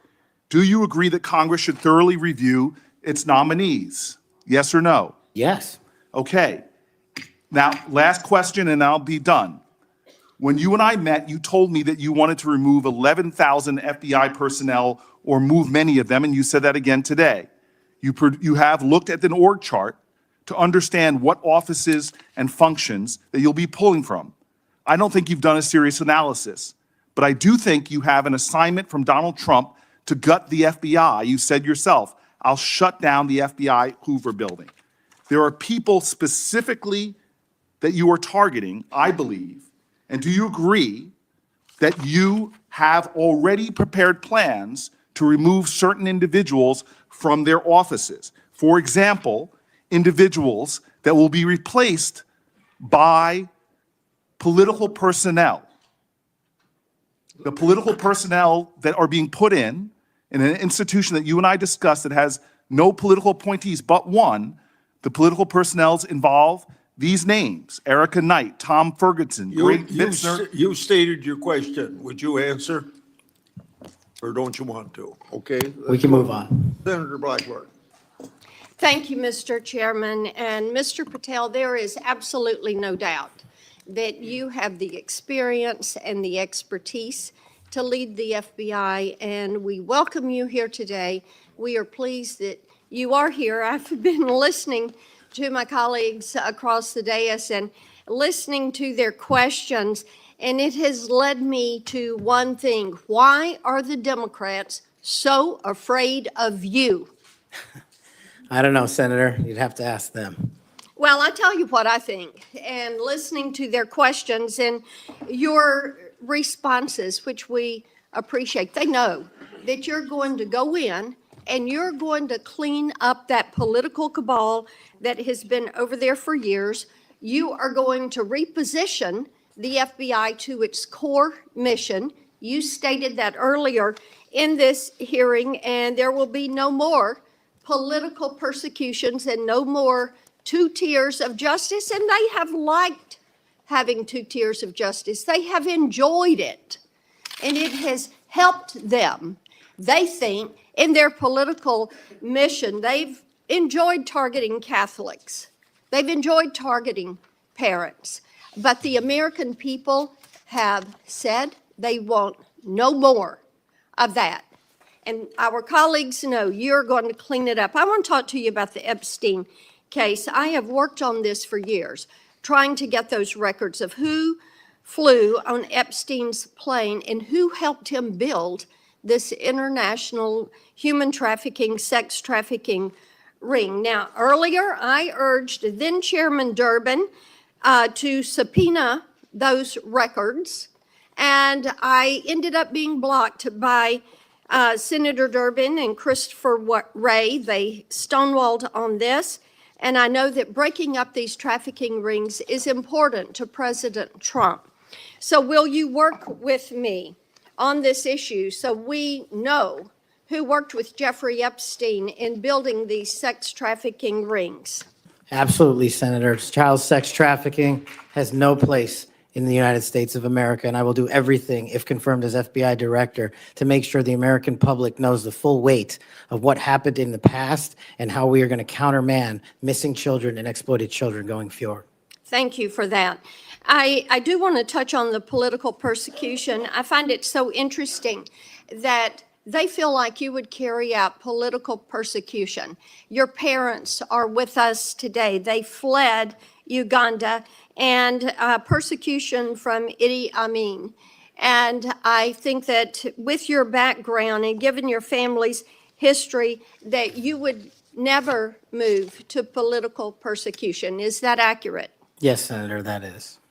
And we appreciate that you would remove any kind of 2 tiers of justice from the FBI because they have practiced that every day for years. Not all FBI agents. There are some good ones, and we certainly want to keep them, but the politics has got to be moved out of the agency. Now, they've tried to frame you as being anti-police. We've discussed that some today. And I know that you grew up working with NYPD officers in your community. And I know that law enforcement groups, including the National Association of Police Organizations, have endorsed your nomination. And on top of that, your brother is a law enforcement officer. Is that accurate? Many of my family are, yes, Senator. How many of your family, sir? Well, I guess the Indians have a different definition of family. We got a really big one, and they're all family. We all love big families. So we got a lot. I appreciate that. But it is accurate to say that in your role, you're going to do everything that you possibly can to protect the men and women who are protecting our communities. That is of the utmost importance. Thank you. I want to go to the Nunes memo. You were the principal author of the Nunes memo. Is that accurate? Yes, me and staff. Thank you. And that did really so much to focus the light on the Russiagate hoax and the political cabal that was for years operated out of the DOJ and the FBI.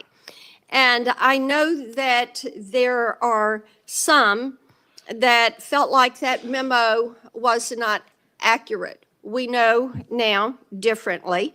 And I'm quoting a comment that was made about that memo and by a member of that House Intel Committee, and I quote, "It was meant only to give Republican House members a distorted view of the FBI," end quote.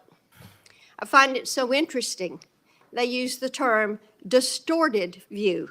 I think the American people who for 4 years under Biden saw the FBI weaponized against them, against parents, against people of faith, weaponized against President Trump. I think they would disagree with that.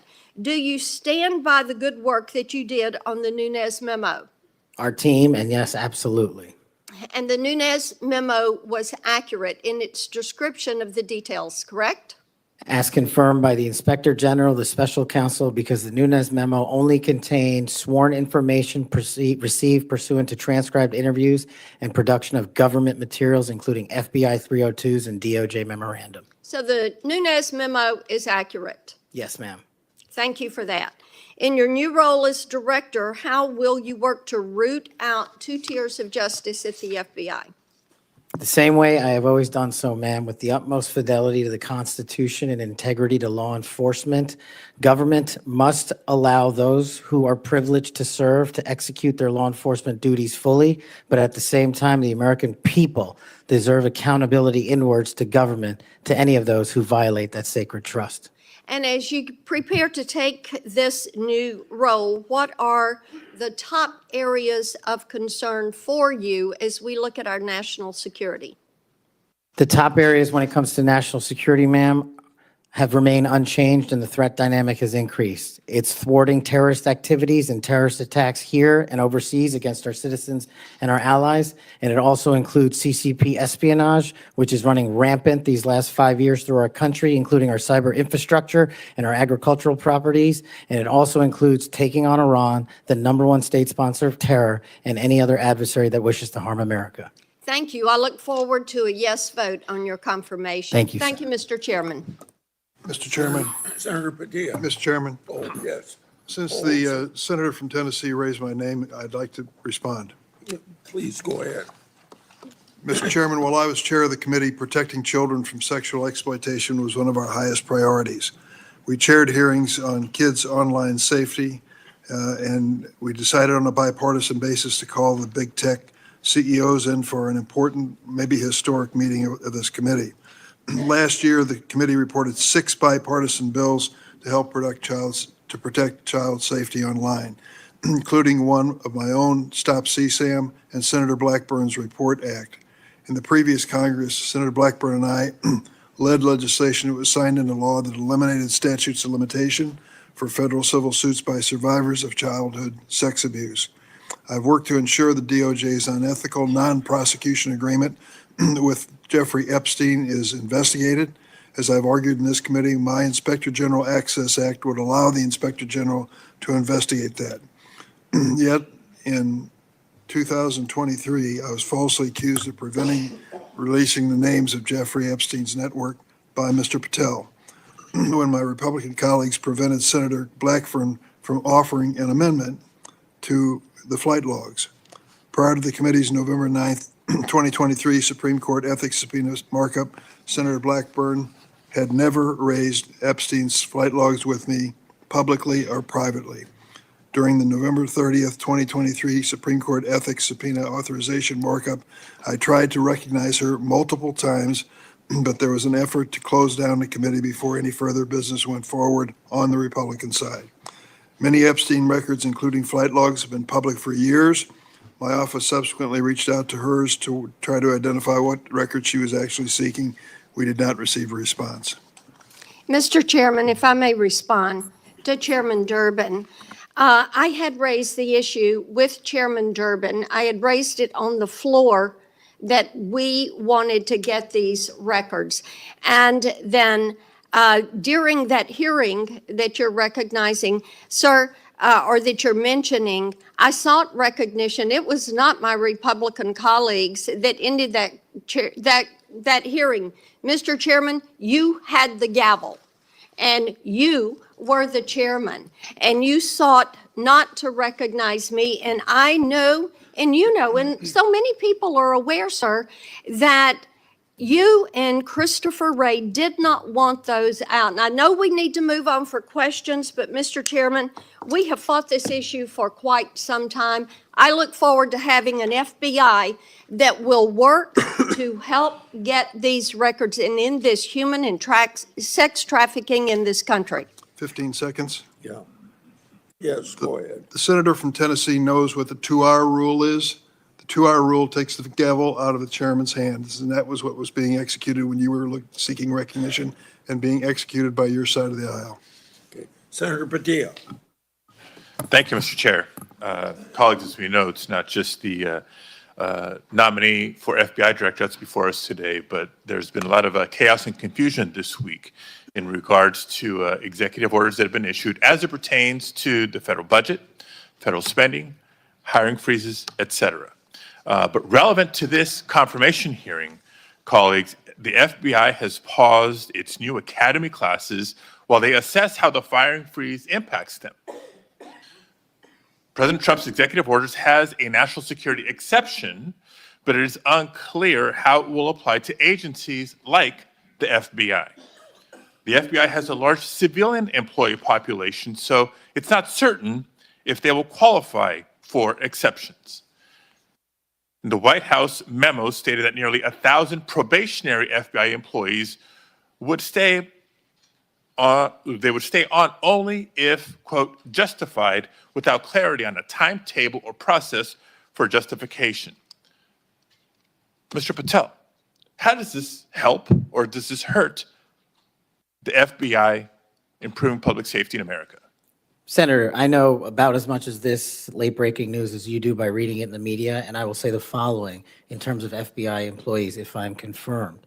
FBI employees represent the front line of defense for national security and crime, and if I'm confirmed, I will ensure that all FBI graduates of the academy will be protected and funded so that we can continue the fight together. But would you agree that even just causing a pause or confusion in being able to grow the ranks is not helpful to public safety in America? Not having a law enforcement there. Thank you. 7 minutes goes by fast, so I want to get to as many topics as I can. As you know, the FBI plays a critical role in national security and public safety, yet the reports are that the hiring freezes is damaging. I want to submit for the record, Mr. Chairman, a New York Times article outlining the questions and concerns I just stated. Now, on to the next topic. FBI agents rely on their leadership to ensure their safety and success of operations.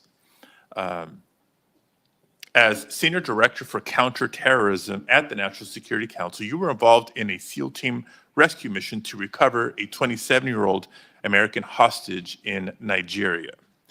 According to former Secretary of Defense Mark Esper, you falsely informed senior leadership that the United States had secured permission to fly over other nations' airspace en route to Nigeria.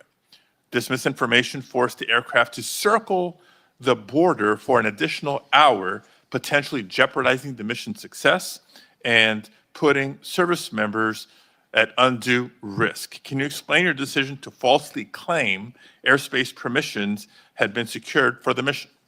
I greatly appreciate this. This is one that hits home squarely because my guys, my friends, were on that operation. They were in that helo. They were in that V-22.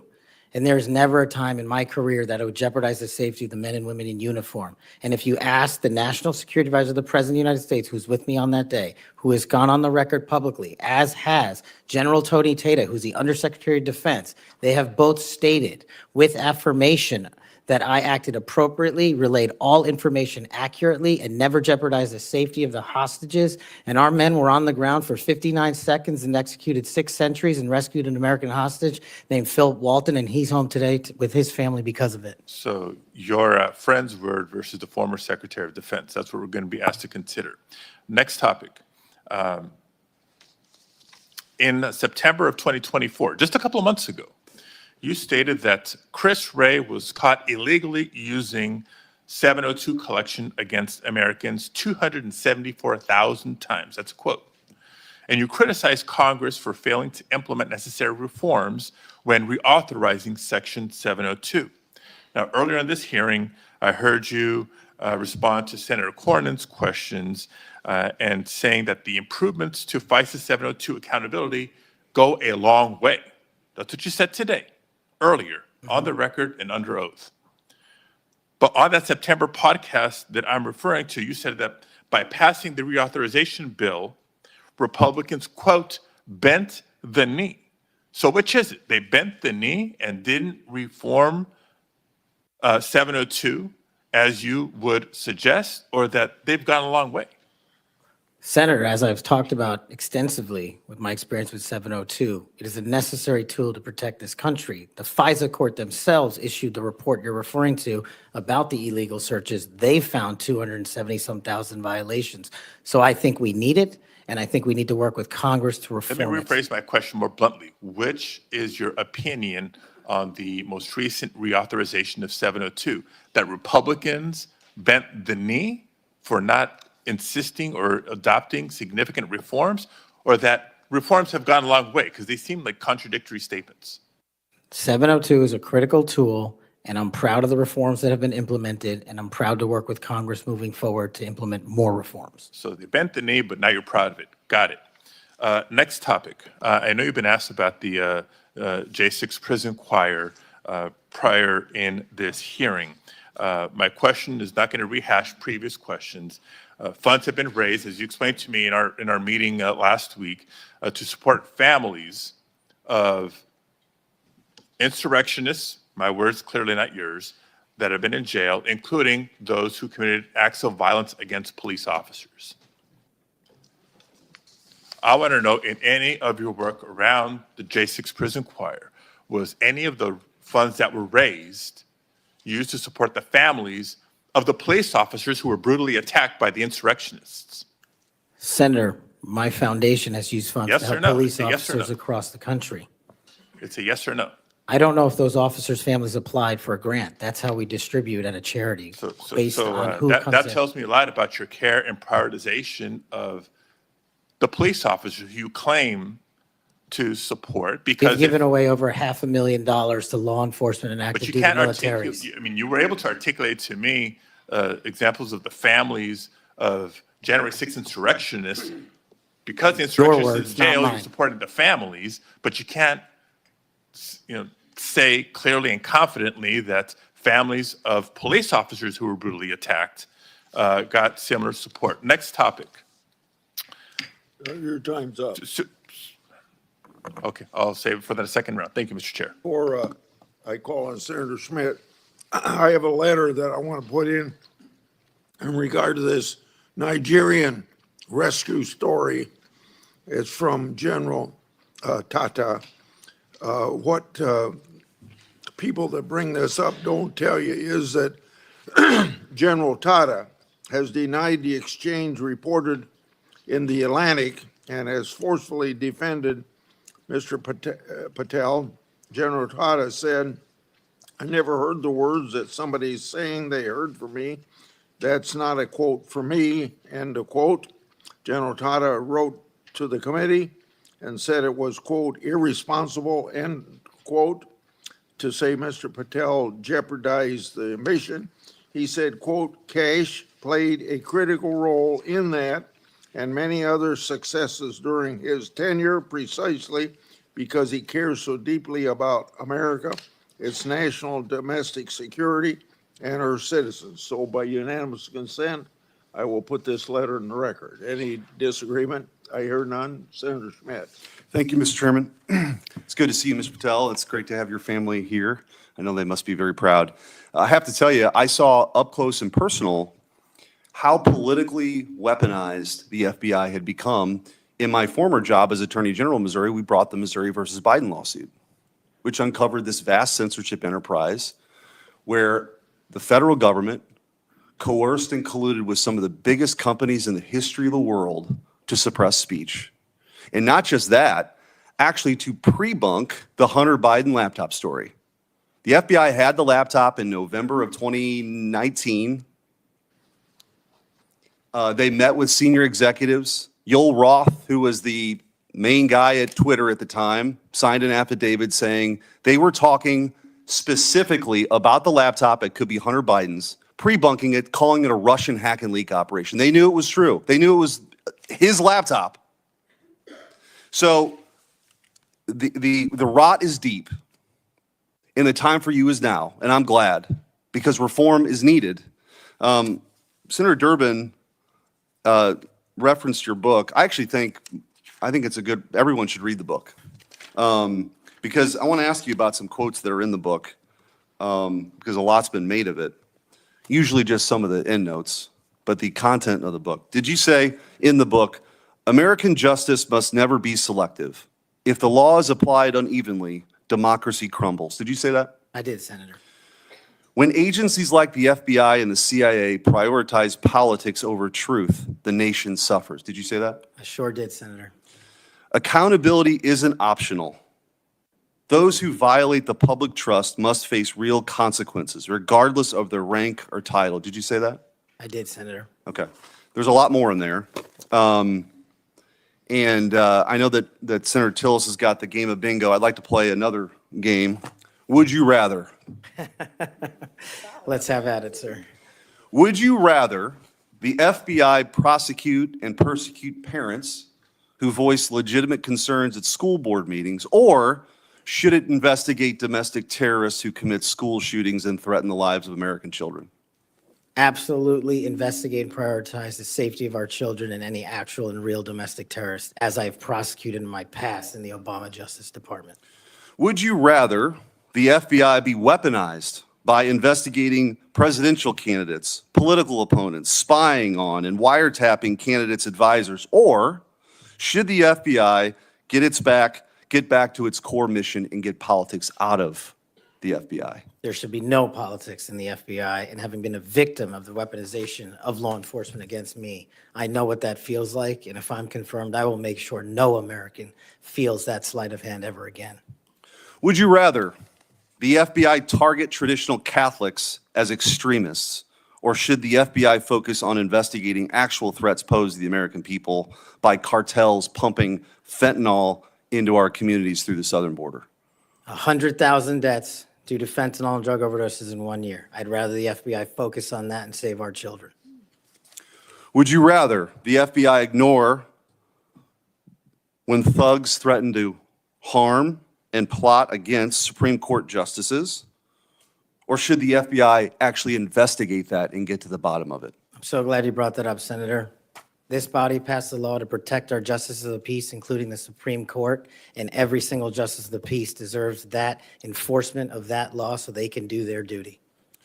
Would you rather the FBI pressure social media companies into censoring conservative viewpoints, or should it focus on what the FBI should get back to, which is investigating interstate crimes that threaten the well-being of Americans? No censorship. Let's focus on investigating interstate crimes. Would you rather the FBI raid the home of a former president and chief political rival, going through the First Lady's personal belongings, spreading out documents on the floor staged, or should it raid the homes of terrorists who seek to harm citizens? Let's let our men and women in law enforcement kick down the doors of terrorists and narco traffickers and pedophiles and put those people in prison where they belong. So, I mean, I could go on and on. But let me tell you what I think's really going on here. What I think's going on here is that the folks on the other side can't actually believe and can't come to grips that they're in this position right now, that they're in the minority, and that President Trump is back in office. Because what they did was, after he was out of office, they tried to destroy him. They tried to financially ruin him and his family. They tried to intimidate him. They tried to throw him in jail for the rest of his life. They tried to demonize half the country. Their opening and closing argument for the last 4 years has been that President Trump and Republicans are a threat to democracy. But the American people sat in a jury box and they watched. And they weighed the evidence and they heard all the facts and they rendered their own verdict. And their verdict was for reform. They don't believe that the people who've been doing this in these positions have done a particularly good job before. They think the deck is stacked against them, and they saw how our justice system was turned against political opponents in a Soviet-style justice system, which moniker was, "Show me the man, and I'll show you the crime." And by the way, I don't think they can believe you're sitting where you're sitting at right now. But guess what? You are. And you're going to get confirmed, and you're going to lead this agency back to what it always should have been, which is to protect the American people, to fight crime, to put the bad guys in jail, not to execute a political agenda like some banana republic form of justice, where you point to the person on the other side that you want taken out and you go do that person's bidding. This country was founded on the idea that people could say what they wanted, they could believe what they want, and that the government wouldn't come after him. The government's job is not to tell you what you should think or what you can say or what you can do or what you believe. In this Justice Department under Christopher Wray and under Joe Biden and Merrick Garland has done just that. And that's why the trust has plummeted. So you got a big job. You got a big, big job. But I have all the faith in the world in you that you're going to restore that trust because you believe in the rule of law. You have an incredible personal story. You're going to get confirmed. And I wish you all the best. And you have my vote. Thank you, Senator. Appreciate that. Senator Welch. Thank you very much. Just responding, you guys won. There was, if you want to call it a jury box, the American people elected you. And you're the majority party in the House and in the Senate. You've got President Trump was duly elected. But let me tell you, the source of my ongoing concern, which I regret, it sometimes does not seem to be a common concern. We had a catastrophe for our democracy on January 6th. And you're asserting that you won, and you did, and I acknowledge it. It troubles me that so many people have difficulty saying Biden won the election. And I listened to your response, Mr. Patel, and many of the people who congratulated you and your parents on your extraordinary story. I share that, so I want you to know that. But what's so hard about just saying that Biden won the 2020 election? What's hard about that? Senator, as I've said before, that President Biden was certified and sworn in, and he was the president. I don't know how else to say it. Well, the other way to say it is he won. He was the president. The other way to say it is he won. I can say Trump won. I didn't vote for him, but he won. You know, Al Gore said Bush won when they were having that recount in Florida. And we have had a peaceful transfer of power here in very contested elections. And I'll just be very direct with you about why I think this is of consequence. When Donald Trump has never acknowledged that he lost in 2020. And he invited people to come to the Capitol on January 6th to stop the steal. And after that happened, police officers died. People were injured. It created enormous ongoing bitterness within the country. And that's your boss. Do you believe that the 2020 election was stolen, as President Trump says it is?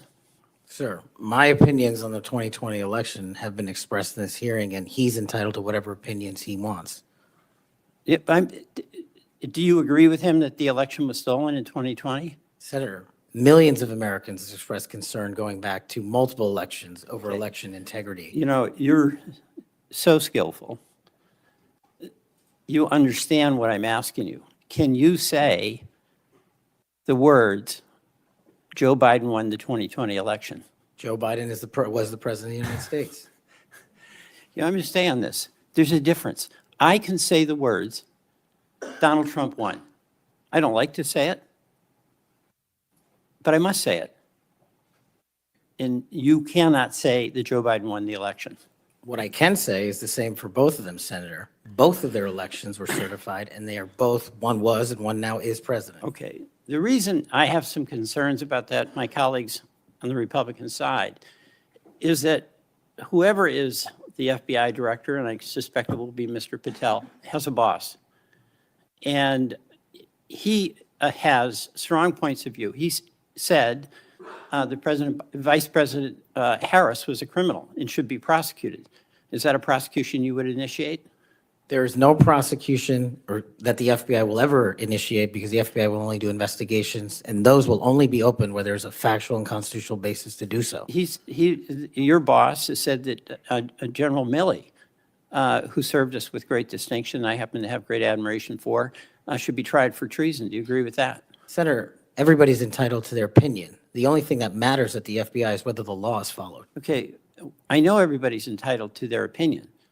I'm asking you your opinion. Should General Milley be tried for treason? Vice President Harris, Kamala Harris, or General Milley or anyone otherwise will not be subjected to an FBI investigation that doesn't meet the rigorous standards of the Constitution. You've talked about your devotion to the men and women in the FBI. I accept that. But as you know, President Trump used the power of the pardon to let people who are cop beaters out of jail, right? He also let a drug dealer out of jail. You're familiar with Ross, or maybe you're not. Ross Ulbricht started the Silk Road, the dark web. He made millions of dollars selling drugs, providing a vehicle by which people could get things that were going to kill them, and people died. He also sought a couple of people to murder on his behalf because he thought his empire was threatened. What is your opinion about Trump pardoning this drug dealer, attempted murderer? My opinion on presidential pardons is that, one, I was not consulted. And No. I'm the FBI. I'm asking you your opinion about Mr. Ulbricht. Should the person who created that dark web drug dealer situation, should he be pardoned in your opinion? Senator, it's not appropriate for me to speak on pardons, but I've spoken out against pardons against cop killers and those who do violence to law enforcement, whether it's President Biden or Trump. I'm with you on that. Okay, I'm with the chairman over here, but I'm just trying to find out on Ulbricht. You're gonna, again, bottom line here, you're gonna have a tough job, and you're gonna have a tough boss, because he gets it in his mind he wants to do something, nothing gets in the way, and there's gonna become a time when an FBI director or an attorney general has to make a decision about the Constitution and what's being requested, and can that person at that time, when the important values of the Constitution are at stake, say no to a person who is insisting you take an action? And Senator, that's why I think it's time, for the first time in this country's history, that a public defender be the next director of the FBI, because no one knows more about constitutional due process than PDs. Well, you're appealing to mutual pride here with the public defender, but you know what? I still understand you didn't answer the question. That's the public defender in me, okay? Look, and I say this to my colleagues, we cannot have a weaponized Justice Department or FBI. And what's weaponized is in the eye of the beholder, like the prosecutions of President Trump, and I get that. We cannot have it. But what I think we all have to acknowledge when we've got a president who's basically saying a political enemy, whether it's Harris, whether it's Liz Cheney, whether it's Adam Schiff, should be prosecuted, that's doing damage to the mutual goal we have of not weaponizing a department. I yield back.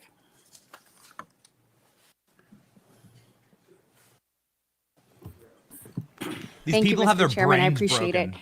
They are psychotic. Mr. Patel, thank you so much for being here. To your family, Brett, I know here we that this go. has to be such an incredible moment. Congratulations, and thank you for time to be a part of this with all of us. Look, I have been diligently listening over the last few hours, and what I have heard you say is this, that your duty is to protect American citizens, that you will work to uphold the Constitution. I have heard you say you're going to get back to making sure you focus on violent crime. You said, I want children to have parks to play in, not needles to walk on. You said, I'm going to let cops be cops. You said, we've got to get back to having full transparency. You said all requests will be responded to, and all members of the Judiciary Committee, for that we say thank you. You said you were going to have the backs, as you always have, of law enforcement. You reminded us about being embedded in SEAL Team 6. You said our law enforcement officers deserve the very best. You said you know and you will not allow there to be victims of government overreach because it has happened to you. You talked about having no intention of going backwards. You have talked about making sure that we actually address drug overdoses. You talked about your work with 1.3 million active duty service members, making sure they had resources they needed. You've talked about de-weaponizing and making sure that we don't politicize the department. You said America is the greatest nation. You said you believe that because you believe in the rule of law. You have told me personally, gone will be the days of identifying a person and looking for a crime. You have said everything you do will be factual and constitutionally based. You have said there will be no targeting based on someone's faith. You have said that when these FBI agents are upholding the law, you will always have their back. You have said that there will be a singular form of justice once again. And most importantly, I think in addition to all of this, is I have really not gotten to hear you talk about the FBI. And so I would love, you mentioned in the 7 minutes that it takes one of these senators to ask you questions, that unfortunately there are, I believe you said, 3 rapes, 2 overdoses, 1 murder. Look, yesterday we signed the Laken Riley Act and the law President Trump did. And when we look at what's happening across our country with the surge of illegal migrants that have come in, when we look at fentanyl overdoses being the leading cause of death between the ages of 18 and 45, I've heard you say you want to tackle that. When we look at parents like Laken Riley's mother yesterday, as she talked about her heartbreaking loss that should have never happened, Rachel Marin's family there, Sarah Root's family there, Jocelyn Nungary's family there, they deserve an FBI that is focused on finding these criminals and getting them out of here. So my question for you is, I'd like for you to talk about that. You've talked about cleaning up America, making it safe and secure for its people. Please tell the American people your plans. Thank you, Senator. I really appreciate it. And the 2 themes that, if I'm confirmed, that I have for the FBI are really just going back to keeping it simple. 1, let good cops be cops. 100,000 drug overdoses, 100,000 rapes, 17,000 homicides. That's only with 70% of the precincts reporting in. That is violent crime exploding out of control. We've got 38,000 employees at the FBI, and as I alluded to earlier, almost a third of them work in and around the Washington, D.C. area. Well, those crimes are committed out in the rest of America. And I'm going to let good cops be cops and put handcuffs on the bad guys and put child molesters in prison and put murderers in prison and make sure CCP fentanyl doesn't kill another one of your constituents. That's track 1. Track 2, to restore the trust in the FBI. That has degraded, not by my opinion, by the Gallup poll, that only 40% of Americans have trust and faith in the FBI. It is a cataclysmic failure in leadership to get to that point that did not happen over time.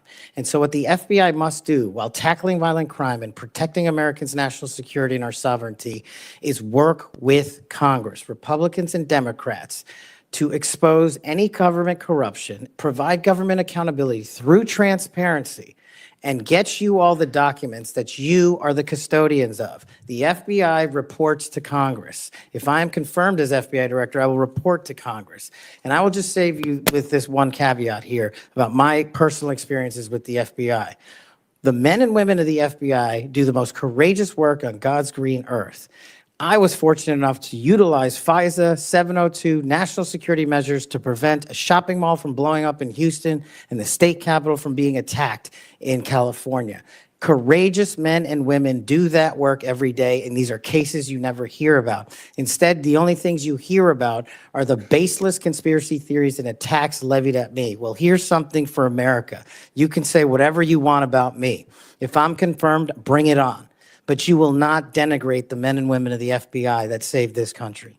Amen. Thank you, thank you, thank you. And speaking of, I want to talk to you a little bit about how you're going to make sure that those men and women have the opportunity to get out and about throughout the country. And so when we look at that, obviously Huntsville, Alabama, to me is a Redstone. That's exactly right. Redstone Arsenal is a beacon of what we should look at, putting our men and women out amongst the very people that they serve. And so in my next few minutes, I certainly want to talk to you about that. I'll save it for the next 3. But just finishing up on what's happening at our border. We saw under this previous administration that there were about, I think, 1.7 million special interest aliens that came across our border. I think the House Judiciary Committee put it out. That's obviously from the 26 countries that DHS determines have the greatest threat here in our homeland. When you're looking at how do you tackle that? So, they're in the interior. Additionally, the people on the terrorist watch list, the hundreds of people that have been released into our country. How do you man your men and women to go and find those individuals and make sure that our country is safe? This is going to require a collection of law enforcement, what we call 1811 agents across the various agencies, specifically HSI and Secretary Noem are going to be prioritized with tasking and going after illegals to follow the law and the orders issued by the White House. But also at the same time, the FBI possesses an enormous amount of resources to go into our jails and find those already imprisoned and with pending deportation orders, with pending violations of their parole status. So if I'm confirmed, the full resources of the FBI, where appropriate, will be committed to that cause, but I believe primacy rests with other agencies. Excellent. Thank you so much. Senator Schiff. Mr. Patel, early in this hearing, Senator Durbin asked you about the January 6th choir of inmates whose song you promoted, and here's what you said. I did not have anything to do with the recording. I did not have anything to do with the recording. Do you stand by that testimony, Mr. Patel? Senator, what I said was I didn't do the recording. You said you didn't have anything to do with the recording, which is interesting because here's what you told Steve Bannon on his podcast.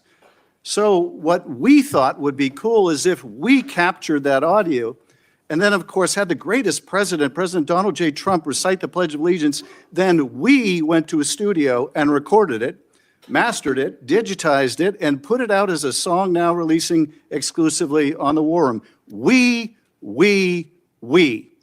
If you had nothing to do with it, Mr. Patel, why did you tell Steve Bannon and all his listeners that you did?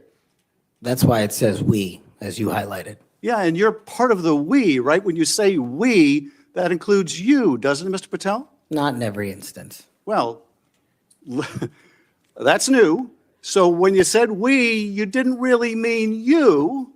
Is that your testimony? Not unless you have a new definition for the word we. Oh, okay. I always thought we included the person who pronounced the word, but maybe not. Well, you also said this, Mr. Patel. We were able to capture the recording thanks to their courageous singing, and we were able to take it to a studio. So let me ask you, Mr. Patel, after saying we took it to a studio, did you take it to a studio? Me personally, no. After you said that we digitized and recorded it and all that, did you take it to a studio and digitize and record it? Me personally, no. Okay, so you were lying to Steve Bannon and his audience. Is that what you're saying? No, I was using the proverbial we appropriately, as you've the identified. royal we. Oh, I see. And so you certainly promoted the hell out of it, though, didn't you?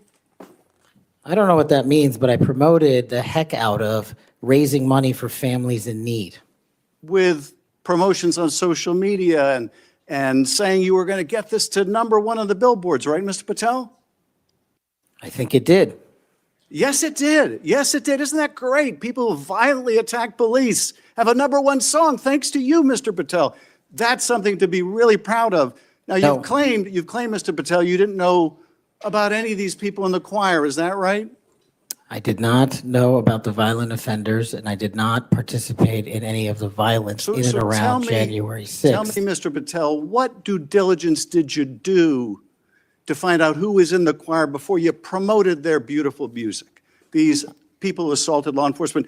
What due diligence did you do? Senator, I didn't record it myself. So you did no due diligence before you promoted this song by these violent felons. Is that what you're telling us? Senator, I did not record that myself. So you're being considered for director of the FBI. And here you did no diligence to find out whether people you were associating with now the President of the United States in song were convicted of attacking police officers. Is that who we want running the FBI? I want you to turn around. There are Capitol Police officers behind you. They're guarding us. Take a look at them right now. Turn around. I'm looking at you. You're talking to me. No, look at them. I want you to look at them if you can, if you have the courage to look them in the eye, Mr. Patel, and tell them you're proud of what you did. Tell them you're proud that you raised money off of people that assaulted their colleagues, that pepper sprayed them, that beat them with poles. Tell them you're proud of what you did, Mr. Patel. They're right there. They're guarding you today. Tell them how proud you are. That's an abject lie, and you know it. I've never, ever accepted violence against law enforcement. I've worked with these men and women, as you know, You my entire glorified life, it in song, and I did Mr. not Patel. make a single dime out of In it. song. Well, let me. How about you ask them if I have their backs, and let's see about that answer. Let me ask answer. you this, Mr. Patel. Let me ask you this. If an FBI director promoted a song of people who sprayed pepper spray in the face of an FBI agent, would you say they were fit to be director? Mr. Yes Schiff, or no? Would they be fit to be director? I am fit to be the director of the FBI. If you were the FBI director and you promoted a song with someone who beat an FBI agent with a pole, would you say you were fit to be FBI director? Mr. Schiff, I am fit to be FBI director based on my 16 And years yet of you government did all these service. things, Mr. Patel. You can say, oh, I support law enforcement. I decry violence against law enforcement. You can say all that. It's what you did, Mr. Patel, that matters. It's what you did that matters. Well, let me ask you about something else that you did, Mr. Patel. Did you claim that Donald Trump declassified all the documents at Mar-a-Lago? Did you claim that? In what proceeding? To the public, ever, did you tell anyone that Donald Trump declassified all the documents at Mar-a-Lago? From publicly available information, President Trump issued a declassification order on a variety of No, materials. I'm just asking you, did you tell the public, did you tell anyone, did you make the claim that Donald Trump had declassified those hundreds of classified documents that were at Mar-a-Lago? Did you make that claim From my publicly? best of my recollection, I said President Trump issued a declassification order to a large number of documents. Yeah, and were you present when he declassified all the Mar-a-Lago documents?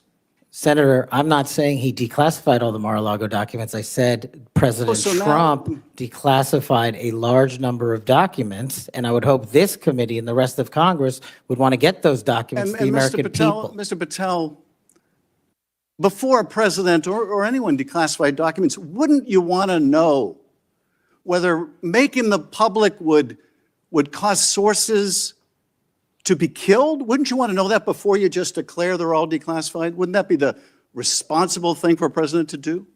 It was the responsible thing for us to do. That's why we declassified the Nunes memo. And did Donald Trump declassify? And no one died. And did Donald Trump ever ask any of the agencies who produced those documents whether declassifying them would put people's lives at risk? Did he ever do that to your knowledge, Kash Patel? I don't know that he didn't. Do you? No, that's the problem, isn't it? That's the problem, isn't it? So let me just ask, Mr. Chairman, if you would, Mr. Patel has said he has no problem. He would support the release of his grand jury testimony in that case. I would ask you, Mr. Chairman, ranking member, to join me in requesting, with Mr. Patel's approval, the release of those grand jury transcripts.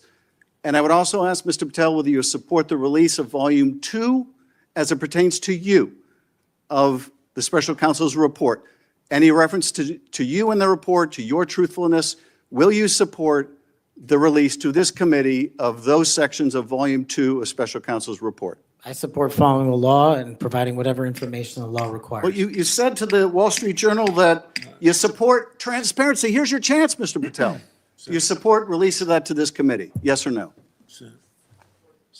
Your time's up. Before I call on Senator Tillis, I have letters here from law enforcement groups representing 310,000 officers supporting Mr. Patel's nomination. And they'd be like the Association of Police Organizations, National Police Association, United Federation of Police Officers, Police Benevolent Association, United Coalition for Public Safety. I'll put these in the record.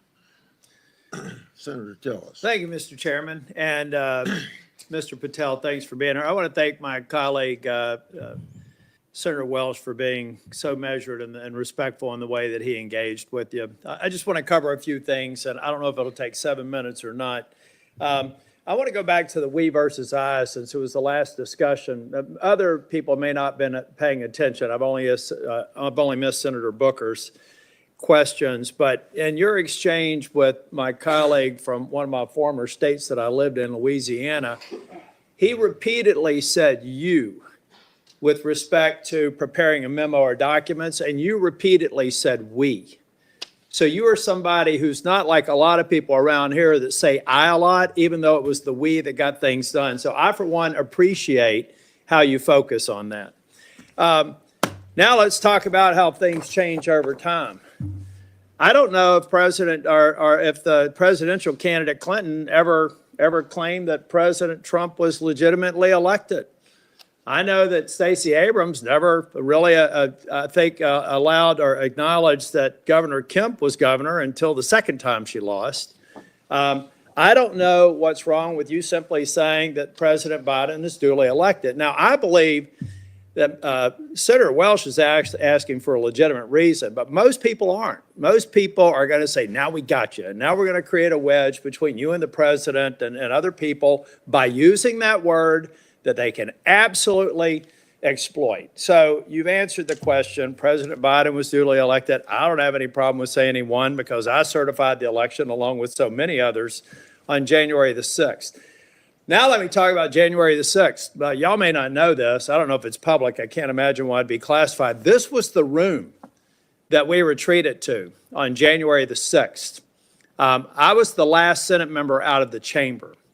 I was actually approached by one of the vice president's details saying it's time to go. Part of it was because I was really angry and a little way wanting to fight, which was probably not a good idea. But what I saw, and what I saw for these people, and it's unfair to tell you to get up, order you to physically get up and turn around. It's a great tactic used frequently here in the committee, but you were right to engage the senator respectfully in a line of questioning. I looked at all the ones who were in the chamber on January the 6th, and they were heroes. I looked at the ones after I transcended down the stairs and went into the trains connecting the Capitol. Those heroes were bloody. They were bruised, and they were still holding the line, and we saw and heard people 50 yards away. Every one of those people in the Capitol, I've said, were thugs, and I don't apologize for it. They were either caught up in the moment and didn't do damage to a police officer, or they harmed a police officer, and I disagree absolutely and said it on the Senate floor with the pardons of people who did harm to the president. And I've had conversations with you that suggest that if you had been consulted on that, we'd have probably had a little bit different structure for the pardons, folks. This man understands what happens when the leadership of a law enforcement agency fails to protect their own. And I have to admit that in the last administration, I saw a commander-in-chief who looked the other way when you should have been saying the people who were mostly peaceful protesters in Kenosha with a building burning in the background, well, they had a righteous cause. So it's okay if they harm law enforcement or public safety officers. And when they damaged the federal building in Portland and they harmed police officers there, I didn't see anybody calling for arrest and the insurrection in those government buildings, federal buildings. Folks, let's be consistent because I am. I said it then and I said it now. These folks are heroes. They got us to this room. We spent hours here. And they were so successful with securing this building, we went back the same day and finished our job.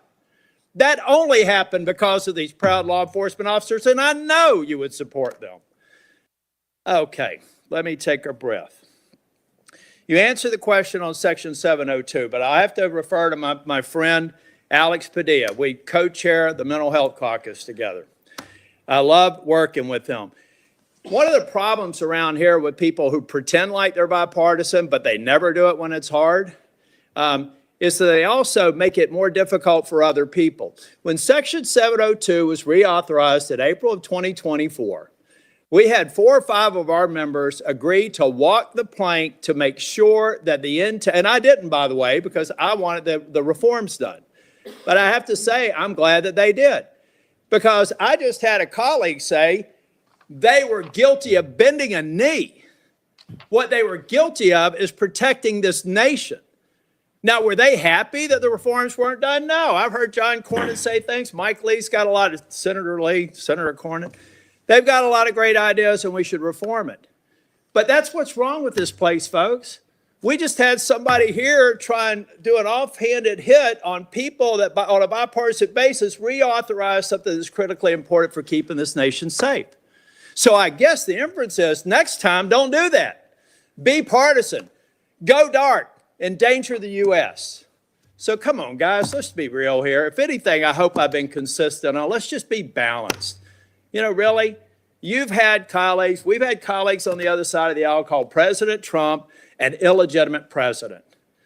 Now, we have the witness has acknowledged that President Biden's election was certified. If you want to use a specific word, what are we in high school?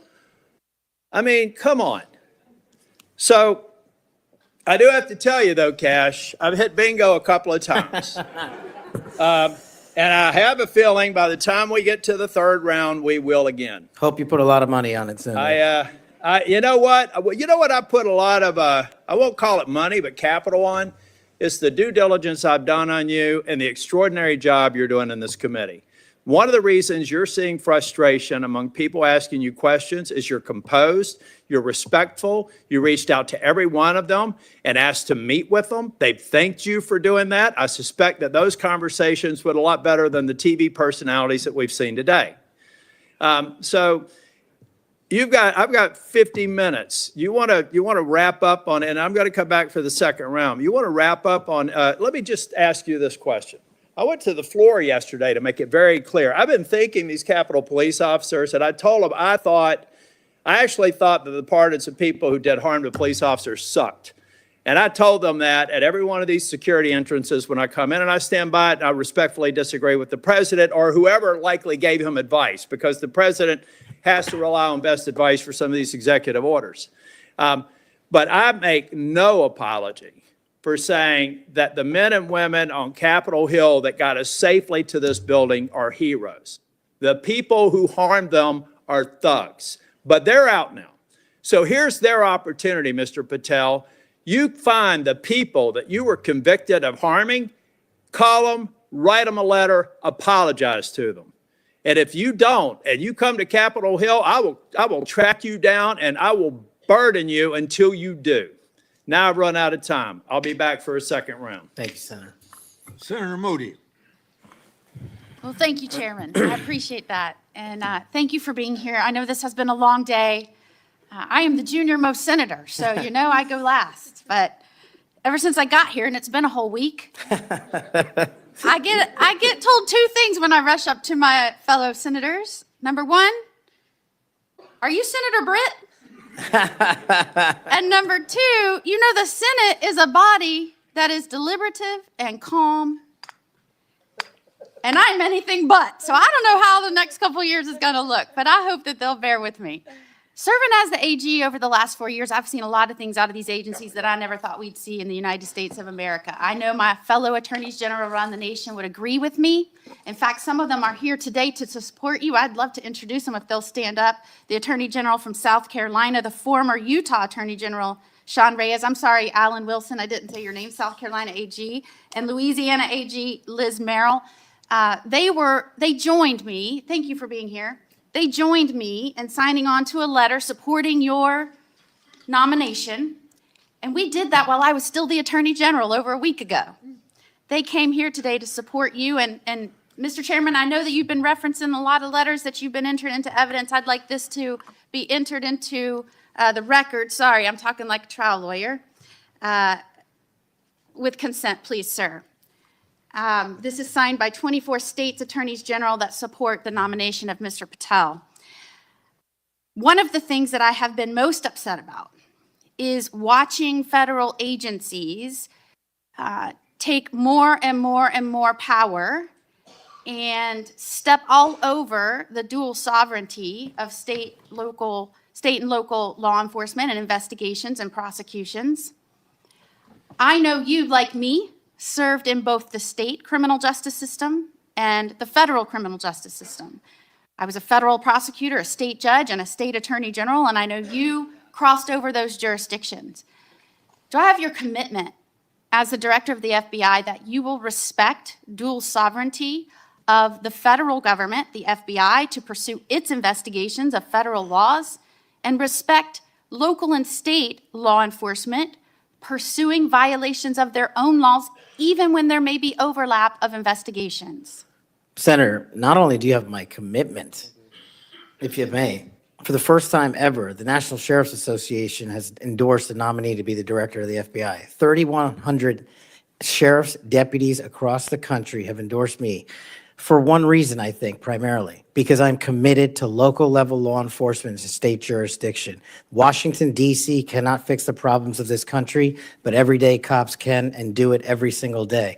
And so if I'm confirmed as FBI director, we're going to work with local law enforcement because they're going to tell us what they need, and we're going to give them everything we can. But we are not going to trample on local law enforcement because they're the ones keeping our communities safe just as much as anyone here. The citizens of Florida will be happy to hear that, as well as Americans. As you know, after the second assassination attempt, which took place in the state of Florida against a Florida resident, now President Donald Trump, many people were surprised that that could happen in just over 2 months.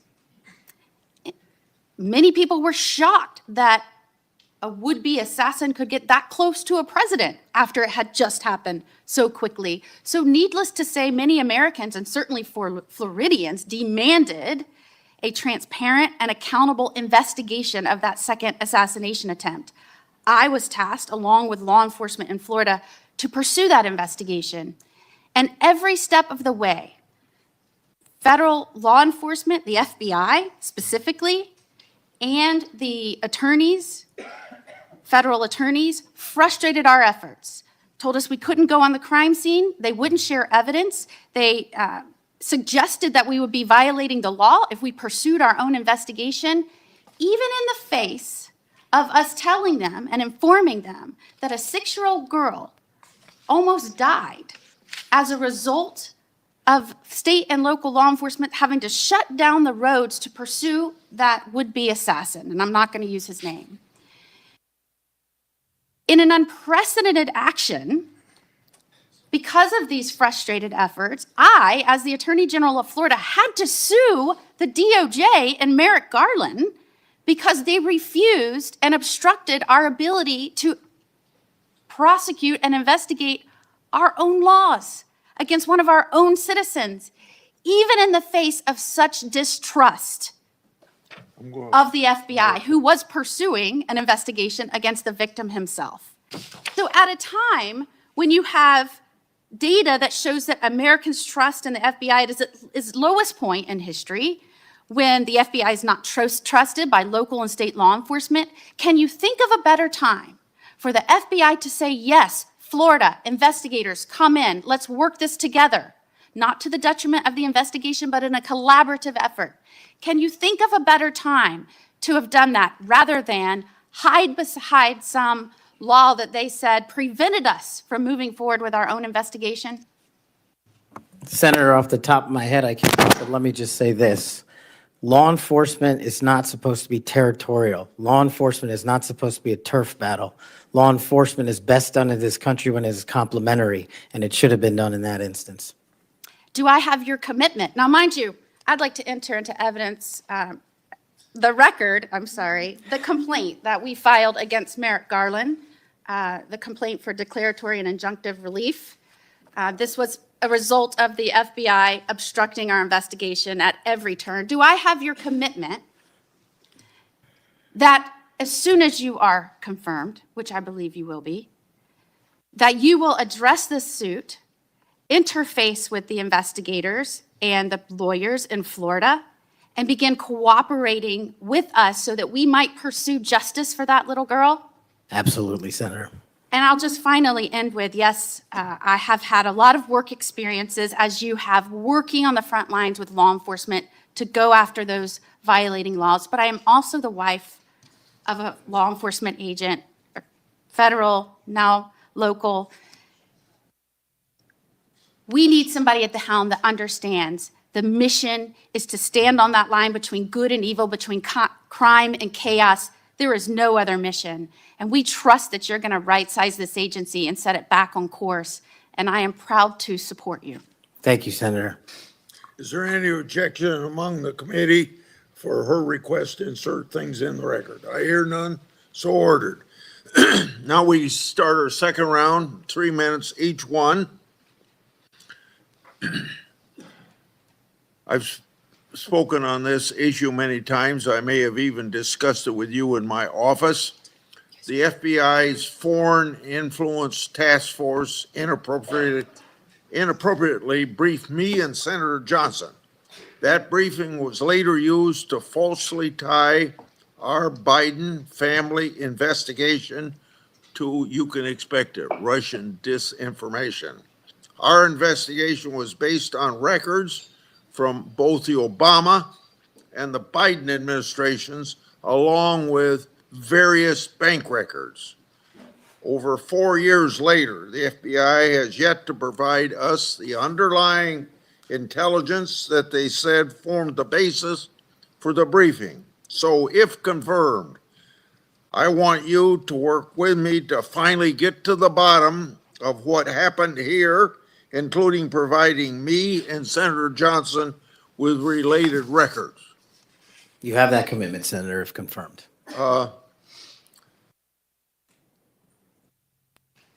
Defund the police movement and other anti-law enforcement rhetoric has reduced morale among law enforcement, and maybe some of that's carried over to the FBI. I don't know. But what will you do at the FBI to help improve morale and increase retention of the brave men and women serving at the FBI or in law enforcement generally?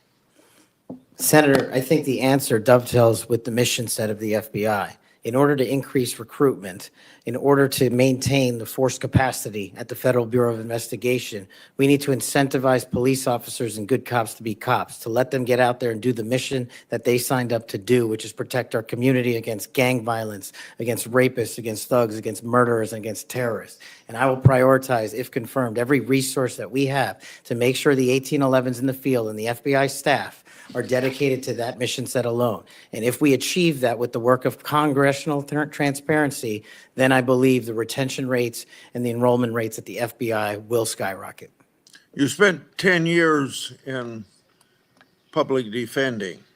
What's the biggest lesson you took away from that experience? The awesome powers of the United States government when bearing down against an individual charged with some very serious crimes, some heinous crimes. And the biggest lesson is twofold. One, that the defense has a right, every defendant has a right to constitutional due process, and not a piece of it, but all of it, 100% every single day. And on the other side, there needs to be a measured action that follows constitutional due process and doesn't violate the civil liberties of those that we are seeking to hold against violations of law. And that balance is one of the most important lessons I learned as both a public defender and a national security prosecutor at the Department of Justice. 80 years ago, Attorney General Robert Jackson said something like, being a prosecutor is the most powerful office in the country because he's got the power to ruin people if you want to ruin people. You've probably been up against some of that. I have. Yeah. You've mentioned, my time's up, I guess. Oh, yeah. Okay, it's your turn. You want to finish your question?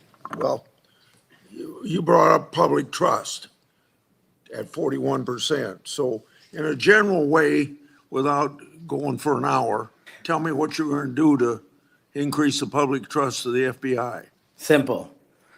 Make sure we don't have 100,000 rapes in this country next year. Make sure we don't have 100,000 drug overdoses from Chinese fentanyl and Mexican heroin. And make sure we don't have 17,000 homicides. Those numbers need to be cut in half immediately. And the public will regain trust in the FBI and law enforcement once we achieve that mission. Senator Durbin. Mr. Patel, I have 3 or 4 things, and I'll try to get through them quickly. First is this. When it comes to the issue of violence in politics, I personally believe it has no place in politics. Whether it's violence against Donald Trump at the Butler County Fairgrounds or violence against Nancy Pelosi's husband in her home, period. And those people who, Proud Boys, whatever the heck they call themselves, have no place in this country as far as I'm concerned if they espouse violence in any form. Do you agree? Yes, Senator. Let the record show we actually agreed on something. Number 2, the reason why we keep asking, which may sound a little silly to the audience here, why are we so concerned about this choir singing a song? What's that got to do with anything? The question is, who are you going to care about? Who are you going to help? Are you going to help those victims of January 6th, the policemen and their families? Or are you going to help people who were arrested for assaulting them? I think the J6 choir looks like a tribute to them, characterizing them as political prisoners and unlucky and just patriotic people who may have gotten out of hand. Do you see the difference? Excuse me, Senator, I can appreciate the difference, but I think my track record shows which side I fall on. Well, that's why we keep asking you, what do you do with the money that you get from this music and who do you give it to? And you've really kind of ducked and dodged and said, I'm not aware of this. I had nothing to do with it. No, we actually give all the money. Nobody made any money. All proceeds went through a 501c3. I'm talking about the creation of the musical work. Yes, all the money, all No, the profits went to nonviolent offenders' families and other groups in need. The point I'm getting to is not what happens to the proceeds, but who created this musical masterpiece? Who was in on this creation? Why? Who they chose to be the members of the choir? And you profess to know nothing about that. Is that true? I did not have any participation in the recording. Well, it's going to be difficult to understand how you can disperse the money and have nothing to do with the recording. Let me ask you about one of the conspiracy theories, one of the major ones that I've heard you associated with, and that is whether or not the FBI planned January 6th. Why did you say that? Senator, I appreciate the opportunity to address that. That's not what I said.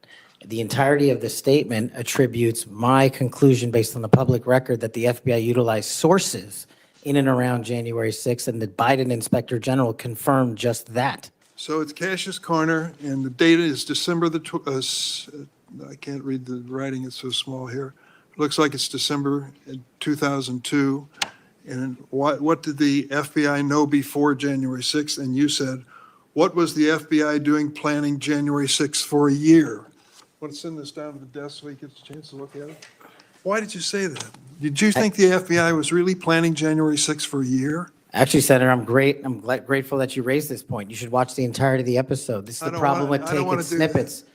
Well, let me inform you then. What it says is it raises an interrogatory asking why government resources were utilized. I've run resources and sources at the FBI. I've run sources overseas. It takes months for source developmental What networks. resources were utilized a year in advance of planning? That's the question I'm asking, and the Biden Inspector General report answered that question in the affirmative, that multiple sources were utilized, and I was simply trying to get to that answer.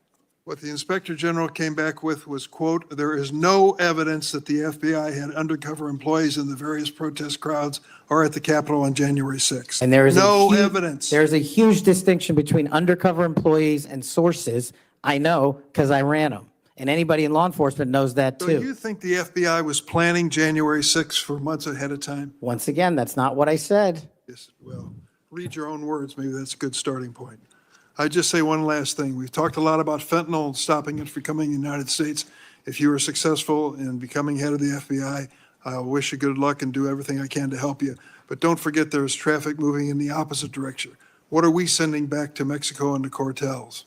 Money and guns. Money and guns. Please look at the whole equation. We've got to deal with all aspects of it. That's a great point. I will, Senator. I yield. Senator Lee. Mr. Patel, I've been pleased to hear bipartisan concern echoed in this hearing, bipartisan opposition to the political weaponization of government, including and especially involving the FBI. I'm also encouraged by comments that you've made quite consistently on this front, being opposed to political weaponization. The National Sheriff's Association has weighed in recently expressing concern with the safety and security of our country based on what they refer to as the law enforcement policies over the last 4 years. Let me read you what they said. They said they're concerned that, quote, the law enforcement policies of the last 4 years have undermined the rule of law and burdened our nation with great risk and vulnerability, close quote. What do you make of that statement? What are they referring to there? Could you just repeat the end of that? Yeah, they said they're concerned that, quote, the law enforcement policies of the last 4 years have undermined the rule of law and burdened our nation with great risk and vulnerability. Senator, my assessment of that is that they are referring to some people in positions of leadership that have politicized the law enforcement mission. And I have spent a career removing politics from law enforcement, and that's what the National Sheriff's Association is all about, and I believe that's why they endorsed me as a nominee for the first time ever. So that's why they like you. That's why they support you. It's why they've chosen to come out fully in support of your nomination, of getting you confirmed, because you share that view, a view that has been expressed by nearly every member of this committee today, I would add. And this group, a very large group of law enforcement officials from throughout the United States of America, has come in support of you because of that. As they do that, they express confidence in you specifically and in your ability in particular to bring back, quote, transparency, integrity, collaboration, and commitment to excellence within the FBI. Tell me what you'll do in order to do that, and how you'll commit to work with other law enforcement, both within the FBI, elsewhere within the federal government, and with state and local law enforcement officials to bring that back. Senator, the only way to truly remove weaponization and politicization from law enforcement is to follow the Constitution. And if you look at the FBI's website and their mission statement and their core values, each has 8. And the 8th and last core value of the mission statement on the FBI's website right now is fighting violent crime. That needs to be number 1. The 8th core value out of all core values on the FBI's website right now is rigorous obedience to the Constitution. That needs to be number 1. Reorienting these policies with an effective leadership in place to follow the law will allow us to achieve a singular standard of constitutional law enforcement. And that is the only way you remove the weaponization from politics and, from law enforcement. And that's what the sheriffs are talking about, and that's what cops are talking about. If men and women were angels, we wouldn't need government. If we had angels to govern us, we wouldn't need a constitution. We're not angels. We don't have access to them. So we got to follow the rules. And that's your top job. I appreciate your support for the Constitution. Senator Whitehouse. Mr. Patel, you supposedly know something about grand juries. I just went to the DOJ website to get language. I'm quoting it. Federal Rule of Criminal Procedure 6E prohibits most persons present during the proceedings from disclosing what transpired inside the grand jury room. However, the proscription does not apply to witnesses. Do you now, as a grand jury witness, authorize this committee access to a transcript of your own testimony?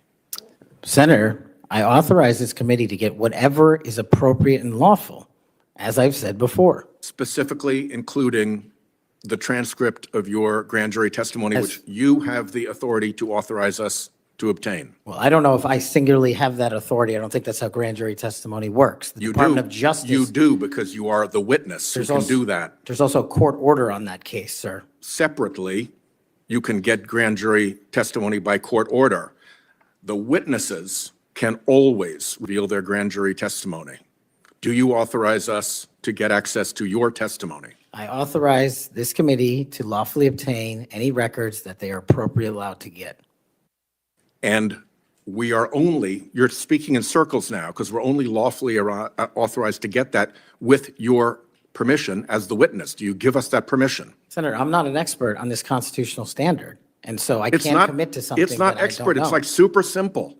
Grand jury rule 6E doesn't apply to witnesses. This is not hard. You are a witness. That is a simple fact. I'm just you can relying on my authorize time us to see it. as a prosecutor, where grand jury witnesses were not allowed to share what they were testifying to. And when I was commissioned Grand before jury the judge, witnesses are allowed to speak about what they were told about what they said in the grand jury, unless they're under a specific court order. Are you under a specific court order not to reveal your testimony in the grand jury? Senator, I can't go Here right now? into court orders granted by the DC District Chief Judge. If they apply to you, of course you can. You want me to violate a court order? You're saying that there's a secret court order in which you can't tell whether you're subject to a court order or not? I'm telling you that if you find the applicable court order and it permits this request. I don't need a court order if you give authorization. I'm not the one that has the authority to do that. Yes, you are, as a witness. You're just wrong on that. Second, the FBI has records related to the criminal investigations of Donald Trump. Will you protect those records in a manner consistent with ordinary FBI document preservation practices as head of the FBI? All records will. No destruction of documents to please Trump? No, I think he put forth a memo saying all records must be preserved. Good. Are you done? Time's up. Senator Kennedy. Thank you, Mr. Chairman. Mr. Patel, did you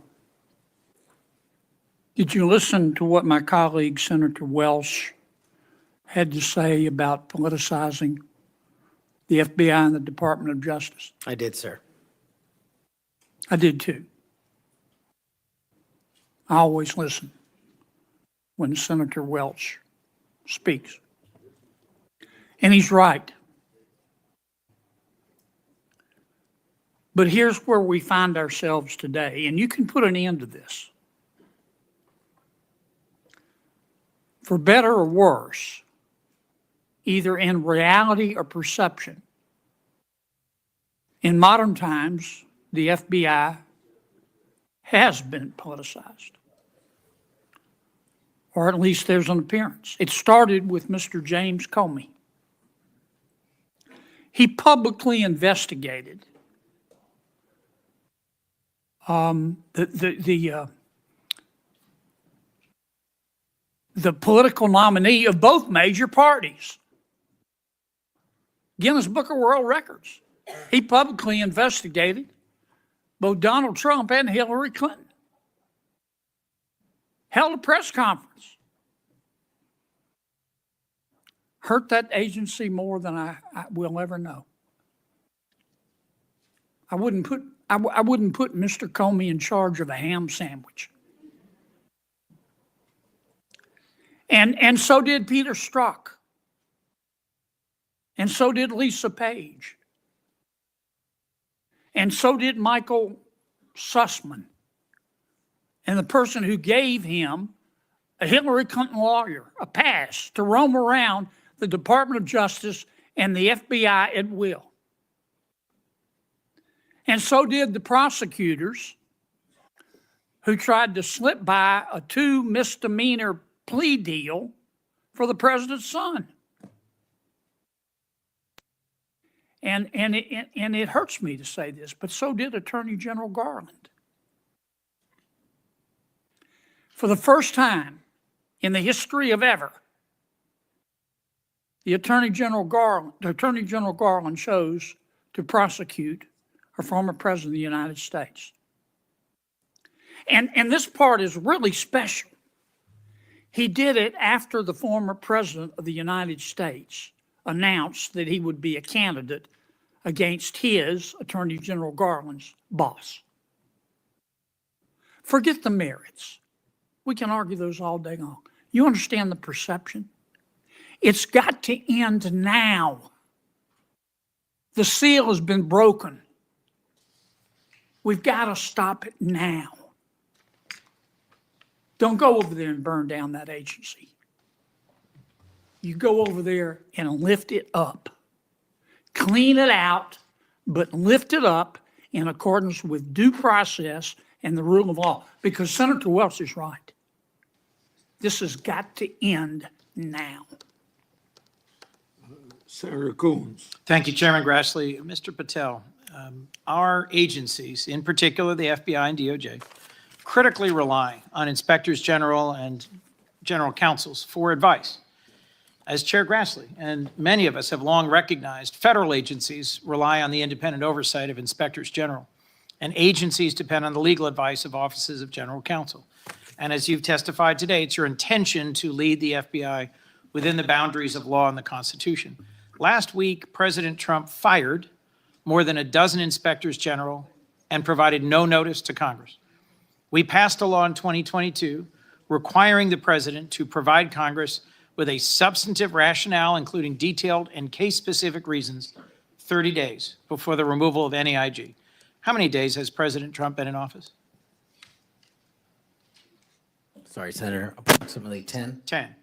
Is it possible to give 30 days notice in 10 days? I'm not great at math, but it doesn't sound like it. It doesn't. You're an attorney. Did Trump facially violate this law in terms of the timing of the firing of the inspectors general?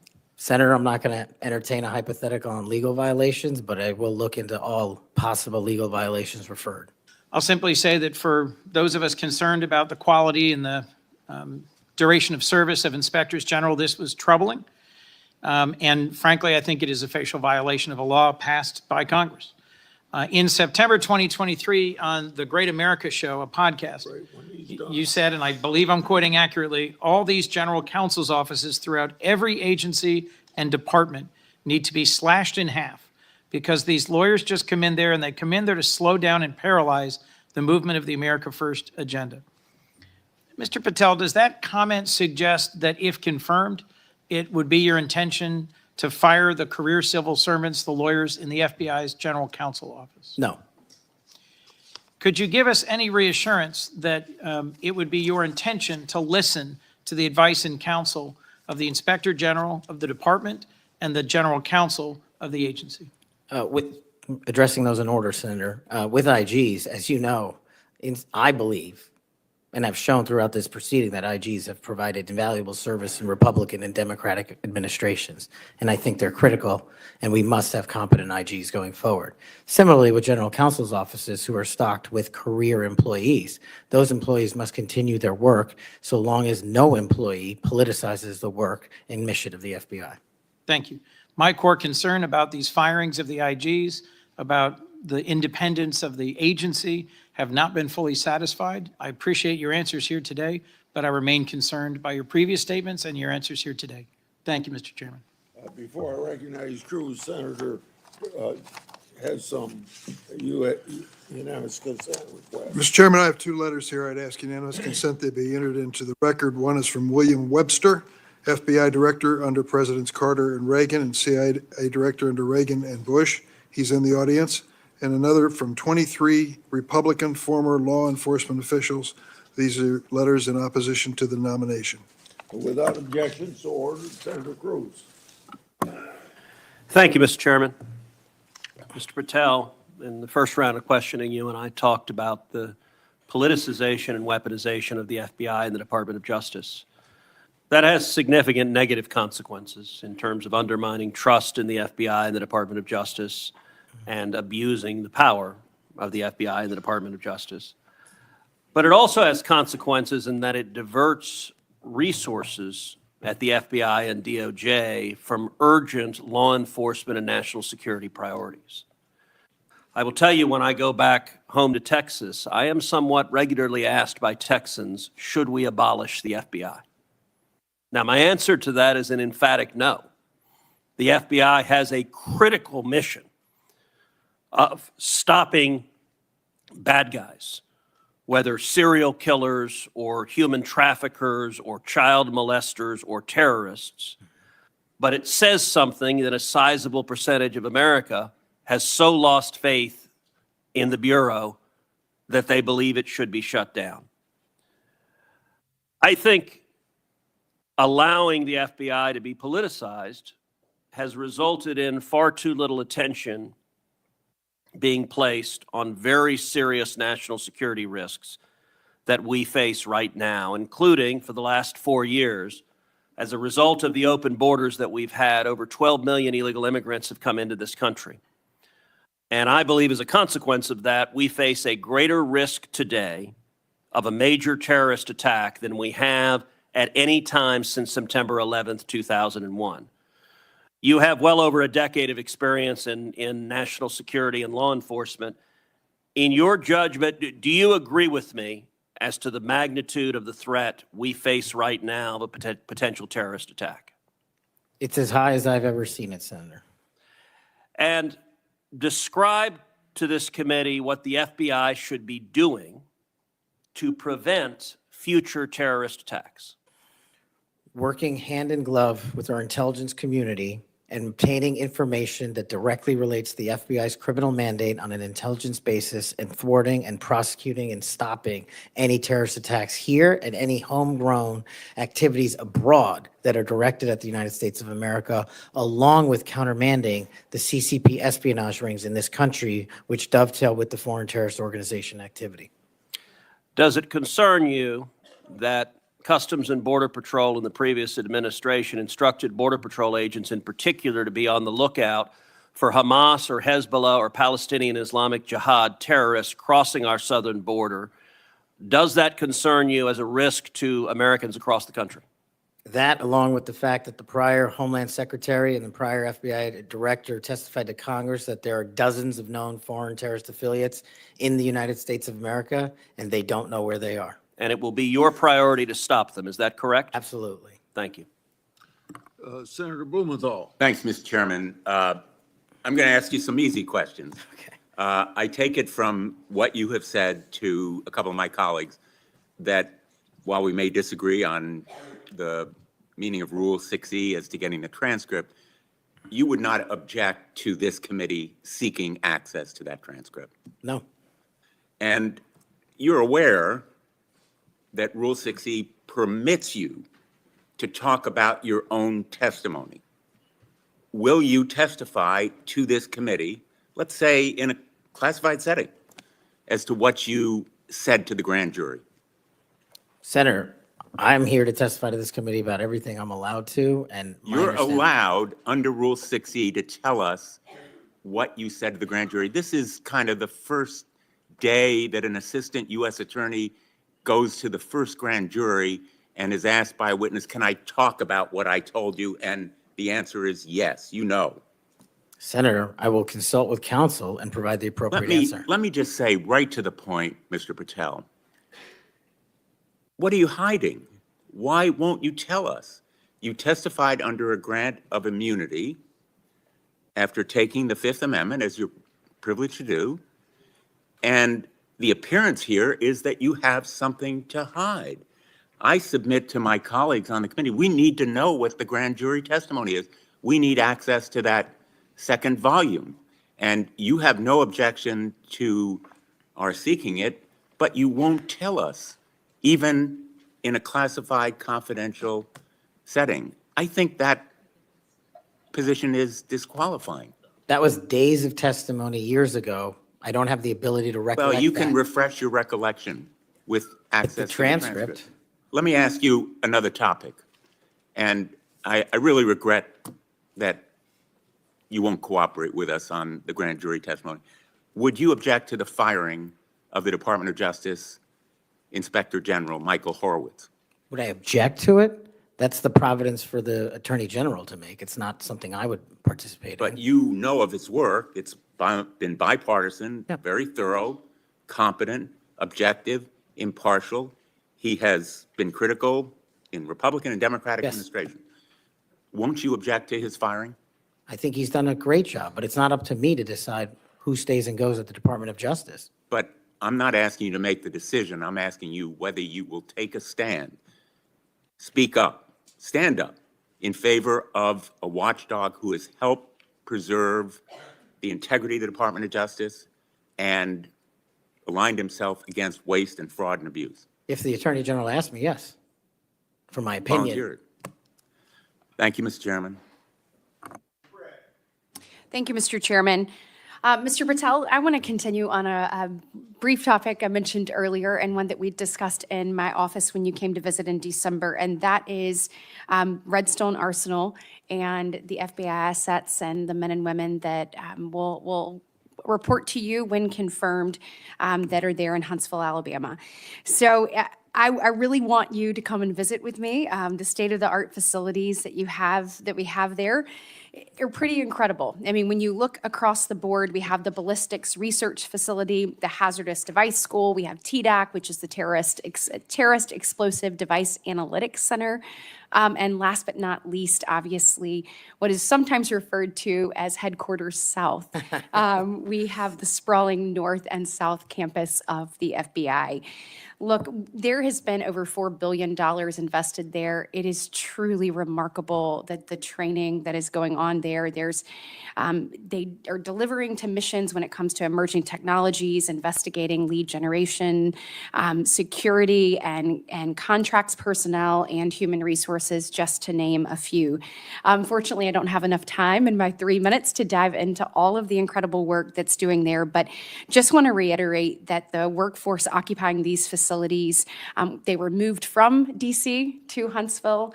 They are working diligently each and every day to make sure that men and women in uniform are the best trained, equipped, and ready that there is. And I would love a commitment from you just to come with me to visit those facilities, see what those men and women are doing, what they're learning, and all of the training that's right there at their fingertips.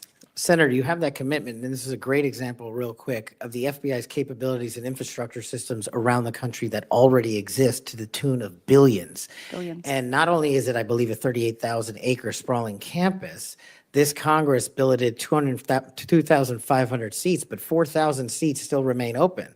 So let's go to work. I'll come to Alabama and let's fill those seats. Absolutely. I love it. I love to hear that. And another thing too, obviously, as we've looked over the last couple of years, I'll put on my appropriator hat.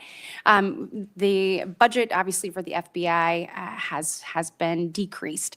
Obviously, you're going to help us return America's trust in the FBI. But as we look at that and we try to make those numbers work, I just want on your radar, I want you to be thoughtful about this. You know, it's easy to say, let's cut training. That's an easy thing to cut first. I think that that's the worst thing that we can do. We want to make sure that our men and women are ready, that they're ready to find leads that lead to child trafficking rings and other things. And you've talked about the rapes, the fentanyl overdoses, the murders. We want to make sure that we are equipping them with all the tools necessary to make those strides for the American people. And so just want your commitment from you that as we look at those things, that you will take a good look at training and make sure that that's not the first thing that gets cut. Absolutely. High standards and merit. That's Thank what you we'll so do. much. 59 seconds. Thank you, Mr. Chairman. As we talked about, Mr. Patel, truth incredibly important in an FBI director, and a number of the things I asked you about in the first round you didn't recall or you wanted more context. I'm going to give you one of those. I'll give you the rest on the record. That was about when I asked you about the Capitol Police officers who testified in the January 6 hearings and you accused them of lying. You said, and I quote, "I don't think that's accurate." I actually have the transcript here, which was reported by the Washington Post. And that was in March of 2024 on Joe Pack's podcast. He asked you, the Capitol Police in that fake January 6 committee, they didn't tell the truth, did they? Patel, no. Not just them, many others. And lying under oath is a federal offense and they should be investigated for it. Do you believe that about the police officers? That's a general statement and a mischaracterization of what I said. I encourage you to read the rest of the interview. This is why snippets of information are often misleading and detrimental to this committee's advice and consent Well, process. if you consent, I would love to have 5 hours of questions and then I could read the whole transcript. You've got 2 Okay. minutes. Wow.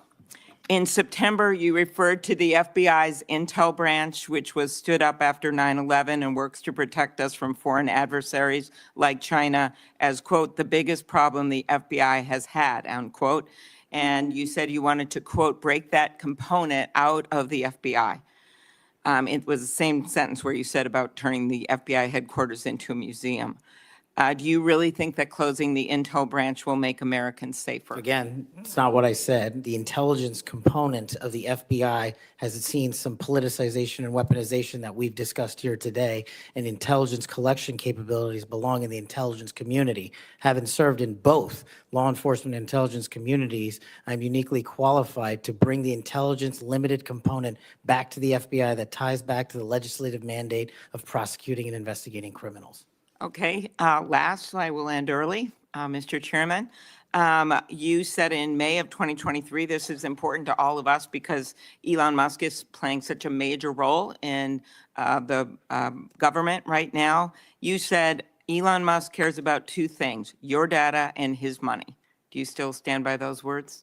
I don't have that entire quote, but that's what it says. It was in you were angry because of endorsement of Governor DeSantis in Florida, and so you were defending Donald Trump, and so you criticized Elon Musk, and that was the context for it. And you said Elon Musk cares about two things, your data and his money, and it matters to us because he's playing such a major role in the government. And so I just wonder if you think that's true. I don't have that full quote in front of me to respond. Thank you. Thank you, sir. It sounds to me like my fellow senator is trying to get you to move FBI headquarters to Alabama. I have a full list of why it should move to Florida, and at the very least, maybe a Florida-Bama FBI HQ. Florida-Bama. Good people there, good recruits. We would fully support it. Moving on to a more serious matter, I know you would be shocked to learn this. As AG and as the chair of the Human Trafficking Council in Florida, we saw trafficking explode around the nation as a result of the Biden administration wide open borders. That's no surprise to anyone. But it might shock you to know that the National Human Trafficking Hotline that was funded by Congress to report tips to law enforcement in the last 4 years decided that they would no longer report tips to law enforcement, that they would take a more victim-centered approach. And this fell in line with a lot of what we saw over the last 4 years with people saying things like defund the police, abolish the police, nonsense policies that lead to an explosion in crime. You and I both understand that from our prior work experience. Absolutely. So there was a CEO that was put in charge in the last 4 years who said that that we cannot arrest our way out of the human trafficking problem. And I quote, "Trafficking in all its forms is the end result of inequities, abuses of power, and massive systemic and government failures." Do you believe that that is in fact the cause of human trafficking, or is it the result of evil, heinous humans that seek to profit off of others' pain?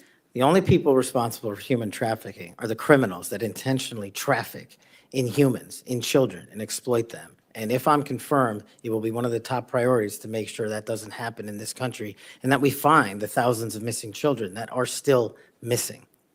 I, along with many of the other attorneys general in this nation in a bipartisan fashion, not only demanded that they begin reporting tips to law enforcement so that they could follow up and go after the traffickers so that they didn't continue to victimize others, but we also came to Congress and tried to get funding pulled, or at least a mandate that they do what they were created to do, and that is to report tips to law enforcement. Do I have your word moving forward as someone who understands the necessity to go after traffickers, to not only identify and rescue victims, but to ensure there aren't other victims? Do I have your word you'll work with me to come to Congress to make sure that that happens so that that can never happen again? You do, Senator. I'm proud to say in Florida, we were able, when we didn't get that result here in Congress, we started our own hotline. It's one of the first in the nation. And no surprise, we immediately rescued 10 victims of human trafficking that were being held by force in massage parlors. Reporting to law enforcement works. It allows us to rescue and save lives. And I know you will bring that mission focus back to the FBI. Thank you, Senator. I will. Thank you, Mr. Chairman. Mr. Chairman, I want to touch on something that's been on my mind lately, and I will tie it back to this hearing. We have seen a wholesale attack and assault in the past 2 weeks by President Trump on the value of diversity. Through his executive orders, he is seeking to dismantle over 60 years of work to promote equal opportunity in the federal government. His pronouncements have gotten so bad that apparently the Defense Intelligence Agency issued a memo 2 days ago that it would no longer commemorate Martin Luther King Day, Women's History Month, Holocaust Day of Remembrance, or Asian American Pacific Islander Heritage Month, and so on. Why is there such a fear of people who are different? In Hawaii, we celebrate diversity and know that it gives us strength. It is part of what makes Hawaii and America great. Mr. Patel, earlier you shared some deplorable racist rhetoric that had been used against you. As someone who has also been the recipient of this sort of hateful language, I am deeply sympathetic. I also note, Mr. Patel, that in the past, you have recognized the value of diversity. Back when you were in law school, you signed on to an amicus brief in the Grither case, supporting consideration of race in law school admissions. I hope that joining the Trump administration will not cause you to change your views on the value of diversity. Reflecting on this hearing, it is sad that we are considering Mr. Patel's nomination despite his gross inadequacy to do the job of FBI director fairly and objectively. Yet there is no question that much pressure has been brought to bear on my Republican colleagues to support this nomination.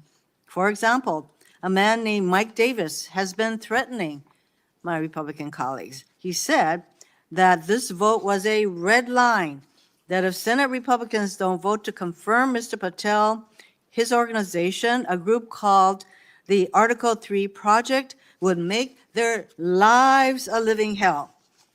I certainly hope that all of us will base our vote on your nomination on the best interest, who can work in the best interest of our country, and not based on this sort of pressure. Thank you, Mr. Chairman.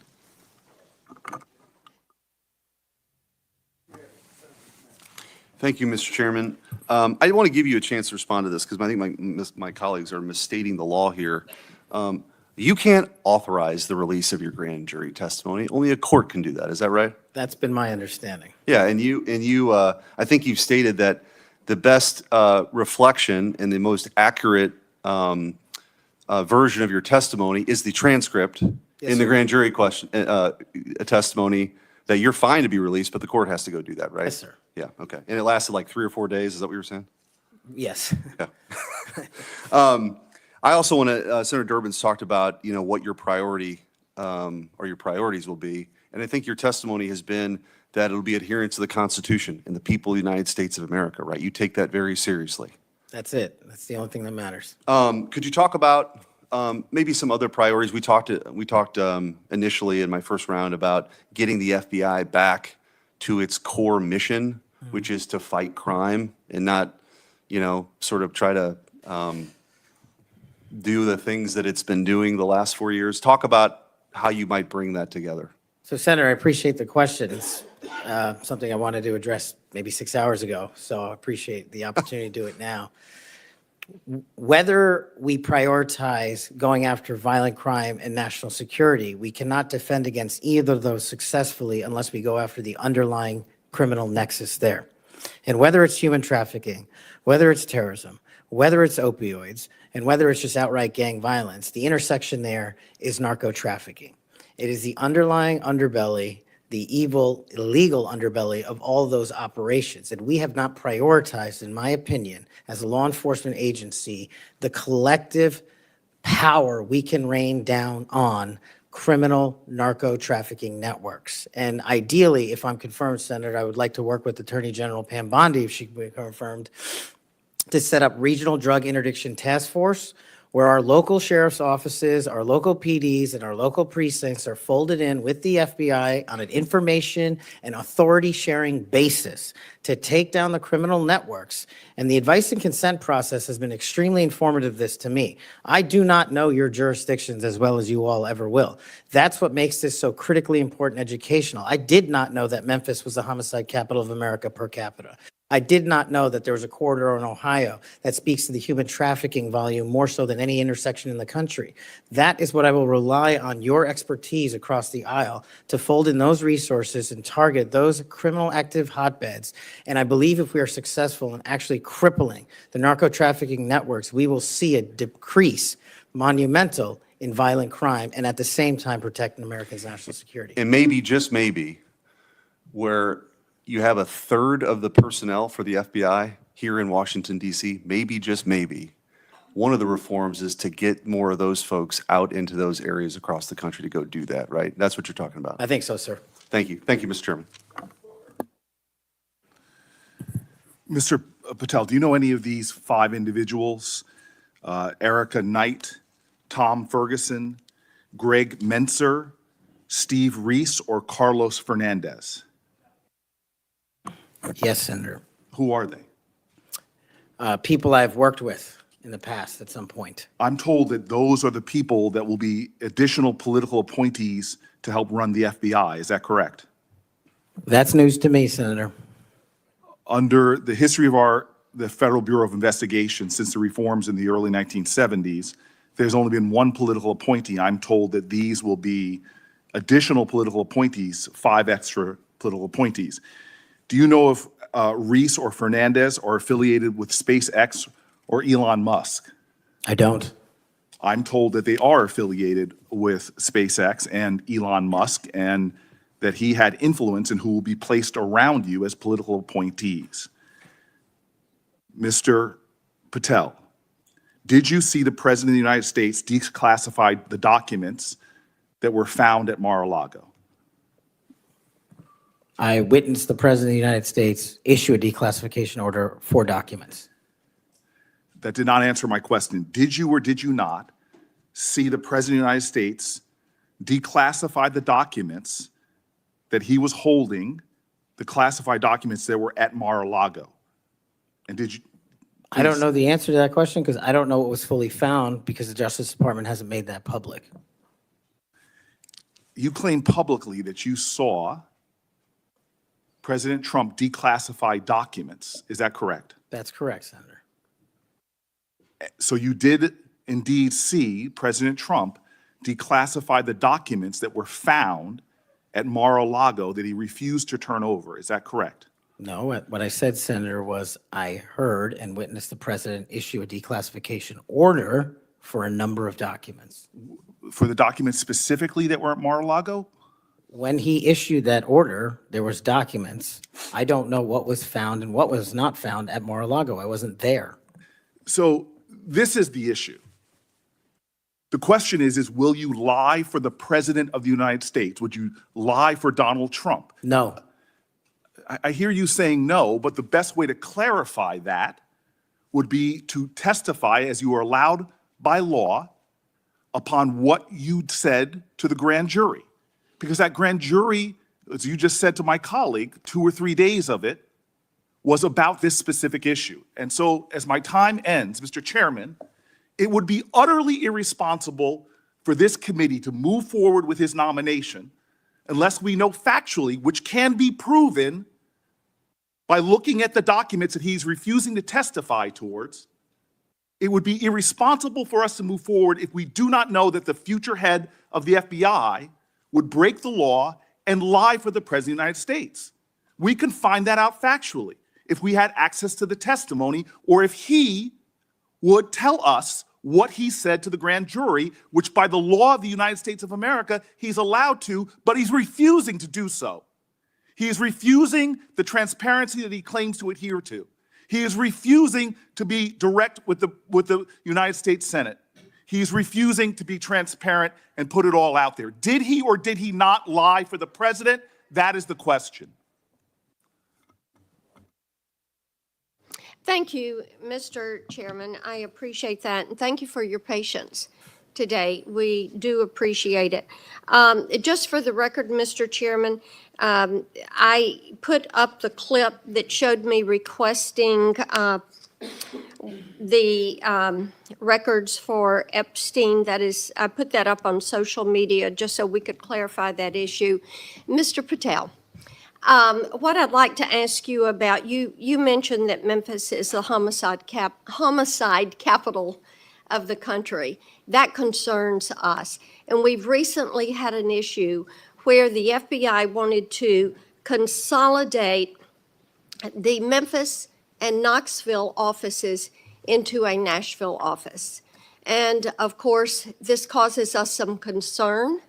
And I would like to get your commitment that you will make certain that we have every resource we need in Memphis to deal with this issue, and that the FBI will be appropriately resourced in the state of Tennessee. You absolutely will, Senator. Thank you so much for that. And then we've had some talk today about DEI. And we've talked about this in this committee.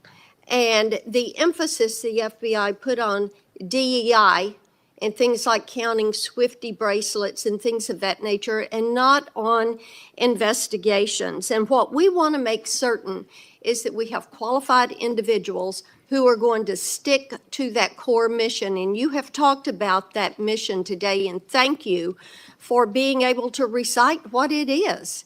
We appreciate that.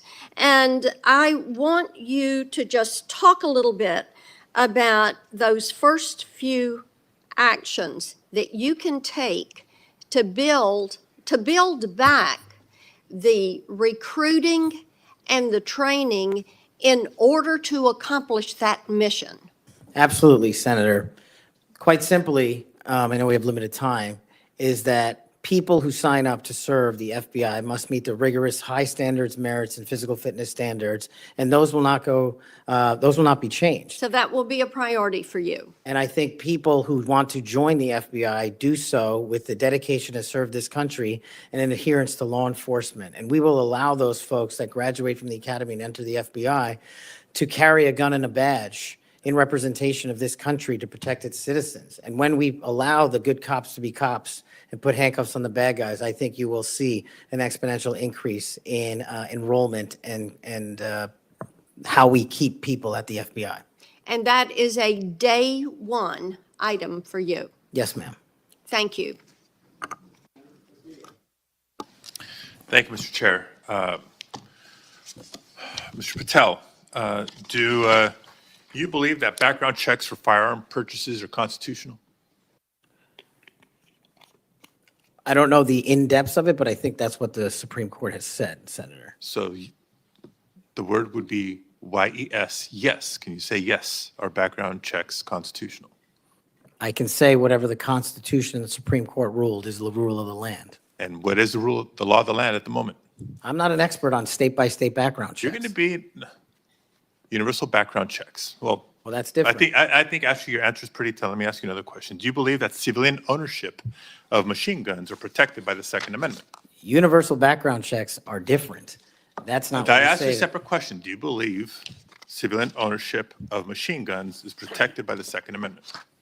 Whatever the courts rule in regards to the Second Amendment is what is protected by the Second Amendment. Yet another telling response, colleagues, on another important issue. We've all talked, both sides of the aisle, about our concern about gun violence in America. I raise these questions because of an association I can observe between Mr. Patel and Gun Owners of America, a group staunchly opposed to firearm regulation, a group that Mr. Patel addressed in August, and a group that in December issued a press release applauding his nomination to be FBI director.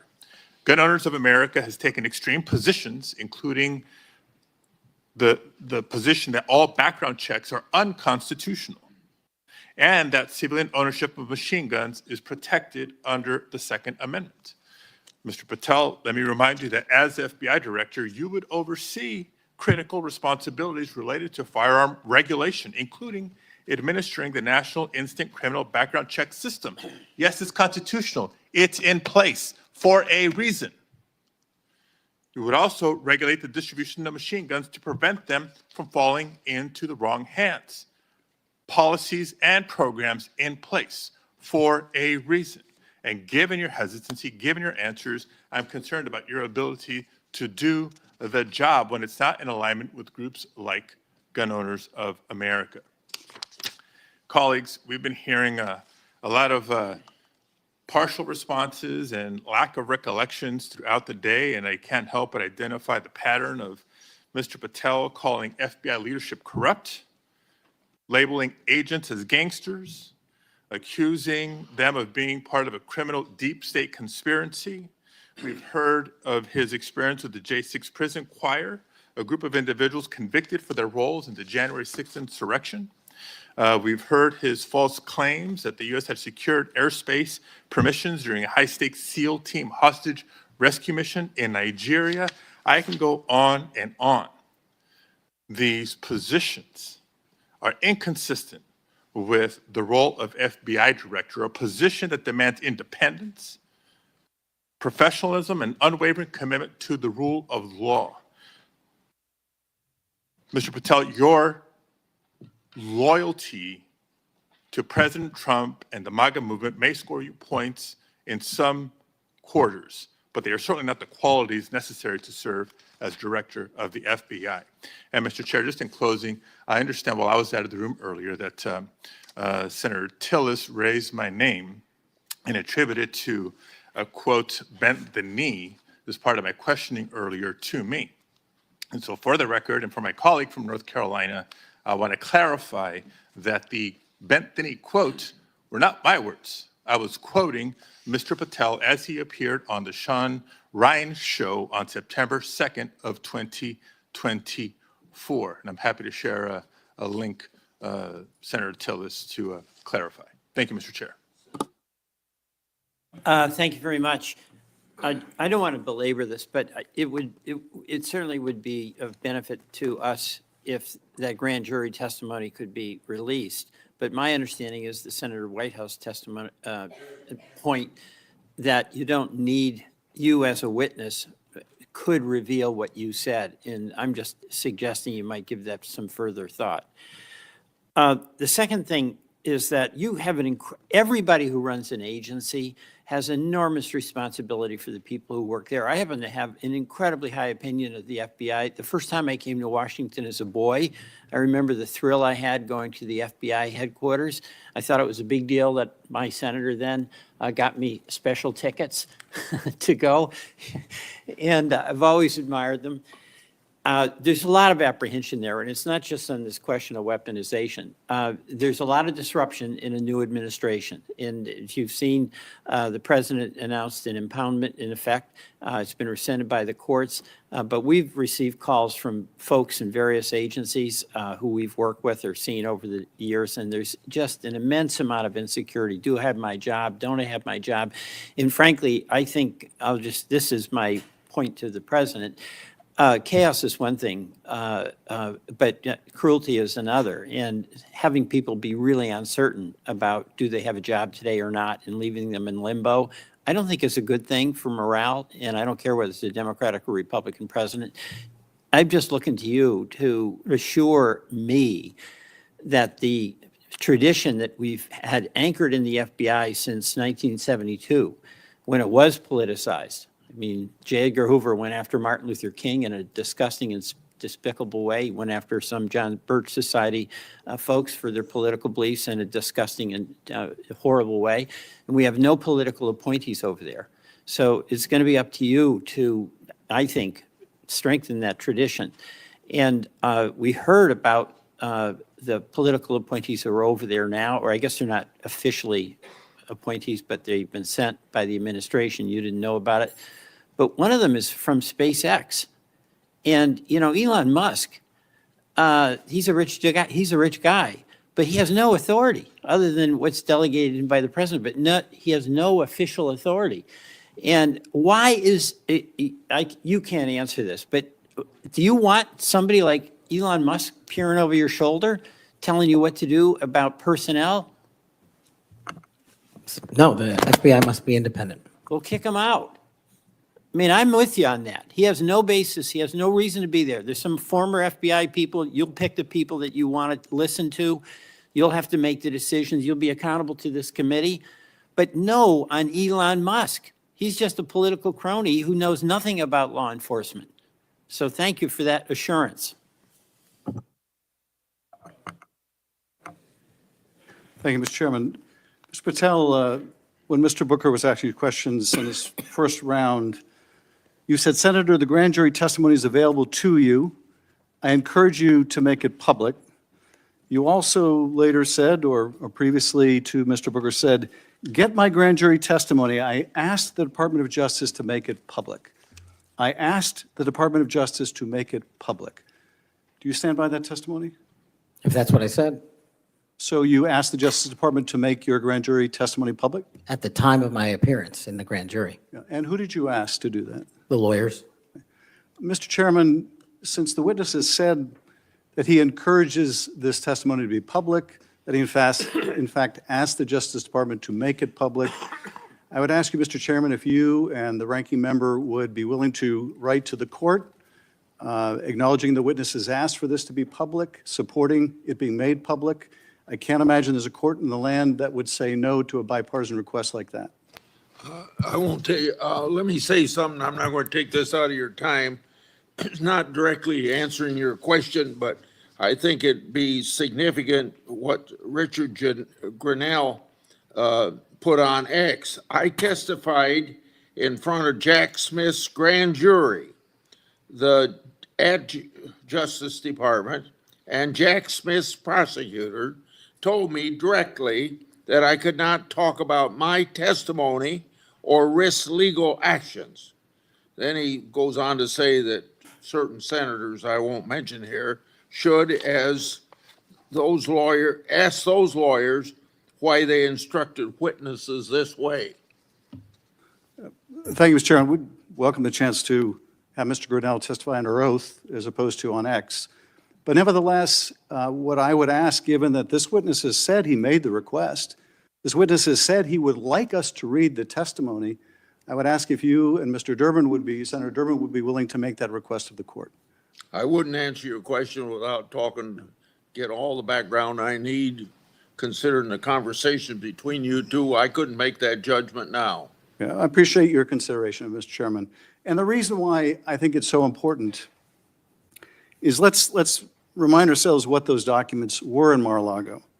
According to the indictment, the classified documents Trump stored in his boxes included information regarding defense and weapons capabilities of both the United States and foreign countries, United States nuclear programs, potential vulnerabilities of the United States and its allies to military attack, and plans for possible retaliation in response to a foreign attack. So testimony that goes to the care or lack of care, the truthfulness or lack of truthfulness of Mr. Patel would be directly relevant to whether he should be confirmed as FBI director, and those records are there for the asking. No court's going to turn us down. Mr. Patel may be, I don't know, but he may be the first nominee for FBI director in history who felt it necessary to plead the Fifth, to say that he wouldn't testify to a grand jury because it might incriminate him. Maybe the first nominee for FBI director ever to feel the necessity of pleading the Fifth. Shouldn't we ask for that testimony when the witness himself says he would encourage it? Finally, I would just say, we need to think about where we are in this moment. We have a new president. He's fired prosecutors who investigated him. He's investigating other prosecutors, or his Department of Justice is. He's fired inspector generals who might hold him accountable. And this is just the start. And as FBI director nominee, he's chosen someone whose primary qualification, in my view, is his willingness to say yes when everyone else would say no to whatever the president wanted, to say whatever he wanted, to do whatever he wanted. That's why he is sitting here. I mean, look at the people who held that job before Mr. Patel, the stature of the people that held that job, the qualifications of the people that held that job. And how can any of us think that his background, his qualifications hold a candle to the people who went before him? How did we get here where we are defending a nominee like this, who makes songs with convicts who attack law enforcement? How did we get here? And where are we going?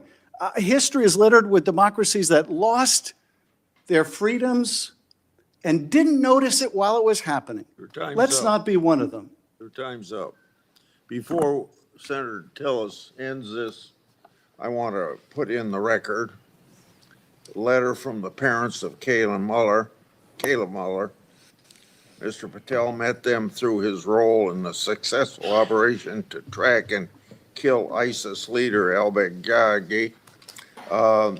The terrorist, I'm quoting, the terrorist group ISIS kidnapped our daughter, Kayla, on August 2013.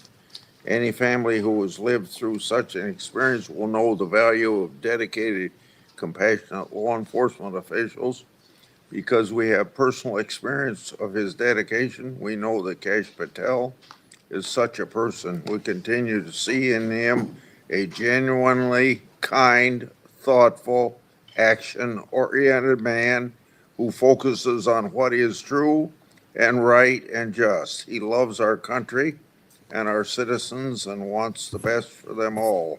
He wants the country to do the best that it can. Without objection, I'll put their letter in the record. Senator Tillis. Thank you, Mr. Chairman. Mr. Patel, I think everything that I did to invest in knowing you better has been on display today. Congratulations. You've exhibited composure, knowledge of the subject matter that I think more than qualifies you for director of the FBI.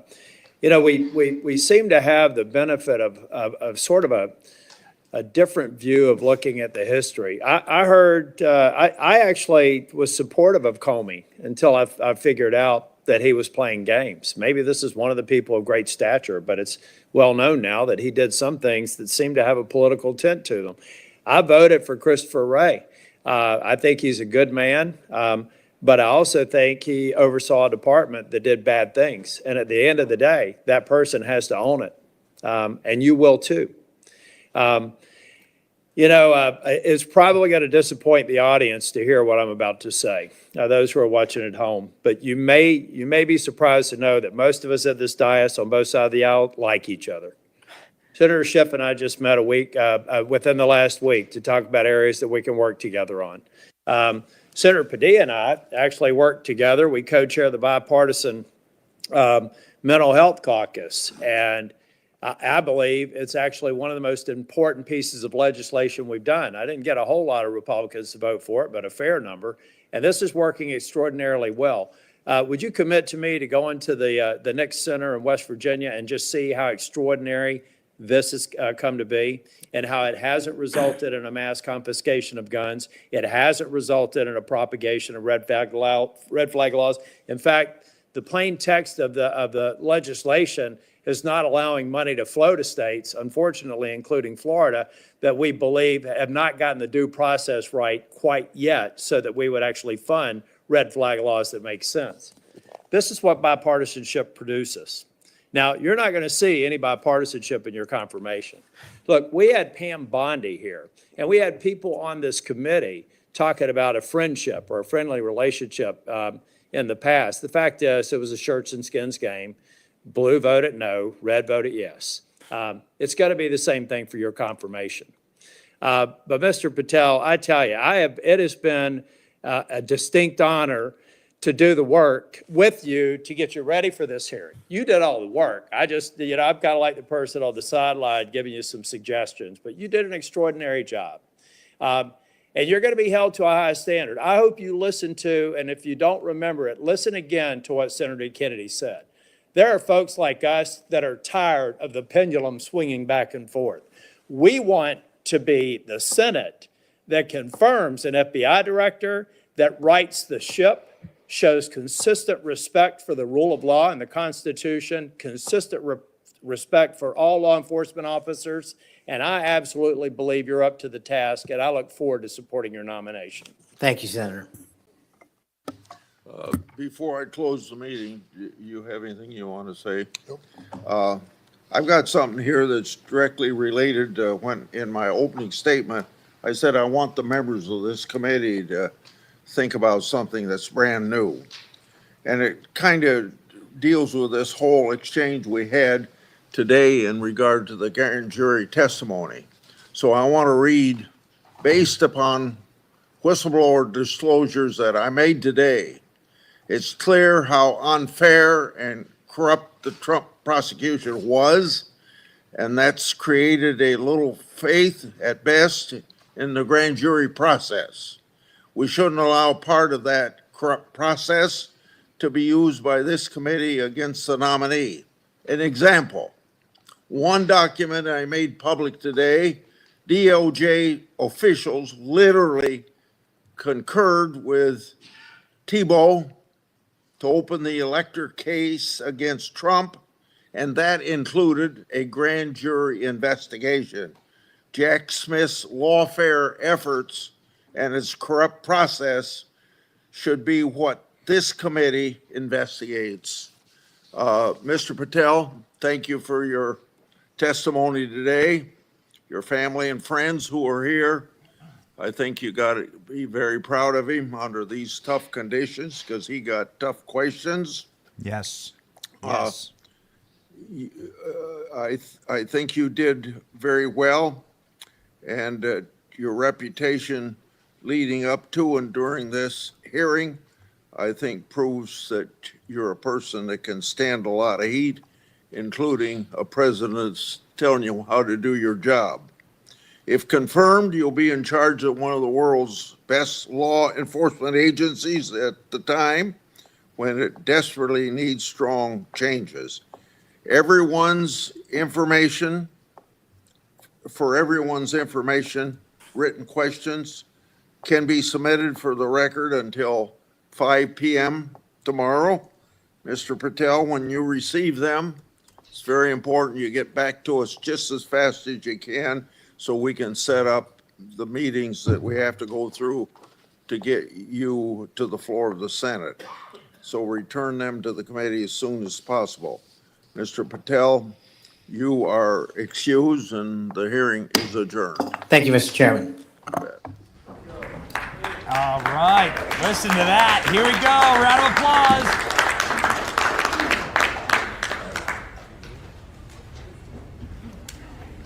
Ladies and gentlemen, I have right now,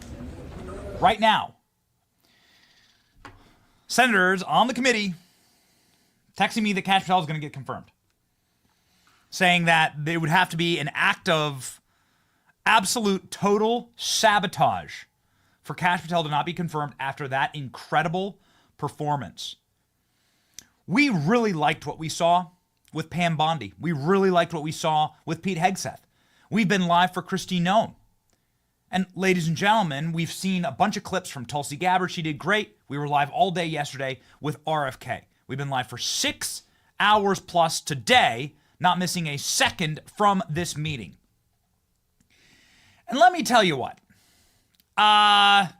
This, ladies and gentlemen, is the best performance of any Trump nominee yet. No hate, nothing but love for Pam, nothing but love for RFK and Pete. And some of them are already confirmed. Pete Hegseth is already confirmed. But Kash Patel, so calm, so cool, so dispatching of the insane questions, the asinine questions. Did you record the song with the J6 choir? Will these guys ask a single question about the crimes and horrors ravaging the country? They're so obsessed with whether Donald Trump lost the 2020 election. He didn't. They're so obsessed with Kash Patel trying to sell a supplement or record a song with the J6 choir. How many J6 choir questions were there? Like 100? This is all they had on him? I thought they had actually more on Kash Patel, to be quite honest with you. Well, I mean, I love my buddy Kash. I thought they had more on Kash Patel. Senators have texted me on the committee that after that performance, that stiffened, this is an exact quote, it stiffened the spine of some of the weaker members, even those who love sabotaging Donald Trump, we know who they are, will not dare vote against this nominee. Woo! That's what I got, ladies and gentlemen, from somebody who I don't have permission to give you their name, but who just asked Kash Patel questions. Whoa! My entire production chat agrees with me. What do you guys think? And what do you guys think? Let me know in the comment section. Let me play you just one quick, very short clip here, okay? To like show you how absolutely sharp Kash Patel was. Kash Patel was being asked by Amy Klobuchar when she was able to get the comb out of her mouth from eating her salad, about like his grand jury testimony, right? About his Truth Social posts, whatever. And this is in the second round. She only has 2 minutes. And Kash Patel goes, Senator, you're out of time. Here we go. Patel, no, not just them, many others. And lying under oath is a federal offense and they should be investigated for it. Do you believe that about the police officers? That's a general statement and a mischaracterization of what I said. I encourage you to read the rest of the interview. This is why snippets of information are often misleading and detrimental to this committee's advice and consent Well, process. if you consent, I would love to have 5 hours of questions and then I could read the whole transcript. You've got 2 minutes. Wow. In September, you referred to the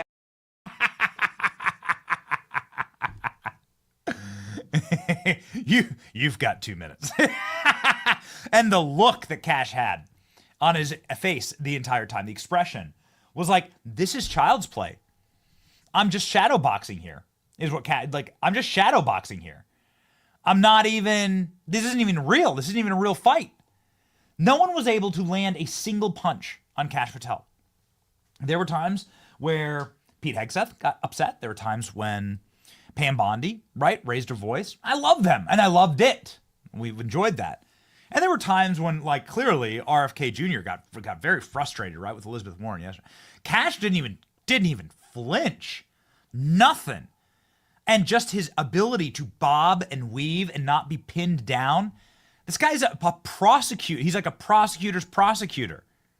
Here we go, ladies and gentlemen. This is the meme version of that. Here we go. The rest of the interview. This is why snippets of information are often misleading and detrimental to this committee's advice and consent Well, process. if you consent, I would love to have 5 hours of questions, and then I could read the whole transcript. You've got 2 minutes. Wow.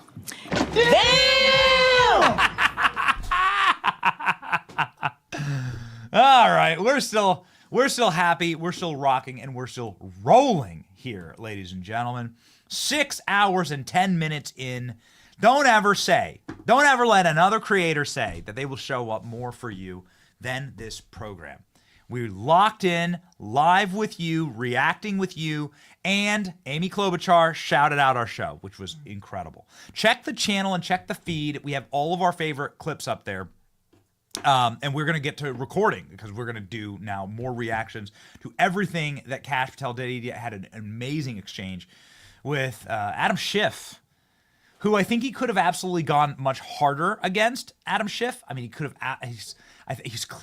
Kash was clearly holding back. But what a world! How unserious are these people? They didn't ask. Let's just really briefly here. They didn't ask Pete Hegseth at all about the readiness and lethality of the military. Nothing. Just a bunch of personal slander against Pete Hegseth. They didn't ask RFK Jr. about obesity and chronic disease and heart conditions in this country. Diabetes. Nothing. No questions about that. Isn't that what we should be focused on? They're such gimps for big pharma. That's all they were obsessed with. And they didn't ask Kash Patel about crime at all, ladies and gentlemen. Because they don't care about that. They don't care about the health of your children. They don't care about the safety of your streets. And they sure as hell don't care about winning any wars. They've proven that. They literally only care about their dollars that they get from corporate entities. Yeah, and attacking the people who are trying to save this country, like Mike Davis. Mike Davis got a shout out here from Mazie Hirono, the single dumbest senator from the Article 3 Project. Good for you, Mike. Mike and the Benny. Who gets the shout outs? Mike and the Benny Show. Oh, yeah, of course. Mazie Hirono with the shout out of Mike Davis and the Article 3 Project when Mike Davis said that he's going to put the fat asses who are trying to lock up Donald Trump in prison. Ladies and gentlemen, you've come to the right place. If you are looking for the unvarnished truth, if you're looking for the front row seat to the golden era, it's us right now. And if you will please allow us, we're going to now go record a bunch more content about how incredible this day has been. Thank you for following along. Thank you to all of those who stuck it out for the 6 hours here. So much breaking news. We're going to get right to it on the channel, and we'll be back again tomorrow with the Benny Show at our regular time. Oh, yes. And our verse of the day, of course. Can you pop it up? I actually am out of the script as we load up and get ready to rock and roll and record more. Ladies and gentlemen, we will win the information war. Proverbs 1:7. Fear of the Lord is the foundation of true knowledge, but fools despise wisdom and discipline. Is it not? I don't mean to like take every single one of these verses and like apply it immediately to what we all just witnessed, but sometimes it's just impossible because it's just low-hanging fruit. Isn't it remarkable how dumb some of these senators are? They're just so low IQ. I mean, they just like really, can these people breathe unaided? Why aren't they wearing helmets? They really do look like they eat their salads with combs, which is what they say about Amy Klobuchar. Like, have fear of the Lord, have knowledge, have wisdom. That is something that I constantly pray for. Constantly, the apostles say that you can pray for wisdom, so I do, and we try our very best to, if we are guilty of one thing, to at the very least tell you the truth, and we can give you the truth, and we do that through our verse of the day. We do that through bringing Kash on. We were name dropped in the hearing because Kash was telling the truth on our program, and that is what we do around here. And we thank you for fighting alongside of us as we endeavor to do that because, well, ladies and gentlemen, tell the truth. One man telling the truth can change the whole world, right? That's just how it works. The truth shall set you free. Live free with us. It's your boy, Benny. Kash Patel is going to be your next FBI director. Celebrate with us. Thank you for watching. See ya.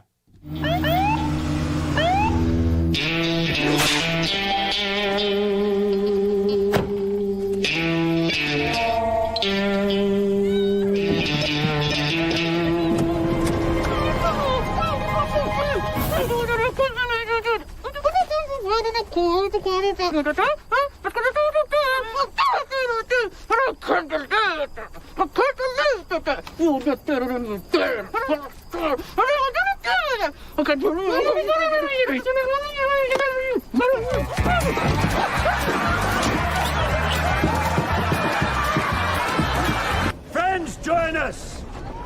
We have a spectacle. Also, it took 3 months to build, so I don't want to waste it. I give you the War Wolf.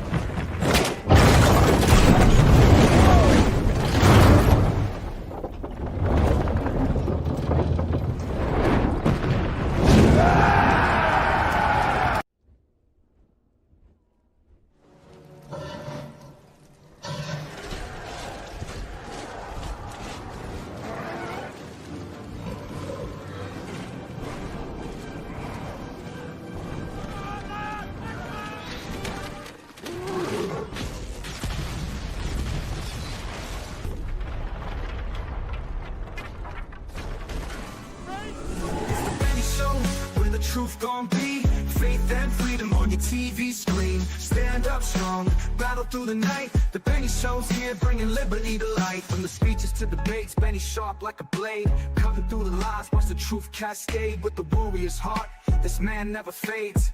You know it's prime time when Benny invades. From saving the nation to stories untold, the Benny Show's a storm, see the truth unfold. Stay in the loop, let freedom take hold. Salting all the libs, soul never sold. It's the Benny Show, where the truth gon' be. Faith and freedom on your TV screen. Stand up strong, battle through the night. The Benny Show's here, bringing liberty to light. Liberty to light. Bringing liberty to light. Liberty to light.